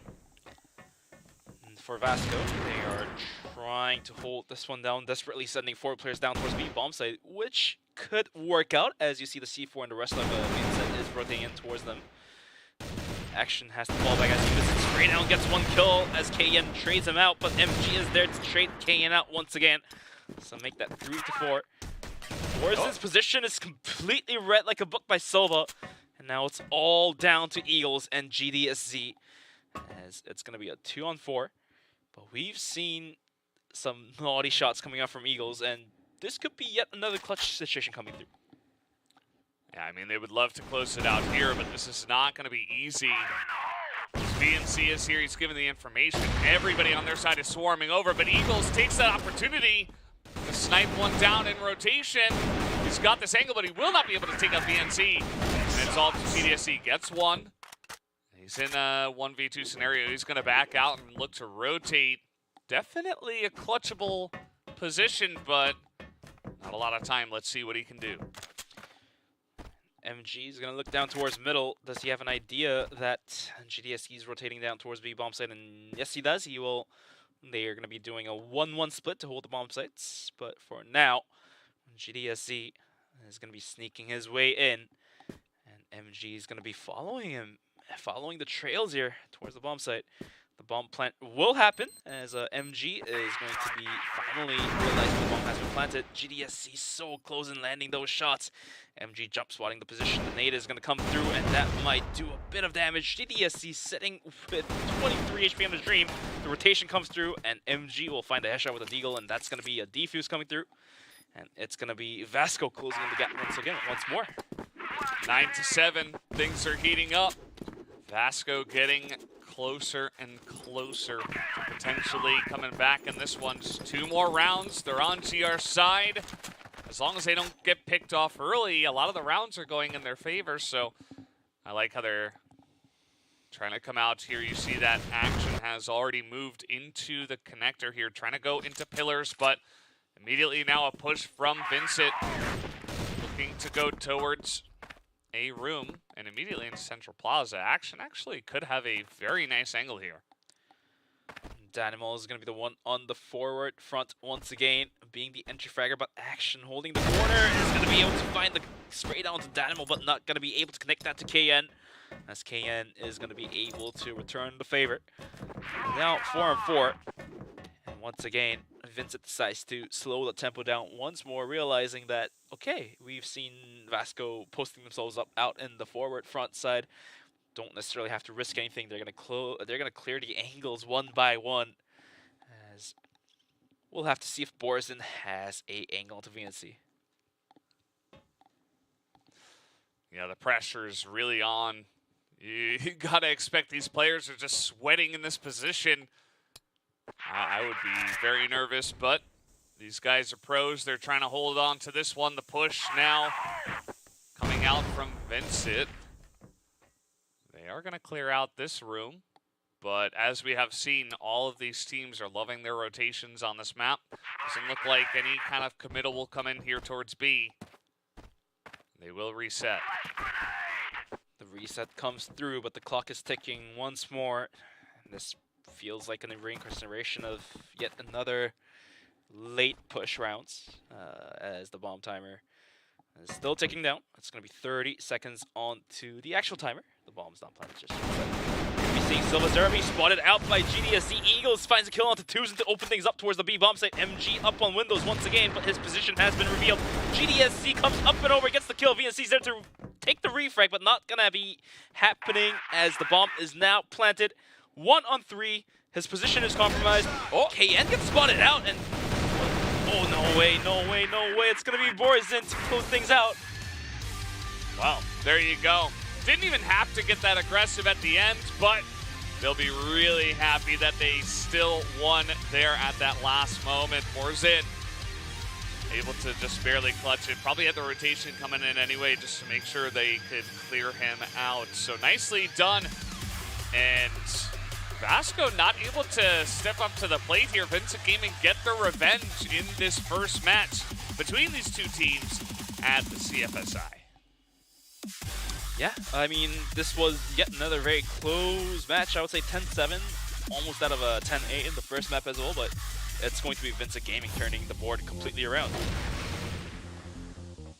Yeah, a lot of crazy rounds that we did have here in the beginning. 6-3 was the first half in favor of VINCIT. They got the start on the low risk side, and they got it started early. GDSE, pretty key here in mid as well. His on-play was really, really great, and he just held it down. Made it very difficult for them to ever really aggress onto the A side. A lot of credit towards Eagles for stepping up this game. He's been landing those shots. That's going to be Action though, showing how he is down the bomb side by himself. But for now, we're gonna be looking at Eagles. We were just talking about. Look at that shot. He peeks out. He's not even afraid. He goes in, gets the kill, and pops out his pistol. Gets 2 kills. Look at that. I don't think nobody else can imitate what he's doing.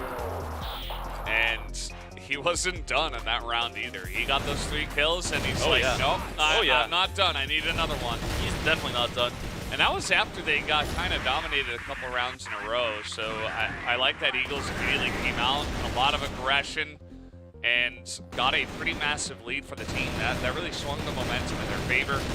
And right at the end, Morrison's hopping around. He's got some help at the flank coming in, so he knew he could get aggressive. Works out for them. And 10-7, some pretty close matches that we did have here in this second match between VASCO and VINCIT. I think it's a very close fight between Eagles and Danimal for MVP, I feel like. I think we definitely have to give credit for Danimal to be the entry fragging player for VINCIT. And he's made it work, so. It could be anyone's MVP, I feel like. Yeah. I mean, you know, even Morrison had some moments, GDSZ had some moments. I think that's pretty much anybody, as you mentioned. Even KN. Yeah. Stepping in there, doing a great job. Everyone had their moments, and everyone made those impactful plays to win the rounds, so. I'd probably still pick Eagles, but let's take a look at some of the numbers here. Eagles and GDSZ gonna tie in terms of KD. And kills per round, that's actually. A huge number. I guess they had the same amount of kills. And yeah, pretty back and forth as well. I mean, take a look at the middle of the screen, right? We did have a good start for VINCIT, but then it was like around to VASCO, around to VINCIT, around to VASCO, VINCIT, VASCO, VINCIT. It was just back and forth. And it was really anybody's game until VINCIT were able to close it out right there at the end before we had any tiebreakers. But it's going to be VINCIT taking map number 3 of Compound for themselves. They're going to be closing out the map number 2 of Port, and they're going to be closing out Compound for themselves. It's going to be 2-1 as VINCIT shuts down VASCO. And wow, tonight's very surprising. A lot of underdogs coming up and over. Yeah, good stuff, good stuff. VINCIT, especially on Port, that was pretty much the straw that broke the camel's back, I think. You know, the second they got that massive win, just the entire tone of the match changed entirely. So, gotta hand it to VINCIT. Not only did they win on Port, they crushed them, and that kind of gave them the momentum to push into Compound and eventually take it down. So that was match number 2 between VINCIT and VASCO. Now VASCO, imagine this, they just had to play 3 sets against VINCIT. Now they've got to go immediately. They're very warmed up, right? But they got to go straight into a match against Imperial. Of course, we will have a break here in between, but it's not going to be easy mentally for these guys, as Eagles here is going to be the player that does pick up the MVP. 1.6 for KD for himself and 0.9 for KR, so he was landing those shots accurately. But for VASCO, going into the next match against Imperial is going to be a little bit tough, I would say, since their weaknesses are revealed as they were playing against VINCIT. You know, the way they hold the bomb sites, those information is now compromised by Imperial, who's obviously watching and taking notes of what's happening, right? So yeah, we'll have to see if VASCO has it, if VASCO has other plans in their pockets to play against Imperial. Otherwise, it's going to be yet another tough rounds coming in for them.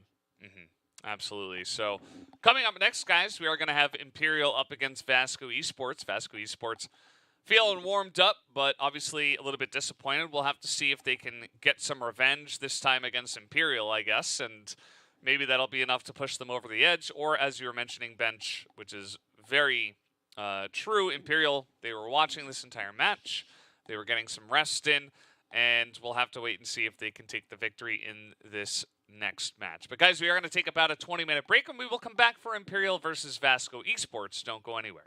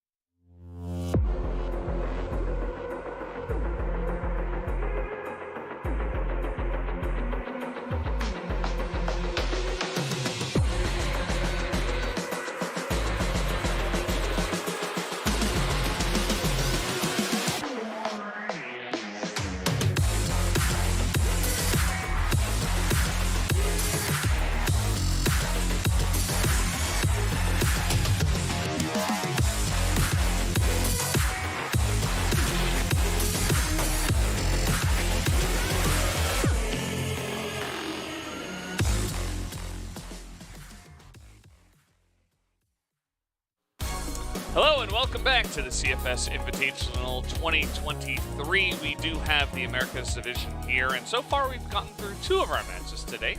We do have 1 final match left over. We do have Imperial up against VASCO Esports, and this is going to be an interesting one. We talked a little bit about it before the break, but VASCO Esports, they did go down in a 1-2 over to VINCIT Gaming. Meanwhile, Imperial, they took the win over CYTREX, also a 2-1, but a much more dominant victory, and they also got to watch VASCO go down in that last one. We've gotten a lot of quality games today, at least for CYTREX as well. They were able to take map number 2 of it's a sub base, I believe, right? Yep. And for VINCIT, they were able to just completely upset against VASCO.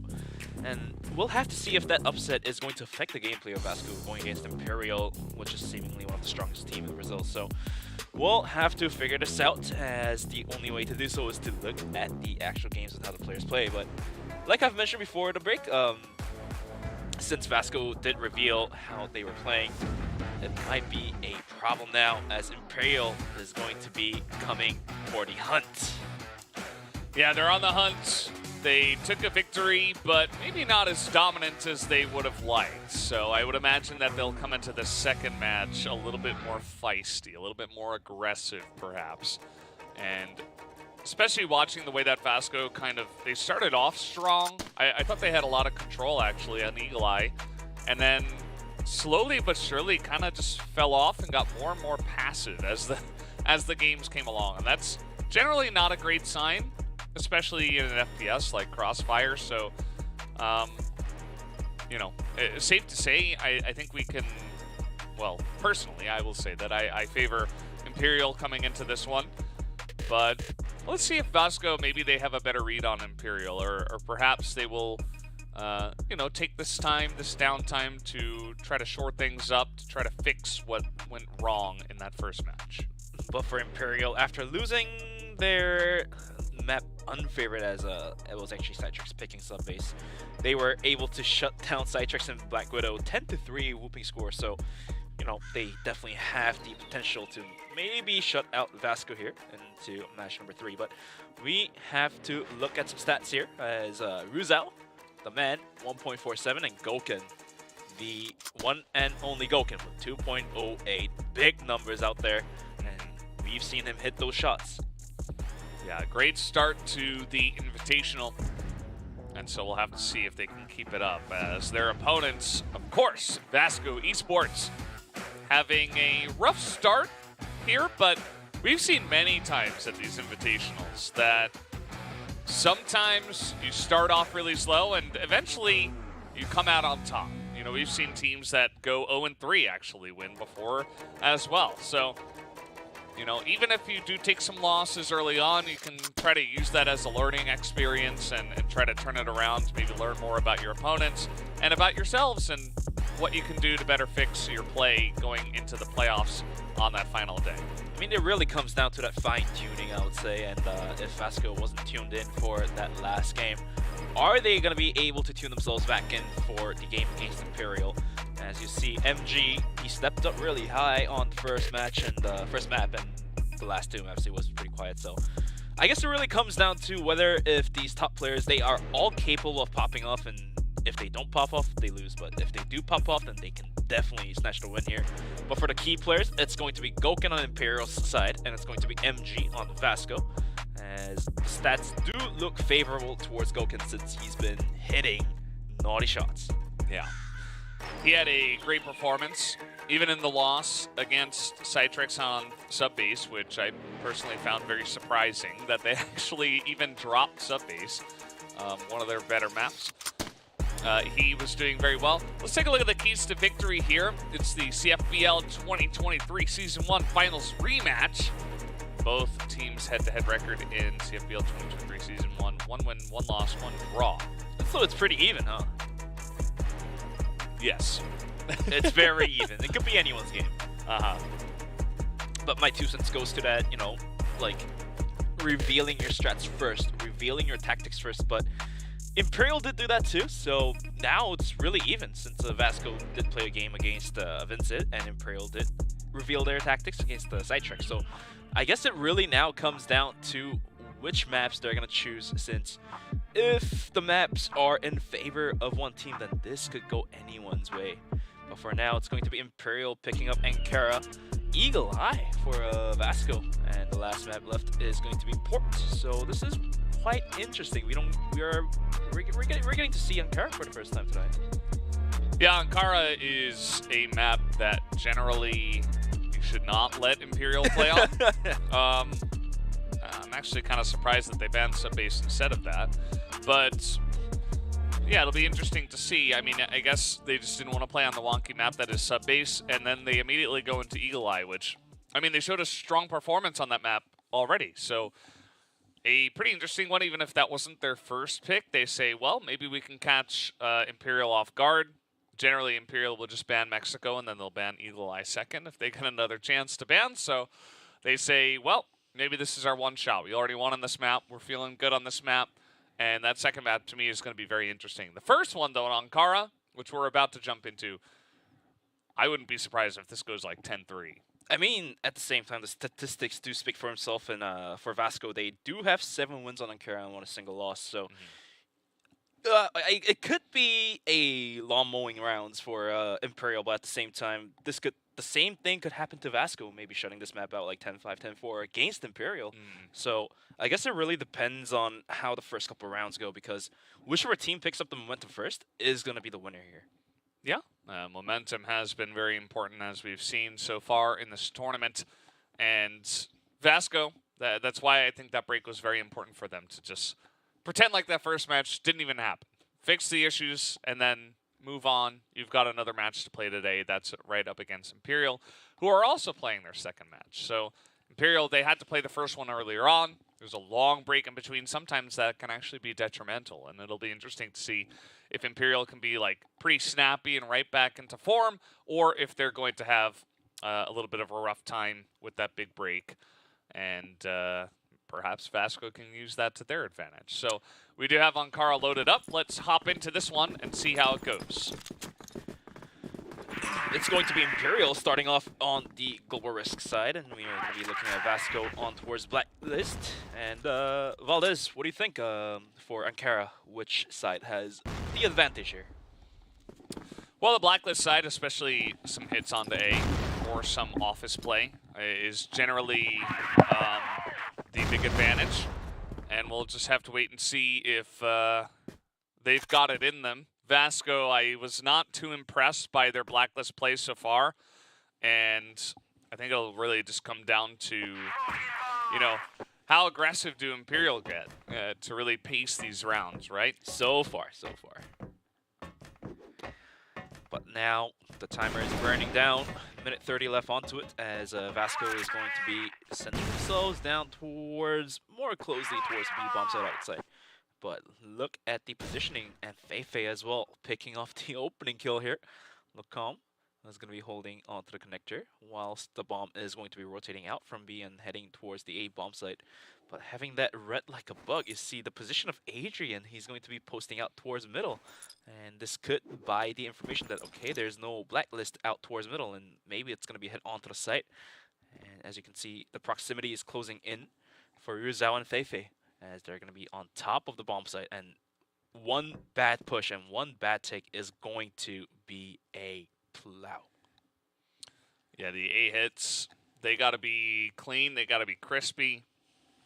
Let's see what VASCO have in store. They're just going to right begin of this one. They don't even use any utility. That headshot comes in from MG, leading the charge. VNC right behind them with those headshots. Taking a bunch of damage, as Imperial will look to retake this one. But at least a good entry for VASCO. The rotation is going to come through, but the bomb is going to be planted anytime soon with combo first pot shot. It's not going to happen, as Tuzin's going to completely shut down 2 players in a blink of an eye. Adrian and Lucam both goes down, sold down to Golkin, but Tuzin, some way, somehow, finds Golkin in the smoke, lands a headshot as well. And that's going to be a round towards VASCO Esports. And this is the momentum point that we were just talking about, and if VASCO can continue to lead here, it could be an easy upset for them. Yeah, Tuzin having a big round. Don't see that all the time, but good start for him and the team. MG and VNC on that entry, really nice headshots to enter onto that site. ends up being a big boon for them, and then Tuzin, of course, getting the cleanup. And that was all after action got picked off. So exactly, a good start here for VASCO. Let's see if Imperial have something else in store. For now, not really. They're not really taking too many chances to start off this map. Action now, sneaking his way into the vents. See what he's got. The nade's going to chip off. That's just a bit of a health away from him. And for now, a lot of nades being thrown out from Imperial. They're only sitting with flashes and smokes now, and maybe that could cause issues if VASCO decides to push full force into a bomb site. And for now, Lucam, I think the jump spotting did spot the players from VASCO coming in from the connector here. We'll have to see if the spots were actually spotted or not, because players do have that third, sixth sense to, sense whether if the aggression is coming his way or not. Yeah, that's why they're going to keep a couple of guys here stationed on A. They just watched that last map where it was like, okay, we're waiting. There's 15 seconds left, 10 seconds left, and then finally they push. So, yeah, I mean, Rizal just holds it down. Fefe gets a kill as well. MG, nice little snipe here. It does find a kill. 40 opening. It's going to be a 3-on-4, 40 seconds onto the clock. Adrian holding on to the stairs here. Silvazera comes up and overtakes him down. Somehow wins. Silvazera with a sliver of health. He's going to take down Fefe as well. And bomb site is now open as the rotations did come through for Imperial. The smokes are going to put them onto a hold. And Silvazera continues to put out the damage. Takes down Lucam, and MG is good to finish off Goken. And somehow VASCO continues on the lead. It's going to be 2-0 in favor of VASCO Esports. Yeah, I have to say, VASCO, I guess they took that downtime and really cleaned up their play because, yes, it's still relatively timing-based, and they do take a bunch of time to, build themselves up to the actual push. But when the push comes in, even losing a couple of members doesn't really matter. They keep their cool. They're hitting their headshots afterwards. Their grenades, maybe need a little bit of work after what I just saw. But either way, it's been a much better look here for VASCO starting off against Imperial. So maybe my initial impressions of what this first map would be were incorrect, as VASCO might actually put up a good fight. You are absolutely correct on that one, but for now, the timer will be taken down.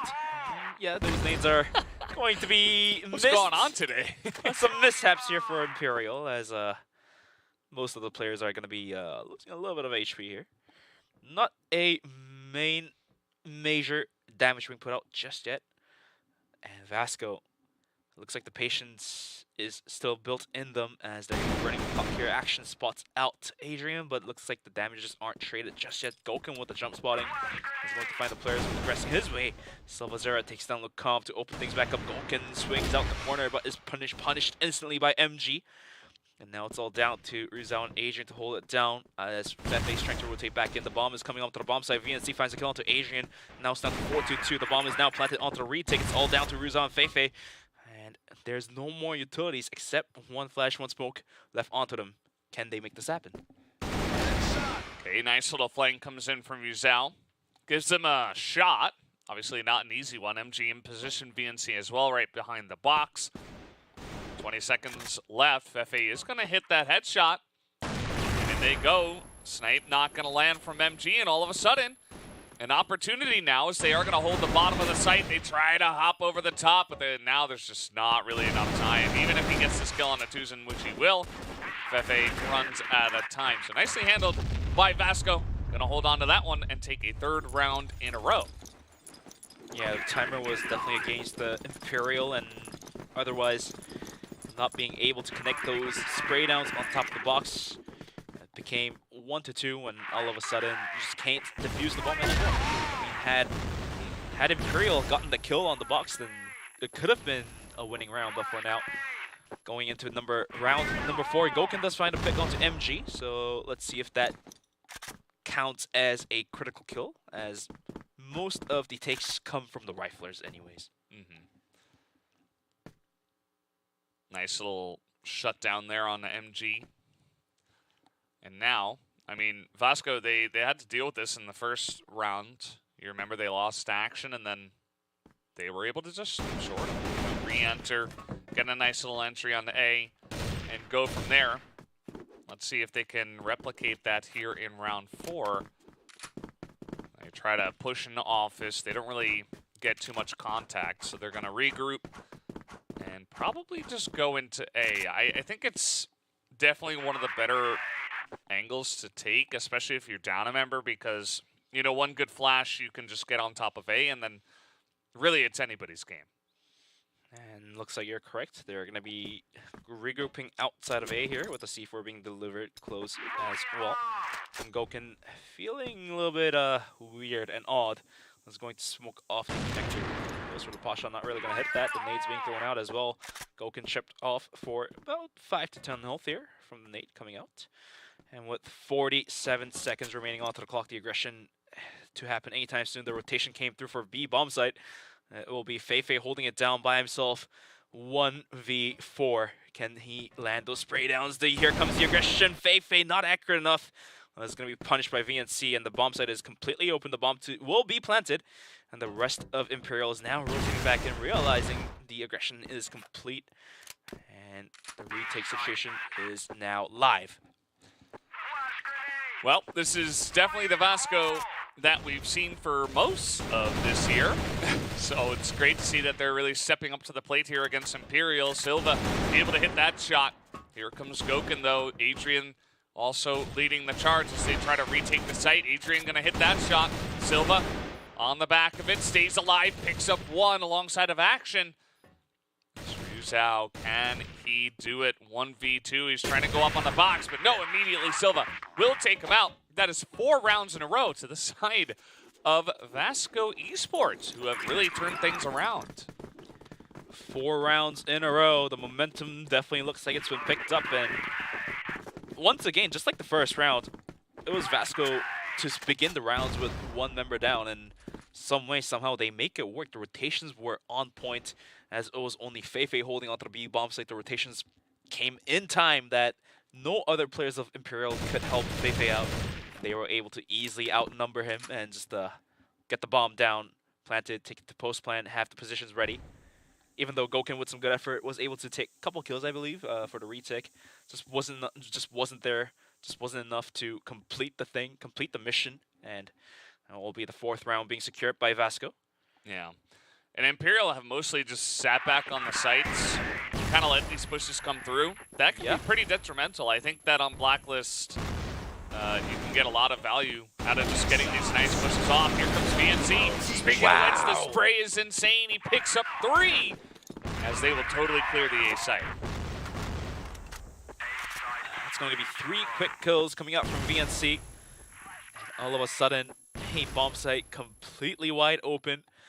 And looks like Imperial is caught with their pants down, and all of a sudden it's all down to Adrian going for the retake. Silvazera is quick enough to take down Adrian. It's all down to Goken for a 1v4 retake. 20 seconds left onto the bomb timer, and looks like just find one, taps out another player. Down to 1v2, goes for the reload. Action is quick to swap his weapon. Comes up and over, takes down Goken, and that's going to be the 5th round picked up by Blacklist, and VASCO will continue their lead. Yeah, 5-0 so far. Blacklist side turning out to be, again, very huge here. But generally, it's not this one-sided. As, yeah, looks like we might have a little bit of a delay here. I think the 5th round is definitely secured by VASCO, though, as we're going to have a little bit of a break, real quick one. We're not going to the commercials, but the players are going to have a quick break, just a couple seconds to rejoin and recreate the lobby.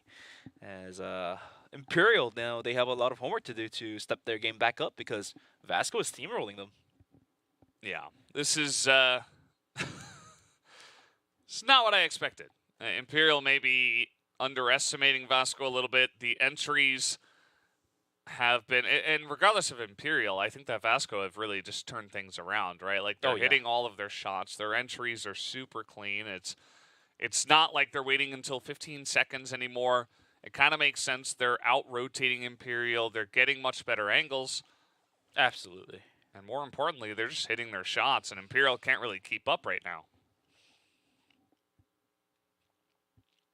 Looks like the lobby is recreated, and we're about to get more quality Crossfire anytime soon. Just a couple seconds. So make sure you guys grab some water and grab some snacks. Sit back, relax, and enjoy the ride. Yeah. Some popcorn. Oh, some, yeah. Some peanuts, perhaps. Peanuts are good, for sure. Some cup noodles. You make me hungry now. Yeah. Some pancakes. But the rounds, as you see, are going to be 5-0 as VASCO still stays up on the lead. 5 rounds in front of Imperial, and Imperial trying their best to catch up to it. And going into the round number 6, does VASCO have it to continue to lead? Now, the momentum could possibly be hurt since the lobby had to be created, but we'll have to see what happens. Imperial, they definitely had the time to discuss their plans, maybe change up the gears for the tactics and strategies coming into round number 6. So let's see if any differences are made here. And looks like Lacombe is going to be posted up pretty wide. He's going to swing out towards B bomb site, and those kind of plays are very important as Rizal gets killed, make that 2, almost making that 3. As VNC is there to trade him back. Agent is going to be quick to take down VNC. All of a sudden, Feifei swings out wide. Not going to connect his shots. It's going to be Action punishing him for swinging out wide. It's all down to Silvazera as Goken does find the kill onto Action. Yeah. Action just trying to catch him off guard. But it is Goken with a pistol, so that's not going to work. Silva's coming in. He's getting rotated on right now. Lucom's coming through connector. He's about to figure out that, hey, he's probably already on the site. And let's see. Silva waiting, not able to get the jump. Lucom takes him down. So finally, Imperial on the board. 5-1. Took them long enough. Took them long enough, but definitely, we are definitely looking at some bold plays being made by Imperial here. Feifei posting out wide towards B, giving that information. Okay, outside B connector is clean, and you guys might have to push. Looks like Rizal's going to push out wide once again. Takes down VNC, but is traded out by Tuzin. Comes from the backside, and that'll be Silvazera out and done. Smokes himself off and falls back right away to keep and maintain the man advantage here. Yeah, pretty good stuff. I think this is what Imperial has to do, to be honest. I mean, on Ankara, you just let them get clean pushes onto your sites. You're not going to last very long, to be honest. Yeah. It doesn't matter what team you are. Like, some of the entries onto A are pretty standard, but also the rotation we saw earlier where they faked A and then they went straight in underneath to B. That one was pretty clean, and Feifei wasn't able to handle that. So I think stepping out, trying to get some information where they are, trying to get some pushes down, that's the way that Imperial got to play this, and that's kind of where their strengths lie. So I'm a little bit surprised that they're taking it slow to start. We'll have to observe this a little bit more to see what's going to happen with this round, as rest of VASCO is going to be rotating down towards B bomb site. We do see Lacombe posted down towards middle. The bomb site is clean so far. Do they realize it though? Imperial, and having 3 players holding A bomb site, the bet is not wagered this time, as the bomb is going to be moving in towards B bomb site. 40 seconds remaining onto the clock as VASCO cleaning and clearing angles one by one. They don't want to risk anything, and we'll see what happens from here now on. Let's see, very slow push here on a B. Retake angle for Imperial. As you see, they're not taking any chances. They just don't want anyone to be picked off. And this should be pretty freely planted. Lucom can just tell his teammates that, okay, this is happening. Everybody group up. Smoke's already down, but I like Action's position, actually. The other 2 members are going to play essentially contact down underneath and also from office. And it's going to be Action to try to hold down this normal push. This retake, as Action is right there. He'll shut down 1 member already. Action finds the kill. Feifei comes from the underpass, gets a kill onto MG. Tuzin in action, and Coalition is going to take down Adrian and Feifei all down to Goken. All of a sudden, Goken lands a punch and somehow making it to 1v1. But now the timer ticking on the bomb. He looks like he has given up on using the bomb. It's going to be Tuzin. wrapping out the kill onto Goken, and it's going to be VASCO securing one more round. It's going to be 6-1. Yeah, very nicely handled by Tuzin. Very experienced player. He's just like, well, not enough time for you. Early pick onto Goken from Silvazera, so the confidence is definitely there for Silva now. Yeah, absolutely. He's having a much better map this time around. And Goken, you know, tries to get aggressive, tries to look for the peek there in mid. Immediately loses the sniper battle. And now Imperial are straight up down a member. Down a sniper. They're going to be missing a lot of information. It's hard to get aggressive in this position. And now from GR, it is so much more difficult to try to handle this round. Lucam is looking for active information. He's pushing out towards B corridor. Just going to fall back without having much of gains there. But it looks like they're going to be opening up B bomb site once again, having all 4 players down close towards proximity of A. But for now, Lucam in contact with Action, but Action is quick to spray him down. It's now 5-on-3. All of a sudden, VASCO looking very favorable going into round number 8. Yeah. They have handled this blacklist side on Kara excellently. And it's something you mentioned before, you know, their stats have been really good on this map. They're also very confident on it, and they're not scared of anyone. Even Imperial, they have truly taken it to them with swift justice. Swift justice, as you've mentioned. It's going to be Imperial on a hard note here. Can't really hold anything with 3 players only against 5, so they're going to be splitting 2-1, leaving B open, having Agent holding down middle, but Feifei and Ruzao is going to be spraying down Action, and VNST equalize things back down to 3-on-3 with 30 seconds remaining onto the bomb, the timer here. The bomb is going to be rotating in towards B bomb site as it's been left open. Nice little distraction. Unfortunately for VASCO, they didn't intend to lose both of those members on that little excursion into A, but it is going to open up the site, as you mentioned. So they're going to get this plant down. They've been very good at defending this in the post-plant. So Imperial trying to find a new angle. Tuzin waiting. He is being pushed right now on his left. He doesn't know about this. Adrian's going to get the drop on him. Tuzin, though, able to stay alive and will buy time in office. Tuzin was able to take down Feifei even though he was spotted out. Adrian's there to trade, but Ruzao comes up and over, takes down Silvazera. It's all down to MG. MG finally has to hit those shots. Yes, indeed, he does. There's 1 player left. It's going to be Adrian down half HP. He takes out the D. It's going to be MG. He's going to be taken down. 4 seconds left of the bomb timer. The defuse is going to connect, and it's going to be Imperial taking 1 more round for themselves. Well, very interesting round there as VASCO, they kind of got caught on the site. I thought they would plant it and try to back away into the similar position, but it wasn't quite meant to be. They were getting picked off as they were trying to rotate out, and Imperial get in there pretty quickly. So even after that office fight, the rest of Imperial did not waste any time making their way onto the site. And taking over office means you can't quite back up into the same area. And Imperial knew that and were able to take advantage of the situation. So pretty interesting now. We are at 6-2. Imperial, you know, it seems like they're really struggling to pick up even a single round. As Ruzao is in a very cheeky spot. We're going to be looking at Ruzao hiding. Action trying to gather some information towards Vents as well. Is going to probably step up. Goken's crouch peeking down towards the bomb site once again. But for now, the aggression is not really happening so far. 8-2, and like you've said, the struggle definitely continues on for Imperial as Ruzao is taken out by Action. And the struggle to take 1 more round seems to be even harder, as now they're down 1 more player. It's going to be 4v5.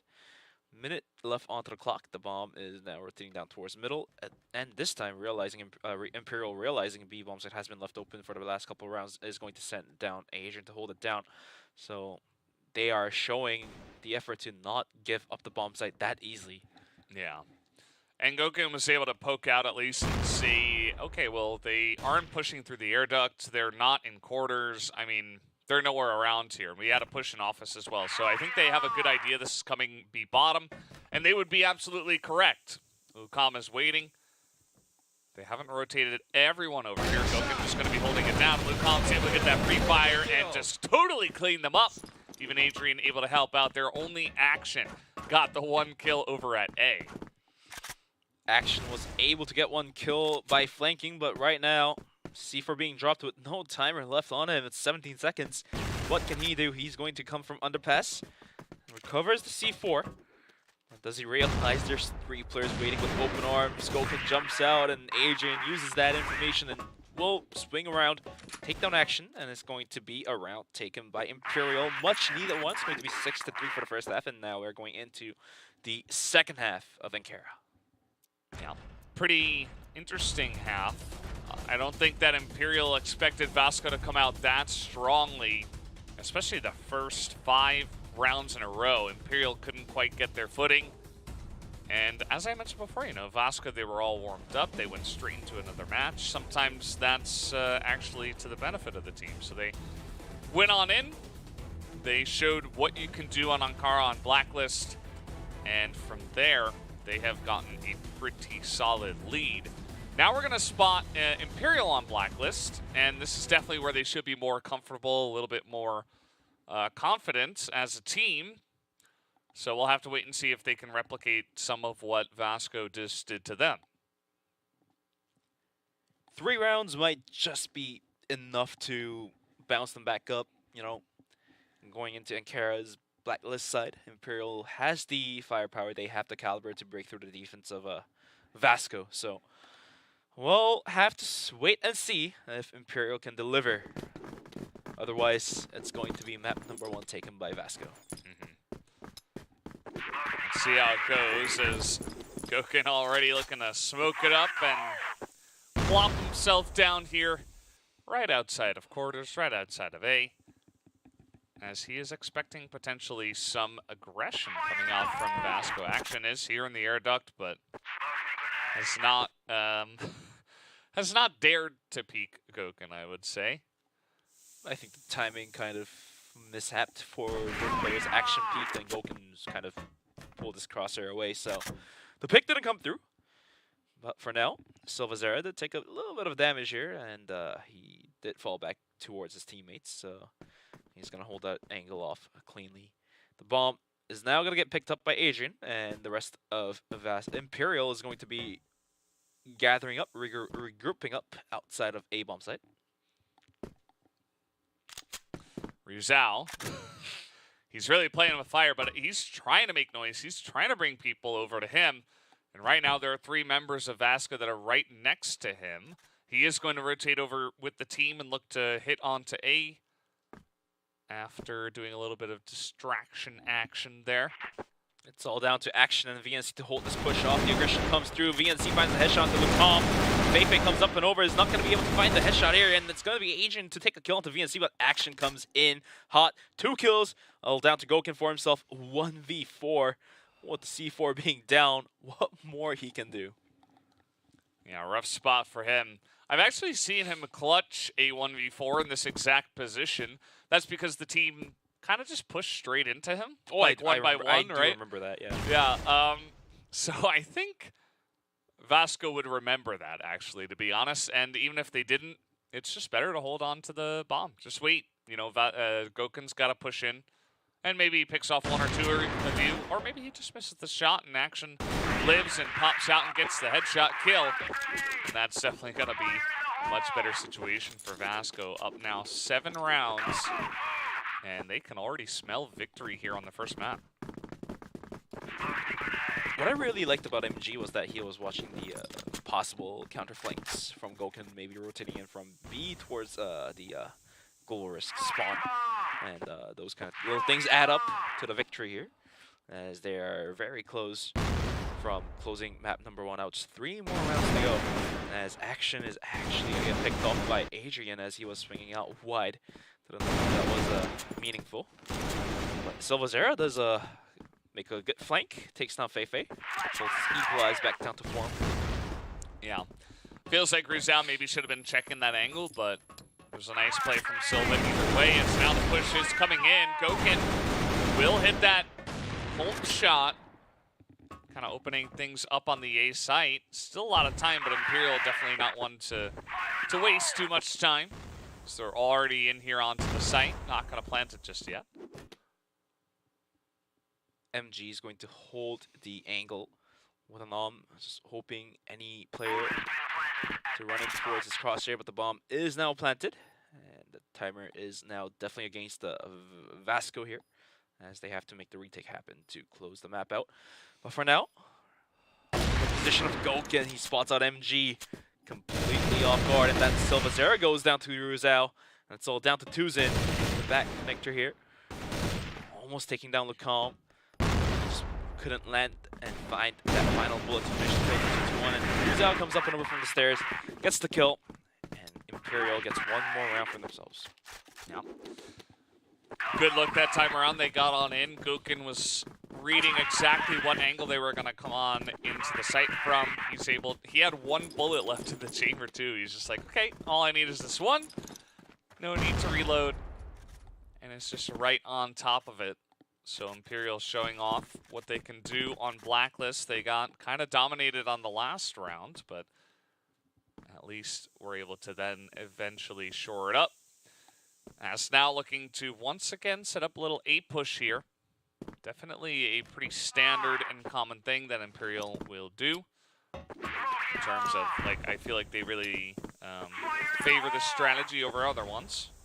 Different teams from other regions will generally go B bottom a lot. Not the case for Imperial, as here they go. VNC right up top, and he's just going to pick up 3. Oh, actually just 2. Fefe and Lucam able to trade a couple back. Now it's down to Silvazera to hold the bomb site as his teammates are coming for help. Help has arrived, and now Lucam trying to come up the stairs, actually finds the kill, is going to be traded up by Tuzin. Feifei takes down Tuzin though, but MG is quick to Om and down, so one-on-one, Om versus Om. It's going to be Goken versus MG, but the HP situation looks a lot better on towards Goken. One good nade might stood around here. Yeah. Goken is going all the way around. Seems like MG is reading the situation pretty well. He knows there's basically only 2 angles he could come from, but Goken's going all the way around. He's going through the spawn. MG not going to see that angle. Goken just one shot. Obviously communicated from the teammates. So Imperial, once again, able to link up 2 rounds in a row. And I have a feeling now that Imperial are not going to go quietly into the night in this map. I think they are on the comeback here. Yeah. I mean, 2 rounds is definitely comebackable now that the steamroll has begun for Imperial, taking 2 rounds in a row. Adding 2 more on top of that is not the hard job to do.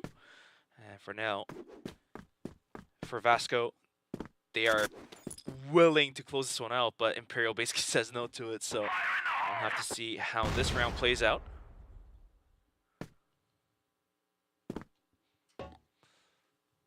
Goken waiting, just begging someone. Oh, Action's actually going to win that fight pretty handily. Goken did not go down, as there you go. Actually, he does do a grenade, as that is, I'm keeping track, our 5th grenade kill so far already today. Action gets a little bonus kill as well, as Lucam will eventually get revenge. Feifei is going to push connector as MG is waiting with the Om. He's going to be taking Feifei down, all down to Lucam and Ruzao. 2v4 with a minute on the clock. VNC spotted out on top of the bomb site. Lucam not really willing to push into that, but he does find the headshot. Clean, crisp click as well. And now, bomb site A being contested, but look at the position of Ruzao. He's rotating all the way towards B. Yeah, and he does not have the bomb, but maybe Lucam could try to just rotate out. He's gonna draw everybody over. He's reading the jump down, as Silva may be a bit over-aggressive, trying to get position on him, and now Ruzao looking to rotate. They're not even looking to plant this one, as he's gonna find MG. That's an easy kill for Ruzao. And now it's a 2-on-1, and they have enough time to just rotate over and bring that bomb to B. Imperial is playing VASCO like kids on the playground, and all of a sudden, Lucam and Ruzao was able to turn the ground around. It's going to be 2-1 from a 2-4, so just about 14 seconds left onto the clock. The bomb will be planted, And it's all down to Tuzin for a 1v2 clutch if they want to close the map out. Otherwise, it'll be Imperial catching up to the toe here, up to the neck here. There it is. There it 3 is. rounds in a row. 7-6. Imperial being the 6th. They are putting on a show now on the Blacklist side. They're like, you were pretty good on Blacklist, but we're going to show you our Blacklist side and show you what we can do. And so far, they've been having a pretty fun time of it. Goken just holding down quarters all by his lonesome. And the rest of the team just going to push into office, taking out Silva, who is looking for that aggressive angle. And all of a sudden, VASCO, in a very unstable spot here, has to rotate a player down towards B bomb site.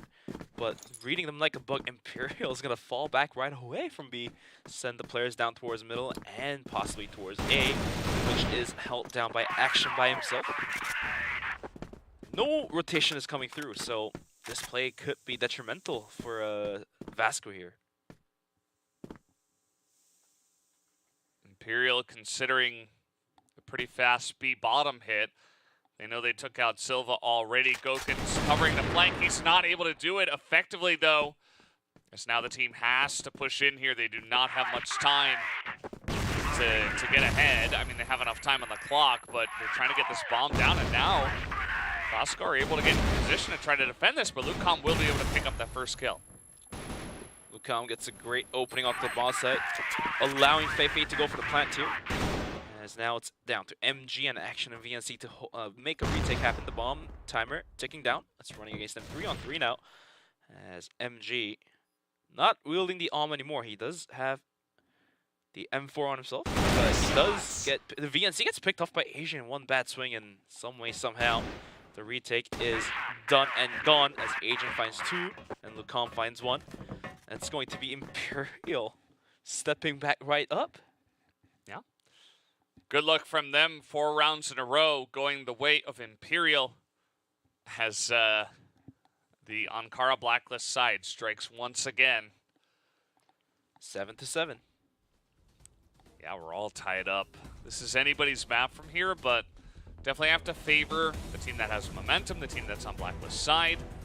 And Imperial, that seems like finally they're comfortable. I don't know. The Global Risk side was a little bit lackluster, like they picked up a couple of rounds towards the end, but even those were relatively close. So you see on your screen a bunch of the guys from VASCO Esports just trying to figure out what they can do better, jumping into this map once again.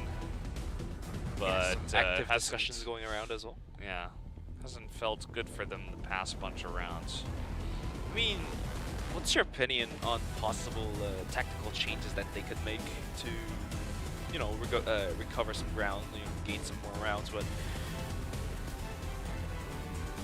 I mean, it's kind of hard to get aggressive on this map, especially into quarters, because you know that Goken's there.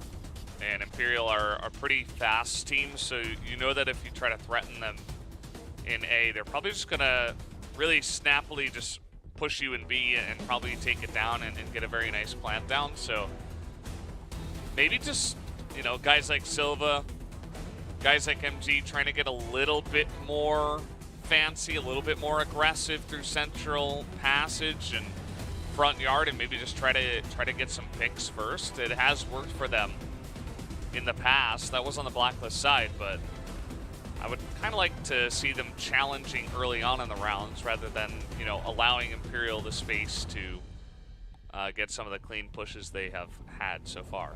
yeah, I mean, it could definitely get rough for any of the teams here. Now the rounds has been tied to 7-7. For VASCO though, I do definitely feel that more aggressive play should come through as well. Like, okay, we've seen, you know, players pushing out towards B, trying to gather information. Okay, it worked, and sometimes it doesn't work, and sometimes, but now with the rounds being equalized to 7-7, which is 2 rounds away, like there's not much room to risk, but maybe this is the moment to risk it. Because you have to hedge yourself, you know, like if you don't take the risk, you don't get the return. And yeah. And so far, Imperial has been beating VASCO in a default setup versus default setup. And if you can't beat them in default setups, you have to risk it. You have to head in. Otherwise, you just won't be able to pick up the rounds here. Yeah. I think eventually, maybe if this goes like 8 or 9 rounds in favor of Imperial, they'll probably go for it. For now, does look like a pretty standard setup, although we do have a couple of guys pushing out of office. We'll see if Silvazera really wants to push the envelope there. Whereas on the side of Imperial, it's not just Goken this time. It is a full 5-man unit hanging out in quarters, threatening that A site. Goken coming up towards the catwalk windows here. Is trying to find a pick as MG did fall back, so not much of aggression coming through just yet. But look at Imperial. They're gathered up now. They're pushing in. The aggression is coming through, but Silvazera sprays down too quickly as the calm is there to trade him back. But the hurt has been given, and it's down to 4v3. It's actually Imperial that are taking the risk. They're looking for the big reward. They want to take a devastating round, but now they're down a member as they sneak into the back line. They get in through the spawn, but see these guys from VASCO just trying to hold down the site, looking for the poppy shots there as Goken makes his way onto the site. But the spray is good from Action. He picks up 2, and that'll be back on the board here for the side of VASCO. They pick up an 8th round finally. 2 more rounds to go for VASCO. Looks like they have figured out the tactics that Imperial brought to the table. And this time around, Imperial, are they going to switch the gears up, or are they going to keep and continue with the same plan? And it looks like so far, they're going to continue with what they have done last round. The aggression is coming through quick and fast into the bomb site. Action tried to hold them down. Did a bit of good damage onto Adrian and Faithful as they're taking down to half HP. And Imperial trying to clear out where the box is holding as Action did fall back. And Silvazera behind takes that Vulcan. So all of a sudden, the aggression is put to a halt. Yeah, and you see Imperial, they kind of get stuck. They're like, well, you know, we got to go forward. They push forward, and yeah, they do take control of the site, but that's just because VASCO are playing for the retake. They know they don't have to get over aggressive here, up 2 members. And yeah, that flank was pretty massive. The timing and the rotations that are coming out here from VASCO. So a very high level of play. MG gonna get that snipe. Now Imperial in a lot of trouble. Fuzao trying to hold down the site. The spray not good enough, and Action will take down both of them. And that will be a 9th round now to the side of VASCO Esports. And with just 1 more round from closing the map out, with all hopes, they are looking to find that last round. Otherwise, it's going to be Imperial trying to regain the ground back for a extra overtime. Just 2 more rounds to go for them. And looks like this time around, instead of heading down towards A, they're going to be spread out in more default positions. Let's see how they want to do this. Imperial kind of just spread out. They know they're up against the ropes in this first map at least. Keep in mind, this was Imperial's choice. They're like, okay, you left Ankara up. We're feeling good. We'll take that right away. And immediately, VASCO come in here very strong and are heavily in the lead. Imperial, we'll see if they try to reinvent the wheel, or are they just going to go for another A push because VASCO have been reading those. They've been handling those. Looks like they want to get some picks first, but on the side of VASCO, a lot of defensive play around the office. I'm just waiting for now. C4 is dropped outside of the A corridor towards the spawn of Blacklist, so will probably soon be recovered by any of the players rotating in or out. Action duel with Fei finds 2 kills on towards Goken as well. The result did take down Action, but the hurt has been done onto him as well, taken down to about 10-15 HP here. And all of a sudden, VASCO, they close this one out. Adrian maybe biting off a bit more than he could chew, because he was just trying to distract while the rest of the team pushed into A, but this bomb is pretty late. As you do see Rizal trying to rotate it in right now, but I think that VASCO should be able to regroup and understand that this is not going to be a B push in just a moment. And some low health bars already on Adrian and Rizal should lead to VASCO in a very advantageous position, even if this does get planted. But the plant is in a decent enough position out in the open. So if Rizal and Adrian can position themselves in a more concealed spots, then they can hold the bomb down from getting diffused. As Lucom is going to be posted up towards the spawn here. Goes for the spray down now. Is going to be able to find Tuzin, but that was it. Can't do more. MG swings out with the pistol. Gets 2 kills for himself. It's all down. Adrian gets the kill to stop the defuse, but now the rest of VASCO is going to run up, get the bomb defused, and it will be map number 1. Map number 1 going the way of VASCO Esports as they're able to upset Imperial. I mean, can you call it an upset? I'm not 100% sure. I mean, these two teams actually pretty evenly matched over at CFBL Season 1. And so VASCO, even though they had a rough performance against VINCIT, they come in here extremely strong. They get 5 rounds in a row on the Blacklist side, and they were able to eventually bring it home, even on Global Risk. So take a look at some of the highlights, how this all got started. Look at those wall bangs of Silva Zero. He just connects the shots after shots and is able to take the kills into his pocket. Secure the round for themselves. Some good moments from all of the players, even MG as well. The basketball pistol was able to secure the kills into his backpack, so let's see. MG had a moment here. Eventually, Adrian just charged him down with the pistol and was able to defuse with about 4 seconds left. I wonder who the MVP is going to be for map 4. Yeah, I'm not 100% sure. I feel like there were a bunch of members on that side. Maybe Action? Action, possibly. MG as well had his moments as well. So this could be a very tough decision for the MVP, but we'll have to wait and see who actually gets it. But some way, somehow, Imperial loses their map pick of Ankara against VASCO, so now going into Eagle Eye, which is VASCO's pick. Can they close this one 2-0, or can Imperial return the favor and take this to map number 3? Well, I haven't seen a lot of Imperial on Eagle Eye, to be honest. I mean, generally this map was banned out most of the time. I believe they did play it, you know, a couple of times over in the CFBL. I actually want to take a look and see what Imperial's rating is, I suppose, on this map. But in the meantime, for VASCO, if they are able to step up their game going into the first half of Eagle Eye, then things do look bright, as Eagle Eye is also one of the maps that not heavily favors, but still slightly favors one side over the other.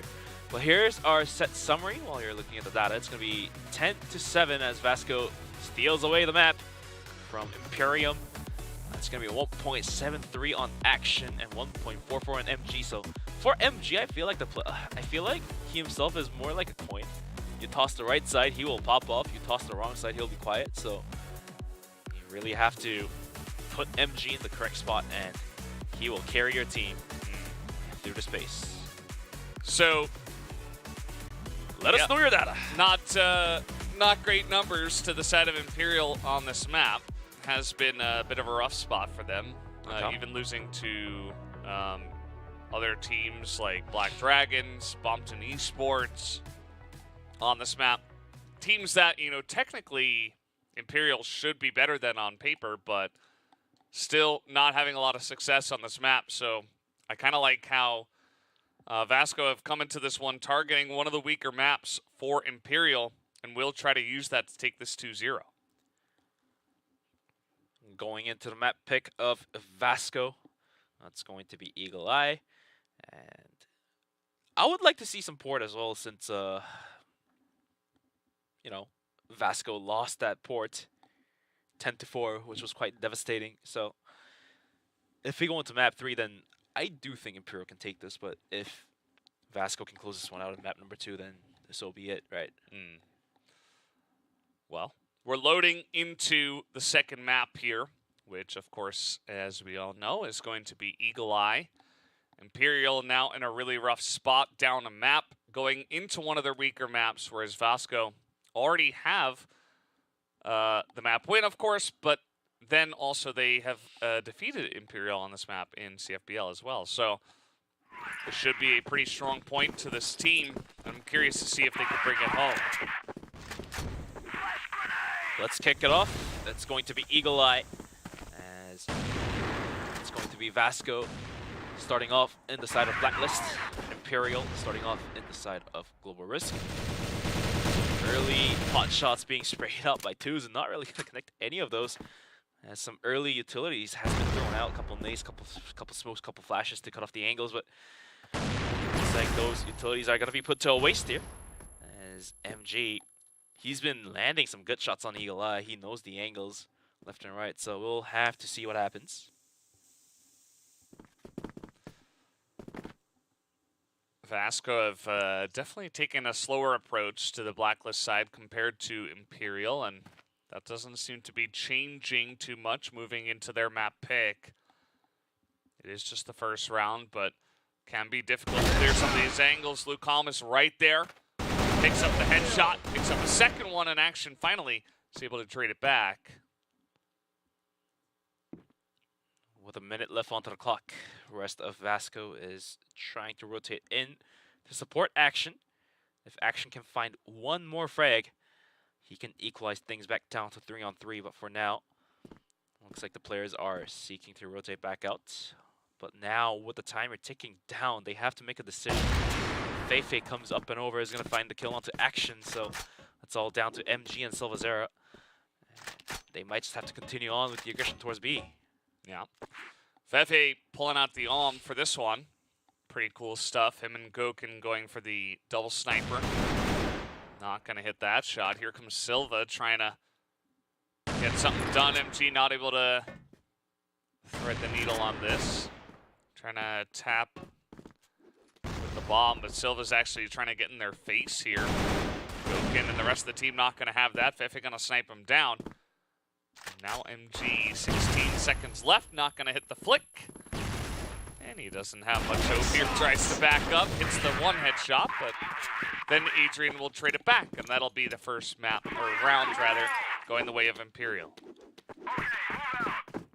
Some early trades coming through, but it was Action taking one kill, whereas it was 2 kills onto the side of Imperial, but MG with an early pick onto Feifei.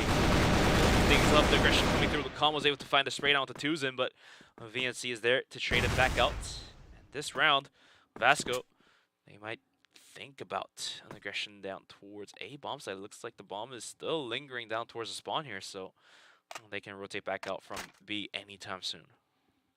Yeah, VASCO certainly taking their time with some of these pushes. It's kind of cool. It feels like they go for a lot of resets, you know, try to take little skirmishes on the map before they actually go for the plant on the sites. We'll see if it works out. Imperial have certainly been having trouble with the style so far in this matchup, so I don't see any reason for VASCO to really switch it up. VASCO definitely playing with the clock here. They're going to be playing even more patiently, as we are looking at Silvazera still lingering and chilling in spawn. Not really going to care. His way. VNC though. This man, he's going to cross the corners, cross pads, and find the headshot to Ruse out. It's all down to Adrian Goken. Goken misses the shot, but is quick to swap to his pistol, takes down VNC. With less than a minute remaining, the bomb is going towards the A bomb site, which is completely open. The plant is going to happen. And the retake now has to come through from Adrian and Goken. Well, let's see how it goes. Silva gonna get this bomb down. 3v2 in this scenario. Silva pretty clutch himself. He's gonna hit that headshot right at the end of that spray. And Goken's like, well. Yeah. Maybe I can hit the long angle. Nobody's going to check that, obviously. Could have been MG that if he wanted to get aggressive, he could have, but not going to be the case here. Goken does find a good one, though. Just 2 more to go and 10 seconds remaining on the clock, but Silvazera steps up towards the stairs, finds Goken. That's going to be VASCO, equalizing things to 1-on-1. Maybe, just maybe, VASCO is going to be able to stop the momentum from Imperial.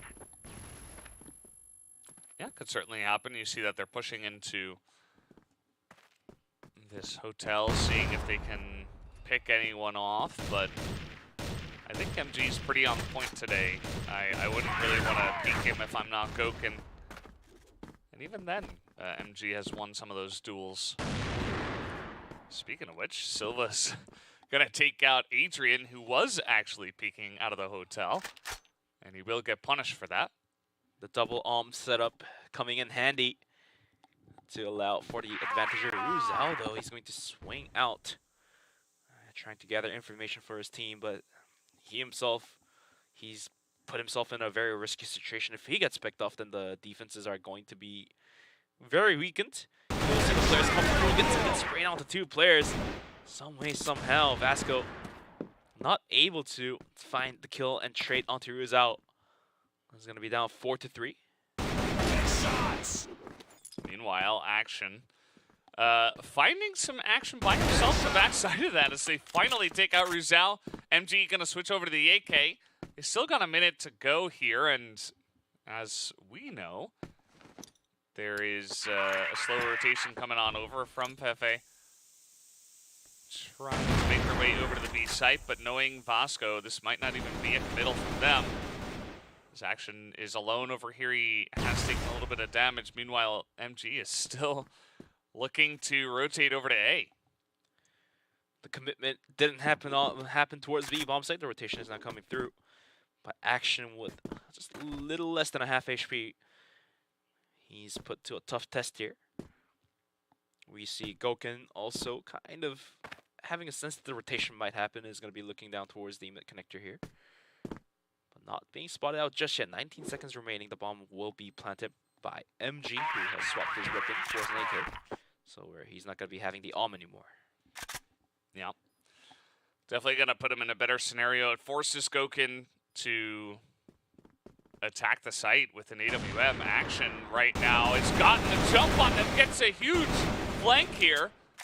And now Fefe is pretty low as he tries to hop out of the side and what happened there? Does not win that battle. MG struggling to reset his spray. And Fefe on very low health still able to win that one. That was very close. I would say, okay, MG not being able to connect the shot, that's okay. He still had the opportunity to fall back and reposition himself. But MG decides to push out with the confidence. At the end of the day, it didn't pay off, but big props to him. Yeah, nice try. Nice try. NT. Yeah. Oh, Silva. Looks like he's feeling the arm, is going to find the opening kill onto Lacombe. And this time around, after losing 2 players to Ruzao, who was pushing out towards the B corridor, is going to be sending 2 players down to check the angle once again.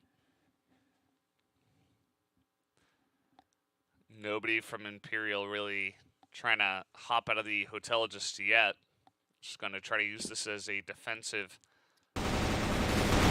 place. As I say that, Fefe hops out the window and gets the jump on them.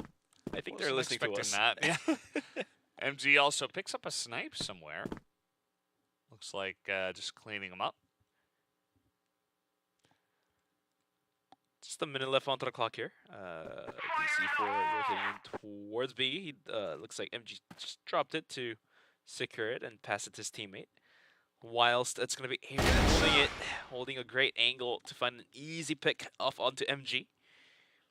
So Silvazera being caught off by Ruzao. It's all down to Action to clutch it 1v3. C4 also down as well. What more can he do? Ruzao spotted out. Action takes him down, but look at his HP. He's taken down super low. Goken is there to finish the job, and it's going to be Imperial taking one more round. Yeah, good showing so far on the Global Risk side. Some of their defenses have been excellent. Also that one retake from Fefe. Even with some of these big picks that Silva's getting, that some of his other teammates' action, some of the lurks from him, does not seem to matter. Imperial have been able to close out the latter half of these rounds pretty consistently. You are absolutely correct. Silva getting those huge openings, but they still can't capitalize on top of it. Lucom sprays now 2 players quick. Action is there to trade, but the damage has been done. Down to a 2v3 once again. Well, looks like we've seen this happen a couple of rounds ago, and we're back at it once again. But now they're going to switch the gears down towards the B bomb side rather than A. As Rizal and Action goes into a duel mode. Okay, Action. Okay, he does find a quick headshot onto Rizal, but Goken is still lingering around to help out the defense. But now, at least the players from VASCO, they're going to be rotating back out towards A bomb site. Yeah, not too surprising. This is the way that VASCO have found angles on Imperial, not only here, but in Brazil. They're just trying to run them around the map. They're trying to use some of these tricky rotations, some of the strategies to get advantage on some of the members of Imperial that, you know, individually their skill level, their mechanics are pretty insane, but as a team, VASCO have proven, well, I say that, he's going to get sniped. Still some time. Goken with a cheeky angle on top of the roof was able to find a kill. Onto Action, who was trying to go for the plant here, but MG has picked up the C4, and he's now all the way in the spawn of Global Risk. Does he realize Goken's right there? No, he doesn't. And Goken secures one more round for Imperial. It's going to be 4-2. Yeah.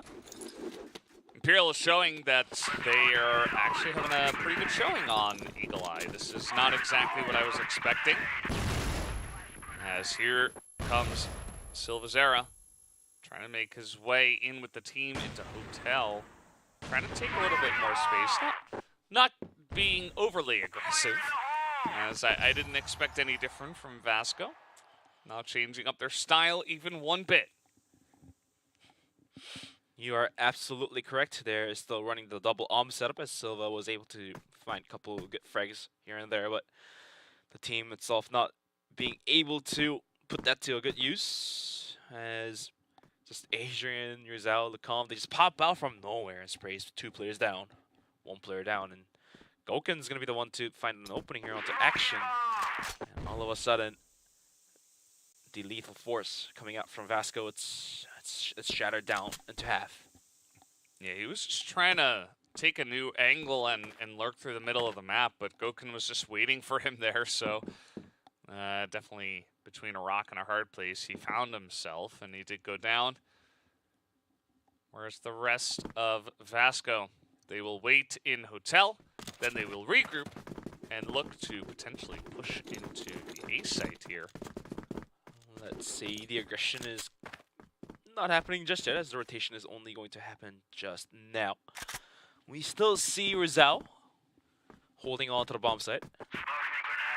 Setups are coming through. Lacombe is holding on to the connector here. He's going to spot out Silvazera. For sure indeed. And Rizal on top of the site. He also flashes out the blacklist, pushing through. Rizal, Lacombe finding Filovich. VNC's trying to treat them back, but it's not going to happen. Goken comes around with a pistol, takes him down. And it's going to be Imperium securing their 5th round against VASCO. Yeah, 5-1. This is pretty good dominance from the side of Imperial, as today it feels like the day where teams are just kind of losing their map picks, and then the enemy team just takes it down. It's going the other way. Yeah, perhaps Imperial will be able to do the same. Here comes Silva. This time a much faster hit. Action brought some reinforcements. As meanwhile, Imperial is still able to hold it down. They trade 2v2 as they are able to take out Action on the big aggression. Tuzin also shot down. MG, he's got to hit some of these headshots with the pistol. He's expecting the flank, but Rizal waits on it. As Goken Gonna lose to his counterpart. And the headshots not able to hit. Ruzal very, very low. MG able to switch over to a rifle. Ruzal now in a pretty rough spot. MG holding on to the C4. MG hitting some naughty shots. Takes down Goken and Ruzal to a super low HP. Had that been a headshot, could have been a round for VASCO, but for now, that's going to be toned down to a 1 versus 1 as both players disengage from the action. The bomb still lingering towards the B bomb site as Ruzal trying to get some extra information for himself on the staircase here. With less than a minute, MG not really willing to plant. He can definitely play with the clock here, you know, possibly catching Ruzal on off rotation or have a free bomb site for himself if Ruzal decides to go to the other bomb site from the one MG is aiming to get to. And looks like both players have cross pads. And MG, will he step back towards A? He's maybe out-rotating himself right now. Although he is not going to go all the way over to A. He just checks back in the spawn, and now he's going to go straight up through hotel. He's going to wait until there's about 0 seconds left and look to plant this bomb over on the B site, really trying to outsmart his opponent in Ruzal. Both of them are so low, they're basically both one shot. So I understand being as careful as possible to try to take down this crucial round. The patience from both of these players are insane. I mean, had it been me, I would have just ran out and probably died to the counterpart here. But in a 1v1 with the bomb ticking down, Ruzal, he does have one flash, I believe, and MG would have made the nade could be huge, but he didn't even need the nade. He sprays Ruzal down. 1 bullet was good enough, and that will be a round to VASCO to catch up. It's going to be 5-2, 2 more rounds to go for the first half. Nicely done by MG, just a slow and steady one. Doesn't get overheated, just waits it out. Has the angle, understands where action will come from. Because that one looked very close. Not quite going to land. Going for some more pot shots, not going to connect those as well. He's going to smoke off the connector, mid connector here for some extra safety. And for now, the setups are coming, raining down on towards A bomb site. The aggression is happening through. Goken is going to be the one to hold it down, but he's spotted out. Not going down just yet. He's going to be able to find more damage on the players. Silvazera goes down with my Fefe. Action comes up and over. It takes down 2 players some way, somehow. Imperial completely shut out. Just 2v4 now for Ruzal and Adrian for the retake. Yeah, VASCO making a stand, although Ruzal able to trade one back, making things interesting on long here. The other member, Adrian, from mid, looking to take him down. MG takes a bunch of damage. And there you go. Another grenade kill comes in. Adrian gets the one pick off, and VNC finally gets the 1 kill, but then gets flanked by Ruzal, who's sitting on 2 KD and is going to clutch it there just at the end. Picks up a 6th round for Imperial. Great retake coming out from Imperial. Having only 2 players was able to make this round happen. That does put the hurt into VASCO with just a single round remaining until the first half. They really need this one if they want to go into the second half and possibly close the series out. Otherwise, VASCO might be losing their map pick against Imperial, although they were successful in stealing the map away from Imperial. And for now, more setups being thrown out towards A bomb site. Once again, Goken's position has been compromised as VNC is going to be landing this punch. Silvazera coming around from the backside is going to take him down to open things up. VNC once again getting the kill onto the calm. So same progression once again from the last round is going to continue on this round once again. Yeah. They're able to get the bomb down pretty quickly. I kind of like the pacing this time around. Adrian is really going to struggle to find the angle to get on in there, especially with a lot of utility left. Well, I say that. There's only a couple of pieces, but still, 5 members alive. A couple bean cans. Yeah. All right, that should be it. Ruzal able to pick up the grenade kill, of all things, but at the end of the day, it is still 6-3. So VASCO, not the cleanest half I've ever seen, but Certainly, you know, picking up that last round is going to be a pretty big boon for them. This map can be kind of brutal at times.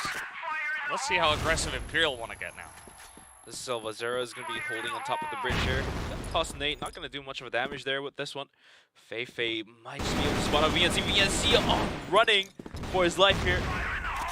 Takes a bunch of damage, falls back successfully though, so the information has been given. As you see, we have Action and Tuzin both looking down towards the B-bomb site. Waiting on if Imperial will actually push, but yeah, this year of 2023, it's been interesting. Even Imperial have come in with a way more balanced play style, a lot less rushes, a lot more rotations, kind of as the Brazilian League and the America Division here at CFSI have kind of updated their play style. Adrian lurking with a couple of members and trying to isolate Action. Not quite going to work out because MG is right there as artillery picks up two. Feifei, though, is cleaning up on the backside of the site. Gets a third kill now. And makes things pretty good here for Imperial. Goken with the shot. Tuzin comes up and over. Takes a bit of damage on towards Goken. And down 1v2 with the players rotating out once again. Tuzin, does he realize the rotation came through? Yes, he does. And he will rotate in once again.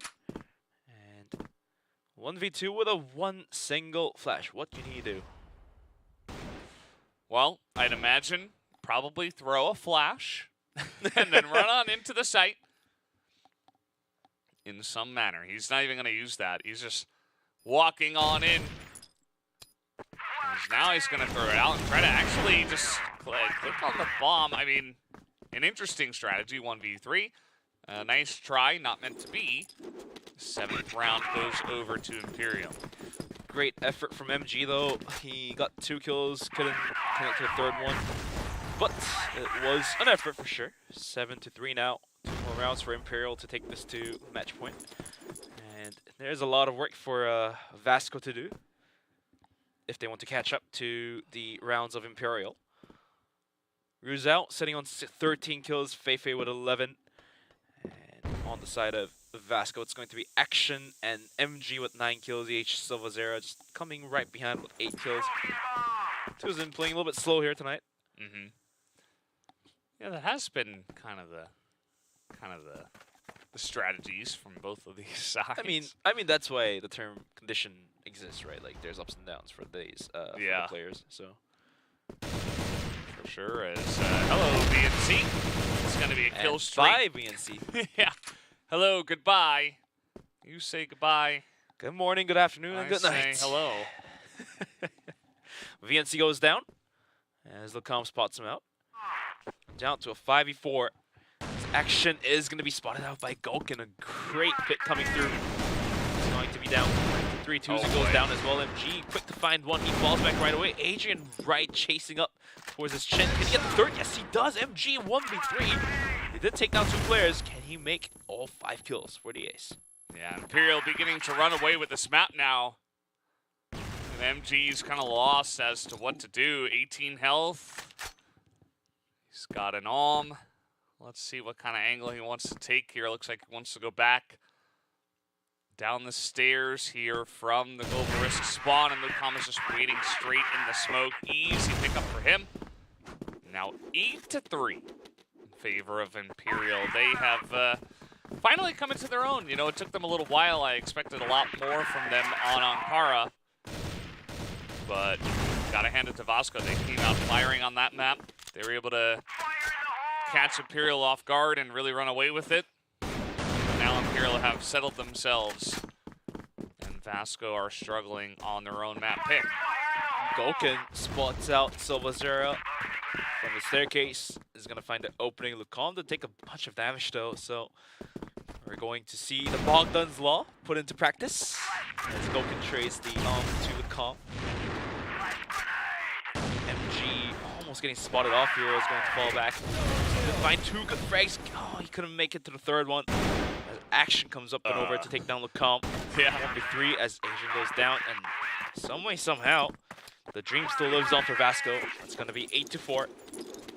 Yeah, I mean, we've seen crazier comebacks. All it would take is 6 rounds over the next 8. Something like that, yes. Yeah, could happen. We'll see if they will believe in themselves and actually be able to overcome this titan of a team. Not going to be an easy task by any means. Imperial certainly looking to force support. As Silva, oh, very nice little flick there at the end. Vicom still able to get that first kill onto action. Adrian now pushing through the connector, trying to clear his way out. Let's see a player, and that's taking down MG though. Constantly putting the damage into Imperial is going to take down Fei. Make that 2. Quick flick, brother. Can he make the 3rd? No, Rizal finds the head. Tip of the head on towards MG, and MG goes down. Now it's going to be down to 2-on-2. Silva, VNC versus Rizal and Goken. On 2 health, VNC is just shelling down onto Rizal. Goken's like, well, I guess I might as well plant this bomb and see what I can do. He's got an AK now. He's on the hunt, actually. If it's anyone to clutch, it's on Goken. 2v1. Did swap his weapon to an AK. Almost spotting out VNC, but VNC comes up and out. Takes the kill onto Goken. 8-5. As the round will be secured by VASCO. The dream lives on. Yeah, a pretty cool one there. VNC, kind of the hero right at the end. Able to pick it up barely as, all right, I mean, you know, sometimes when you say, wow, they've got a chance, you know, the comeback could be happening. A lot of the times, as casters, to be honest, you don't necessarily believe it. But will they make us a believer tonight is really the question. Hence, there is a lyric, don't stop believing. Don't stop believing. And looks like VASCO haven't stopped believing just yet. The dream still lives on, 3 rounds away from equalizing things back down. But they don't have much more room to risk anything. As action comes up and over, takes down Rizal. Things are looking great. Goken, though. He does flash action, but he's not going to be able to connect shots and take down action. Yeah, Action is just holding this angle so well. I mean, he felt the pressure perfectly. He pops out right at the right timing, gets the kill. Backs away when he feels the pressure from Goken. The second Goken's gone, he's pushing again. And you see them over there. Action's getting information. He's able to push through the spawn. He's able to potentially get this flank off. As let's see how far this lurk story will go. Action. Actually, he cross paths with Lacombe, but now he knows the information. Lacombe is there, so he's gonna find the kill though at the end of the day. Yeah. And all of a sudden, Imperial dead stuck there towards B bomb site, realizing Action is right behind their back. Not much for them to do. Any action. See what I did there, but just 50 seconds remaining on the clock. The aggression is now on. Fei taking Tucson down for super low HP. Gonna go for the pot just on towards MG. Not gonna connect. VNC comes up and over. Takes down Goken. It's all down to 2 players, but it's going to be VNC spraying. Make that 2, but Adrian's quick to react. But Tucson will find 2 kills of his own. And that's going to be VASCO catching up once more. Yeah, like you said, Bench, don't stop believing if you are a VASCO fan. Are you a non-believer? I'm a believer. I mean, this... I was a non-believer. I was a pretty staunch non-believer. I'll tell you right now. I didn't believe in their chances to come back in this round. I thought that Imperial were just going to run away with the map. We were going to have port. And, you know, maybe VASCO were going to get it done there, but... That's the song Dream On exists as well, too. Dream On. We'll see if Imperial are going to be singing that if they take this one. MG, though, he's keeping the hopes alive. Go can find the kill onto Silva, whereas MG returned a favor onto Lacombe. 4v4, things equalized to quite even situations, although Adrian did take a pretty bad beating to himself. Is going to practice Bogdan's Law once again. He's going to hold on to the arm. But was that the right decision? Because Goken can hit better shots, for sure. Yeah, that's... I feel like this could be the key factor here for Oh, never mind. Feifei finds a quick headshot to VNC. This is turning into a really close match. You see that Imperial are really pulling out all the stops for this one. Adrian actually able to hit that shot. Tuzin not able to handle that very well. Goken gonna take him down, and finally Imperial, they pick up their 9th round, and they're singing Dream On right now. Saying, in your dreams you would come back. There's still a chance here. 3 in a row would be what it would take, obviously, but perhaps Imperial gonna make the end of this map come to life. They're still looking at the double setup coming out from Silva and MG. This time around, Imperial as well, not really risking anything. They're not opening up their angles too widely. Whereas for VASCO, we do see some players swinging out wide. That's going to be action right in front of Adrian, spotting him out. Not going to be able to connect into a kill. Action comes up and over, though. It's going to return the favor onto the head of Adrian. So that's a good opening.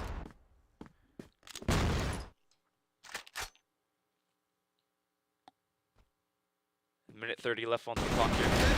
Action comes up and over, takes down Goken, so the dream still lives on. A comeback more than definitely possible if they're able to secure this round. Silvazera as well finding a kill. It's all down to Rizal and Lecomte to shut this map out. Ooh. Silva making quick work. Rizal just get one, but it's clear that Imperial are getting just picked away at some of the angles that VASCO have found. Have been quite nice. As we're playing ring around the rosy here, Rizal gonna pick up another kill. And I suppose there's a possibility for him to go 1v5 in this one.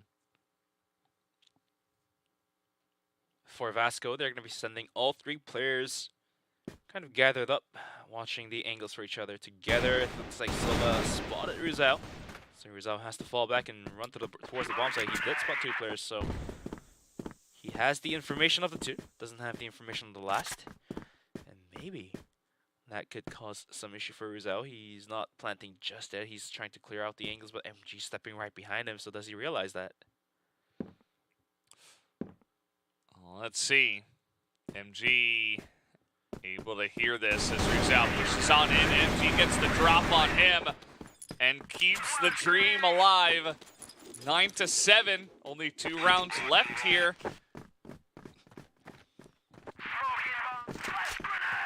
This is getting pretty interesting.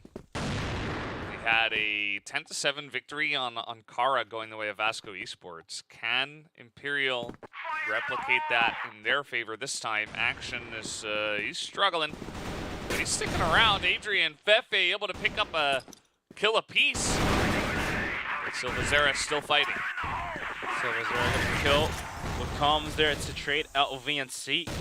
Silva sitting on low HP. Tuzin's gonna be spotted out inside the smoke, so it's all down to Silvazera. That's it. That's it. Imperial. Nice little shot there at the end by Goken, as that will tie things up in this series. 1-1. Imperial finally getting across the line. They're having a much rougher time against VASCO than we've seen versus any other team here. And pretty good stuff overall. You see Feifei looking almost exhausted at the end of that one. A really tooth and nail battle between these 2 teams. Yeah, it really had to come down to the last bits of sticks and stones. As we're going to be looking at the set highlight here. Well, what can you say about this one? Started off pretty much in favor of Imperial. They started off with 6 rounds from the global risk side. Some big highlight moments. And at the end of the day, they did get it done, but clearly the global risk side has kind of taken over on this map.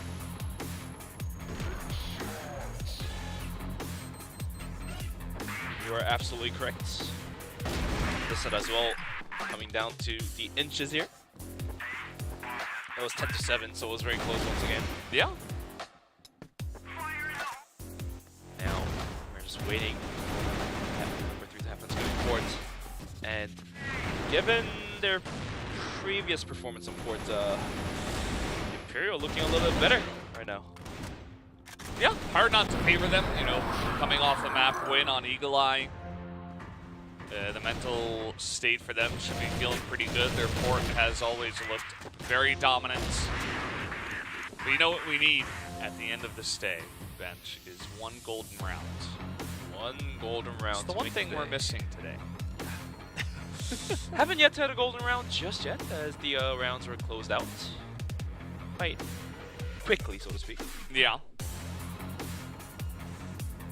But I'm glad we get to see all 3 maps today for all of the matches. Yeah, absolutely. Some quality crossfire. Some You high don't level. get to see a lot of these. Yeah, very, very close stuff. Taking a look at some of the numbers here. Looks like Goken was on top once again. Not too surprising. Tucson having a rough map, but what can you say? The rest of the team is trying to shore it up. MG having some big numbers himself. Action as well. Certainly making things close. But not quite enough to get over the line against a team like Imperial. So, pretty interesting stuff, and we will have Port here in just a moment. So, A couple minutes, yeah. yeah, I'm curious to see what is going to happen on this map. Who is going to take it down? Will it be Imperial? Will it be VASCO Esports? We did have these two teams face off most recently in the finals, and that did go the way of Imperial, but anybody's map here from here on out. But guys, we're going to take a 10-minute break, and we'll be right back for the final map of the night.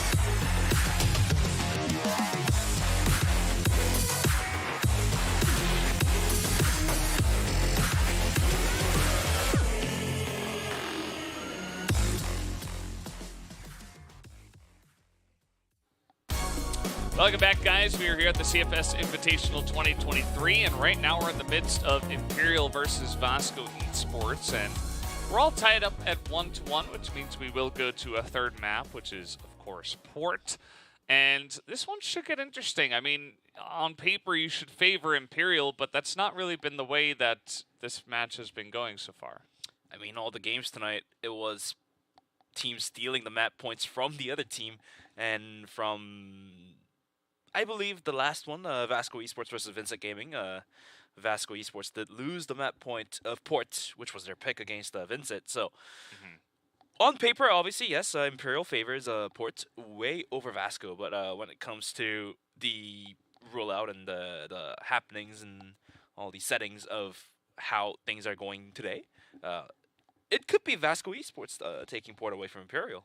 Yeah, could definitely happen. I mean, it really just comes down to the form on the day, and so far VASCO, they started off slow, but against Imperial, they've definitely looked like a different team. So in terms of form, yes, Imperial took the last one, but it wasn't that convincing. I mean, they were played very close by VASCO, and I think that, you know, easily they could come in here and potentially take it down. So let's see what does happen as we have loaded up the map here. Looks like VASCO once again starting off on the blacklist side first. We're now heading into the map report, the final map of the day. And let's see what these teams have planned to show us and show us what they've got. We're going to see some early push coming towards the B-bomb site as the C4 and the rest of the players are rotating except leaving. Side of Calm, quick to find a spray down. As well, finding one, actually finds two of his own. Silva as well. Ruzao somehow sprays down two players. It's all down to MG. C4 down and spotted. So, Imperial looking pretty good to begin things with, gaining into Port. Yeah, good start, good start. MG, let's see what he can do 1v2. As he is hanging around mid for now. We'll have to get over to that bomb somehow, some way. He's just trying to check all the angles first. Still has a good amount of time. And MG trying to step up to the plate here and get the team started on a good position. Ruzao now going to the spot that MG was just checking, as they're really trying to rotate all the way around here. And somehow, MG's given the chance to recover the C4 freely. And even for a possible bomb plant.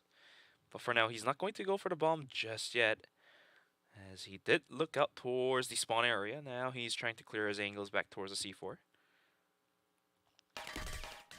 Some shots going in. You see he's just going to pick that up and skedaddle. Although, he's sticking around in here in connector for now. It looks like he does want to move on over to the A site. Rizal spots him. Good information. MG does have the choice, of course, to go to the B site instead. Looks like he will choose that. Well, 10 seconds remaining. The bomb plant has to happen. But looks having him red like the bug. Imperial is going to come for the retake. Has the lead.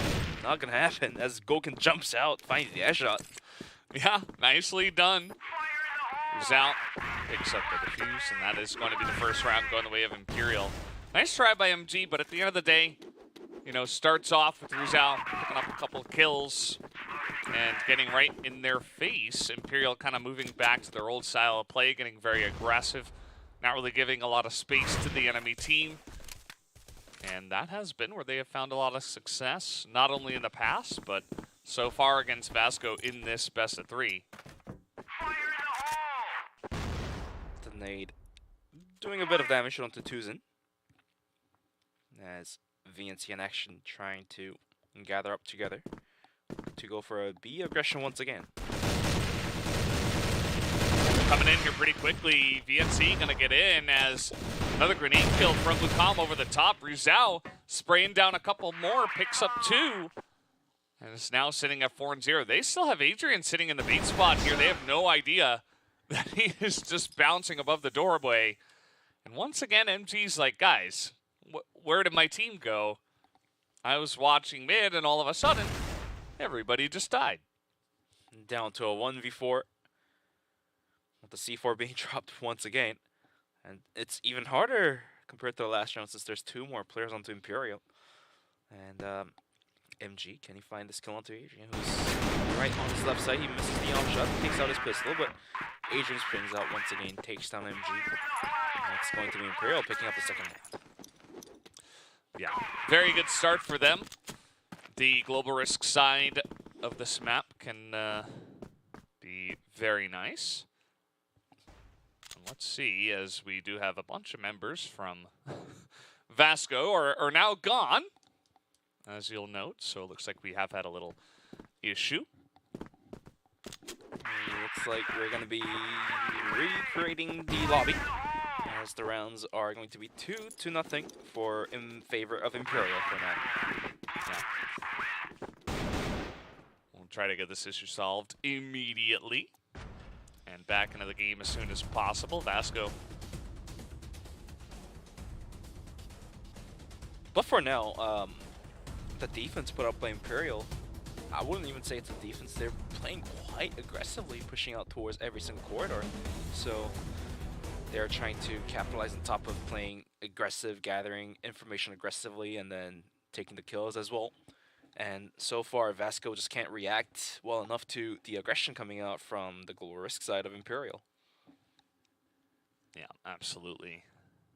This is going to be a tough task for VASCO in this position. They really got to find some way to crack the case of Imperial on port. Not a lot of teams have been able to do it. And certainly this is one of those maps where it feels like you'd like to start off on the global risk side. So Imperial have been able to pick that up for themselves. But yeah, it can be rough. I mean, even if you understand that, okay, if we make it to the other side, we've got a pretty good chance. The mental impact, the mental weight of just being behind so many maps, so many rounds rather, can be very difficult to come back from. And we're going to be waiting for the players to reconnect back to the lobby. And in the meantime, to deliver for the viewers that just joined in, we had the first map go towards the way of VASCO Esports. It was a 10-7, I believe, a very close matchup. And second map towards Imperial, Eagle Eye, which is the map pick of VASCO, but Imperial took it away 10-7 once again. 10-7, I believe, yeah, 10-7. And now we're looking at the third map, and really, both teams are put to the test here. Yeah. Taking a look at their match in the finals, actually, VASCO Esports were able to take port against them. So that's pretty interesting. Maybe able to just do what they did the last time around. But I'm glad we're getting a lot of quality crossfire tonight. We've had the first match of CYTREX taking map number 2 against Imperial. That was a underdog kind of flipping the table a little bit, but at the end of the day, Imperial was able to take them down. For game number 2 was VINCIT Gaming taking map number 2 and map number 3. So some way, somehow, underdogs are stepping up tonight. And Imperial versus VASCO, we thought VASCO was the underdog coming into the first couple matches, but some way, somehow, VASCO took out Ankara, and they were able to take it to map number 3. So that is something that we want to see tonight. Yeah. You know, just based on what we've seen in CFBL, these two teams have been pretty evenly matched. So coming into these maps, although today has been kind of a wonky one with teams losing their map picks, it's still been a pretty close one. It's been evenly matched for both sides. And maybe this time we will get that golden round. Adrian has been boosted up here. Let's see if he can catch VNC off guard. He is trying to check this angle, but not too aggressively. So Adrian getting some good information, going to get pretty much flashed, and you see that VASCO have had enough of that. You know, too close to the fire there. They will just back away. The VASCO playing up fire, not getting hurt just yet, is going to be able to back out without taking much damage here. As now they're looking to possibly push down towards the middle as a MG that popped that smoke towards the global risk side of the spawn here.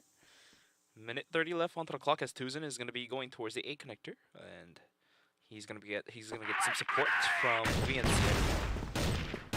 They're clearing out the corners, clearing out the angles now. They're going to be using some utilities to clear right below the connector, but isn't really thinking about pushing all the way through. There's no need to risk anything at this point. Yeah, just taking their time with this one. You see that as a team, VASCO just hanging around. And they are going to get sniped out. Goken is like, well, if you're going to sit there on top of your own bridge, I will take this opportunity to take you out. And now Fefe and the rest of the team are going to read this rotation very, very well. They know exactly where this is happening. They know that action is still here and that the rest of the team is rotating to A. So Imperial have full information of this entire plan. Goken not quite able to get that kill, but at least is holding it down for the rest of the team to rotate over. Goken going to get this quick flick. Adrian's right there to help him out. And MG will eventually be taken out here as Imperial move up to 3-0. Look at the main mover from Goken, just popping out, crouch peeking from the boxes left and right. MG couldn't do anything to fight against Goken there. So it's going to be Imperial securing their third round, going into the global risk side of port. And this is what you want to see from these regions. VNC comes in hot though. Finds a headshot onto Feifei. Things up, but MG just couldn't find that arm shot, and Rizal will punish it instantly. So it's going to be evened out as MG goes down to the hands of Rizal. The aggression was pretty cool to see VASCO go for that. That hasn't been what they've shown against Imperial so far in this best of 3, but they get in, they get that initial kill. Of course, you know, Rizal was able to trade it back, but that's not really what they'll pay attention to. Hopefully they kind of up the tempo from here. As right now, making a lot of noise, the top waiting for it, and line up 2 shots. Goken is able to get another, but Action at least trades back a couple. He's going to hold on to the C4. He's getting rotated on pretty severely right now, though, as you see that Rizal is all the way back in Blacklist spawn, just waiting for him. And yeah, they have him covered up. And for Action, he kind of realizes that, so he's going to use the timer on his favor. And he's trying to cover both angles that Global Risk could possibly come out from. And now Action is on the move. Rizal has been joined force by Adrian. Rizal gets the kill, secures the round. It's going to be Imperial taking their 4th round. Yeah. 4-0. Very dominant so far. This Global Risk side, pretty airtight. Haven't been a lot of close moments in this one. Mostly like 2v1s at the end of the round. So gotta admire what Imperial have been able to set up so far. And VASCO not really finding an angle here on port, having a rough time of it today. Goken now going to be the choice. And you know, that's generally not a good sign if teams are choosing, well, I say that, and immediately Silva's going to take his head off, so Beep, that immediately Caster shuts me off. I will not talk about that anymore. Unfortunate missteps from Valdez here, but Yep. we're going to be looking at Rizal, trying to use this teammate up the clear, but Adrian comes out. High swing. Not going to happen as they're going to be punched by Tuzin and Silvazera. So it's down to Feifei and Lucam. Bomb coming closer to the side, but Lucam holding on top of the ladder. Goes out, finds one, swings out, pushes out, takes on Action. 2v1 now. Feifei though, almost getting him. Ooh. Wow, the wall bangs are on point for these players tonight.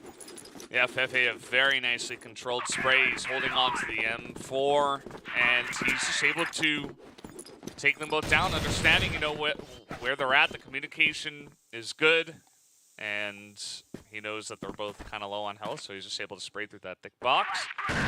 Take them down. So now 5-0.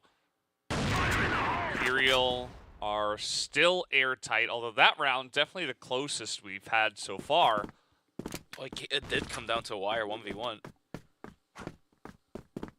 Only if Fefe didn't find that naughty spray down. Yeah. It would have been a possible round for VASCO to finally bounce back. But for now, the momentum is going to live on for Imperial. And now VASCO gathering up outside of B bomb site once again. Gonna leave a MG as an anchor. Whilst the C4 not being delivered to the bomb site just yet, as they're gonna be just testing the water here. Yeah, VASCO's still trying to figure out, okay, well, how do we crack this case? It's kind of like you ever eat pistachios? Oh, yeah. You're like chewing through them, they're great, and then you get that one that's just like totally shut. You can't open it. It's kind of like Imperial right now. It is so stubborn in their defensiveness. And they're not really doing anything outside of the book. You know, they're just kind of holding on to the sites right now.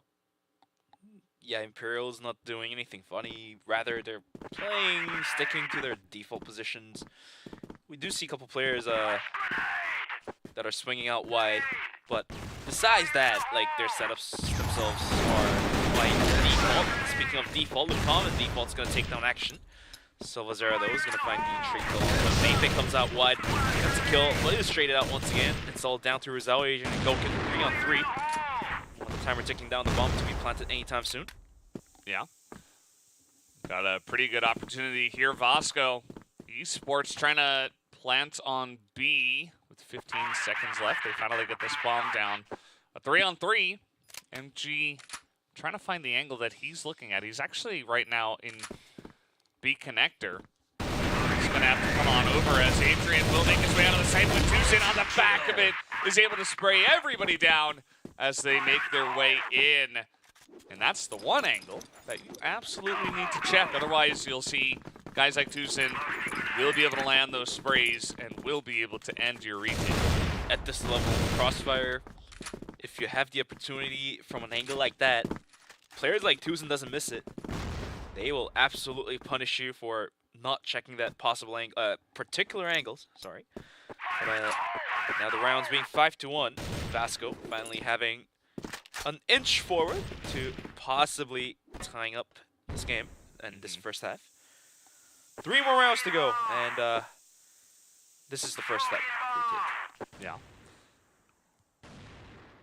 5-1 for Imperial. They are being incredibly patient. You know, they early on actually they tried to put on a lot of aggression outside of A, but since then it's been just waiting on the sides. VNC, the spray not there. Lucom only going to pick up one, and VNC will, in fact, survive behind this box. It took all of his will to stay alive, but now rest of VASCO thinking about a possible rotation in towards the B bomb set as the C4 still being held down by VNC with a low HP. This could be problematic if he goes down, but it looks like they're going to disengage from B. As mid is being contested by Silvazera and Action. And less than a minute left onto the clock. What's their guess and what's their pick? Which site are they going to aim to hit? Is the question being put up to us. Bench, I think they're going to wait until there's about 10 seconds left. And they will look to push the A site. That is my official prediction. All right, we'll see what happens. Now, I have been known to caster curse from time to time, but this one I'm sure about. Goken finds a pick onto Action, and Adrian pops out from the side, from the boxes, take down Silvazera. Now 2-4. And I think your assumption is probably correct, as there's only 10 seconds remaining, and the rest of the players have to hit the site. Yep, you were absolutely correct. VNC the last one alive, trying to make out of what he's got. It's going to be 17 HP. Nothing much he could do with the bomb being dropped. That's going to be Imperial securing one more round. That's going to be 6-1. 6-1 in favor of Imperial. Yeah, 6-1. It's a good start for them on the global risk side. And VASCO, I mean, they had that one really close round win, and that kind of took some heroics from some of the members. So, really struggling to crack this case. VNC not even checking that corner. SFA was pushed pretty far up. Tucson at least is able to trade it back, but immediately he goes down as well. And Imperial taking this map like as if they're playing Blacklist versus going to be playing quite aggressively, and VASCO just can't put the lash on him. Yeah, MG just checking the wide angle onto B, but yeah, Goken has been pretty tame this time as well. You know, he's kind of just sitting back. He's pretty mellow. You know, he doesn't have to do anything Because out of the ordinary. Yeah, he's like, okay, you know, I'm sitting here. I'm the rescue valve, whereas my team is just kind of picking up all the kills, and he's fine. MG now left alone. This is looking like a 7th round potentially for Imperial, unless he gets the Omega clutch in this position. MG versus the world. Minute onto the clock. He does have the C4 though, so he doesn't have to recover the bomb, but it's going to be Lacombe spotting out MG with a clean headshot. That will be one more round being secured by Imperial. And there's only a single round left onto the first half, and VASCO desperately needs it. Otherwise, Port could be a clean shutout by Imperial. Yeah, it's rough. I mean, you gotta imagine they'll at least have a better chance on the global risk side, but oh, okay. It all begins with 1 kill.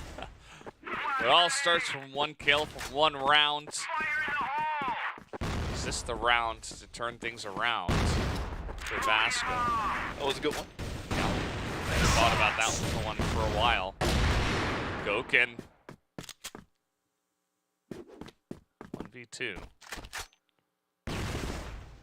It's going to be Tuzin and MG, the last two players for VASCO. Bomb is now planted, but if anyone is to put to the situation of clutch, I do believe Goken is the one to pass the test. Never mind. Never mind. So 7-2. That is the scoreline we're at right now. So, as you would expect, a pretty dominant global risk side for Imperial. Now the question is, can they get 3 more rounds and close out this map, or are we going to see a similar kind of situation going over to VASCO Esports here on the global risk side? For Imperial, they will need 3 more rounds to close the series out, and for VASCO, it's a long trip. 7 more rounds, 8 more rounds to be exact, to win the map here, but anything is possible. Anything is possible. It all starts with 1. They have 1 more. It's 2 rounds. Yeah. VASCO Esports, they struggled against VINCIT Gaming on this map. It was 10-4. And so far, they've picked up 2 rounds. So it's so far today, in a lot of halves and against a couple of teams, they only have 6 rounds total. So that's not the greatest look on Port.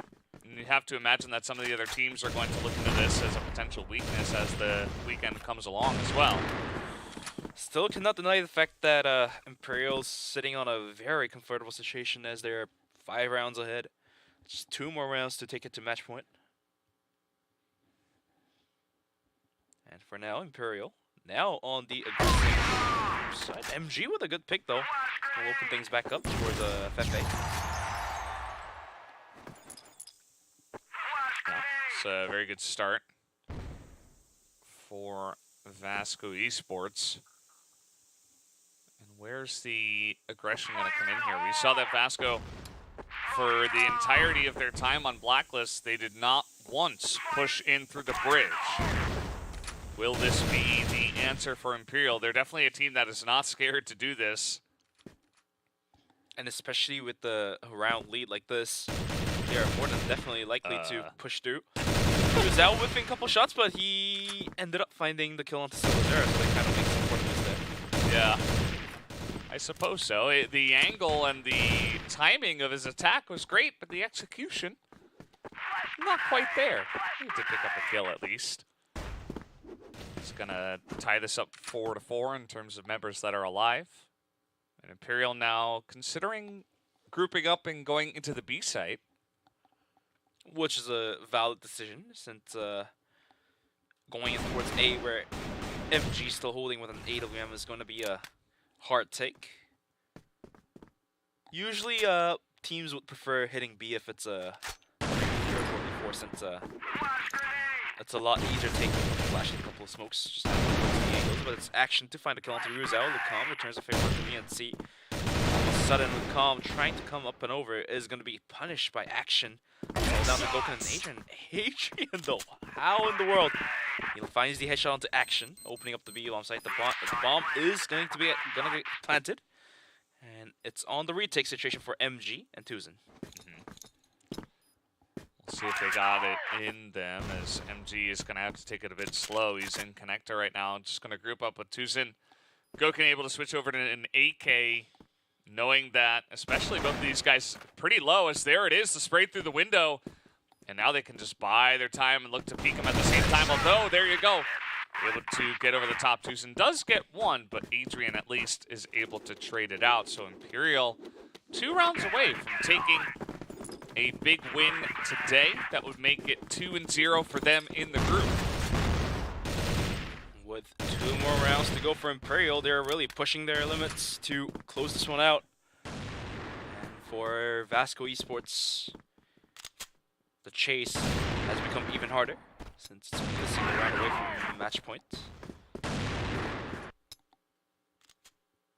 And as of now, A connector being contested by Imperial, as they are sending 2 players of Adrian, Lucam down towards connector. Bomb as well, joining forces with those 2 players. Tuzin might be able to get some information. I mean, at least he sees nobody in connector just yet, but he might be met with a pretty rude surprise. Although we do see a bunch of members of SV over on this side of the map, at least. Adrian does see MG on top of the stairs here. MG does take a kill onto Lucam, but Adrian will find one of his own as well. And all of a sudden, the defense is going to happen as MG finds 3 kills. 2 with an arm, 1 with the pistol. And that will be VASCO taking that round that was desperately needed for a comeback. Well, perhaps he did get some information, and they also had a guy all the way out towards B. So they kind of understood that, okay, well, running out of time, Imperial are looking to push onto the A site, so they were able to rotate over pretty quickly. That's the difference in Crossfire, you know, a couple seconds.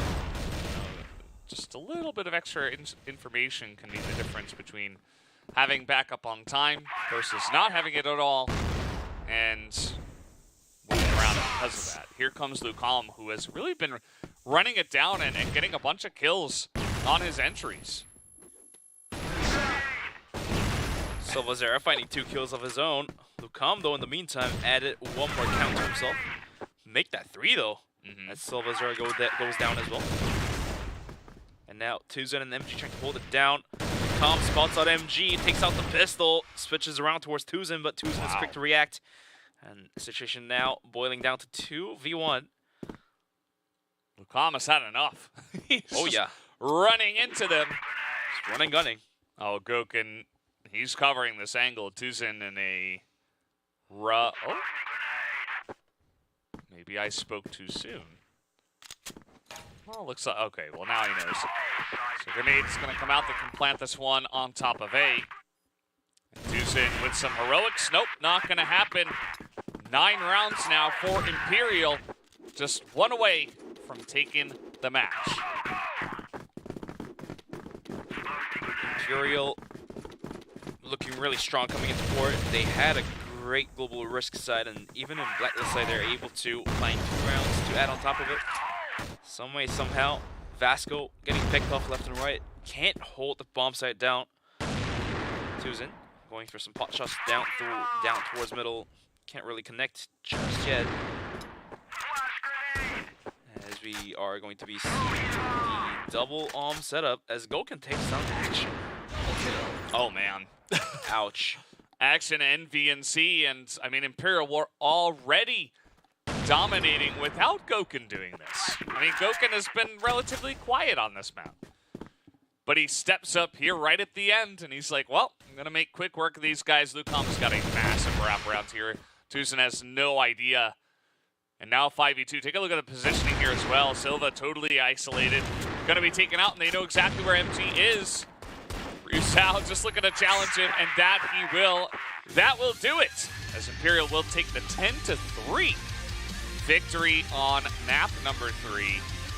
And take a couple of 2-1s today. These guys must be exhausted with all of the maps they have had to play. But they get the 2-0 in terms of match victories anyway. Yeah, I mean, it did take a bit of effort for Imperial to come back up once again, but going into port, they're able to secure their victory 10-3. Huge rounds, huge round differentials in some way, somehow. Imperial proving themselves to be worthy. Now we're going to be looking at some highlights from the last match.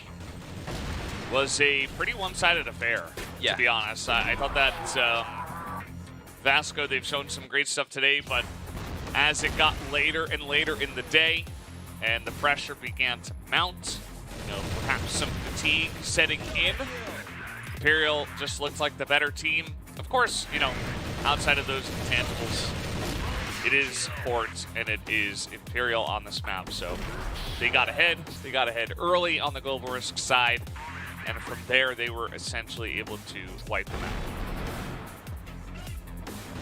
Gulkin's able to arm well, able to rifle well, wield all guns, including the pistol as well. Just taking kills left and right.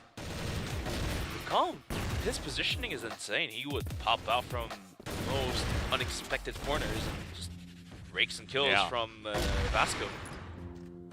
He got so aggressive in a couple of rounds that I think after, VASCO really, they actually were the ones I think that were setting the tempo. They were taking it very slow on Blacklist, and then it swapped over, and Imperial were also going relatively slow, but then after that, Lucam was like, yeah, I'm just going to run at them.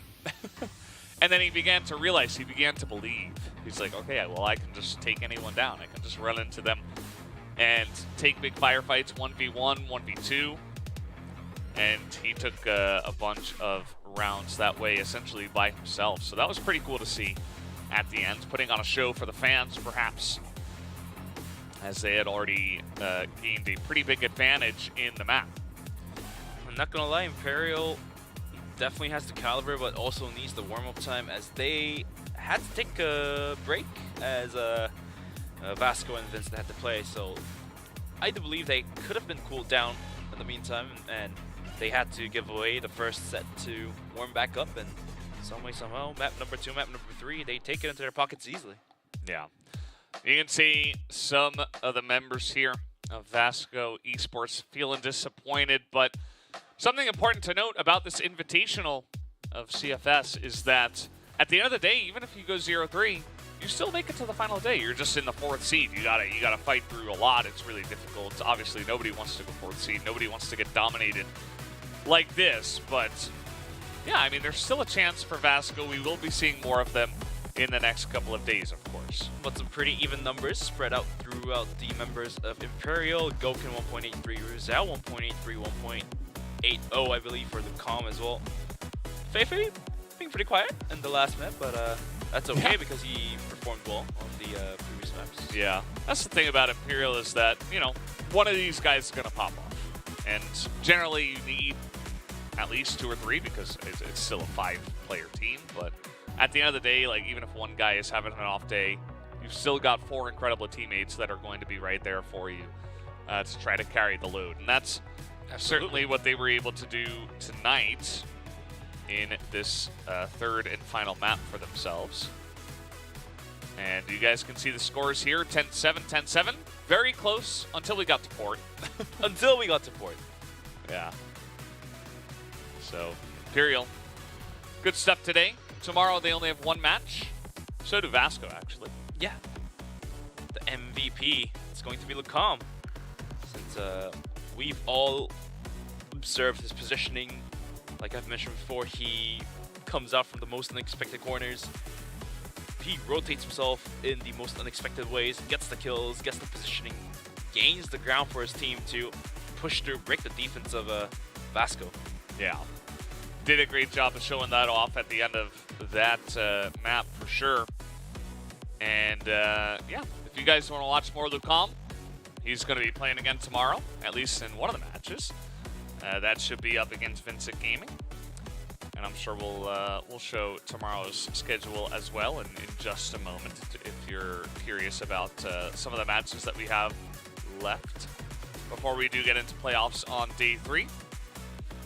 So, yeah, it was a pretty fun day. A lot of matches today, Bench. Yeah.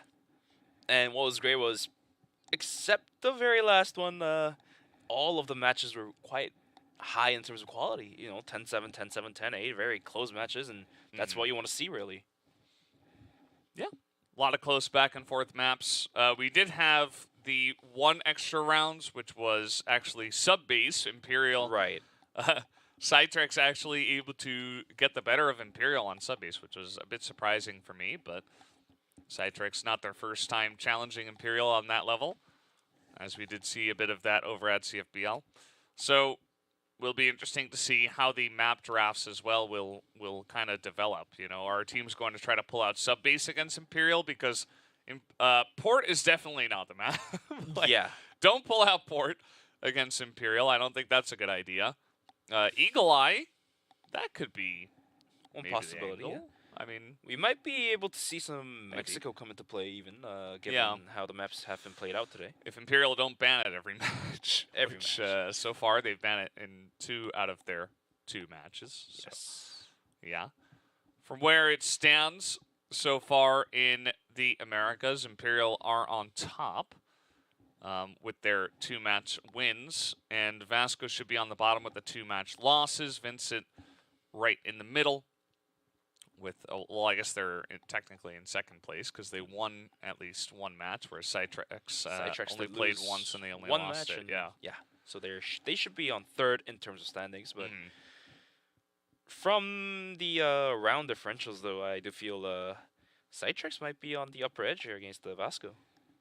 Yeah. Oh, I mean, on average, even on paper coming into this, absolutely VASCO was the favorites, but.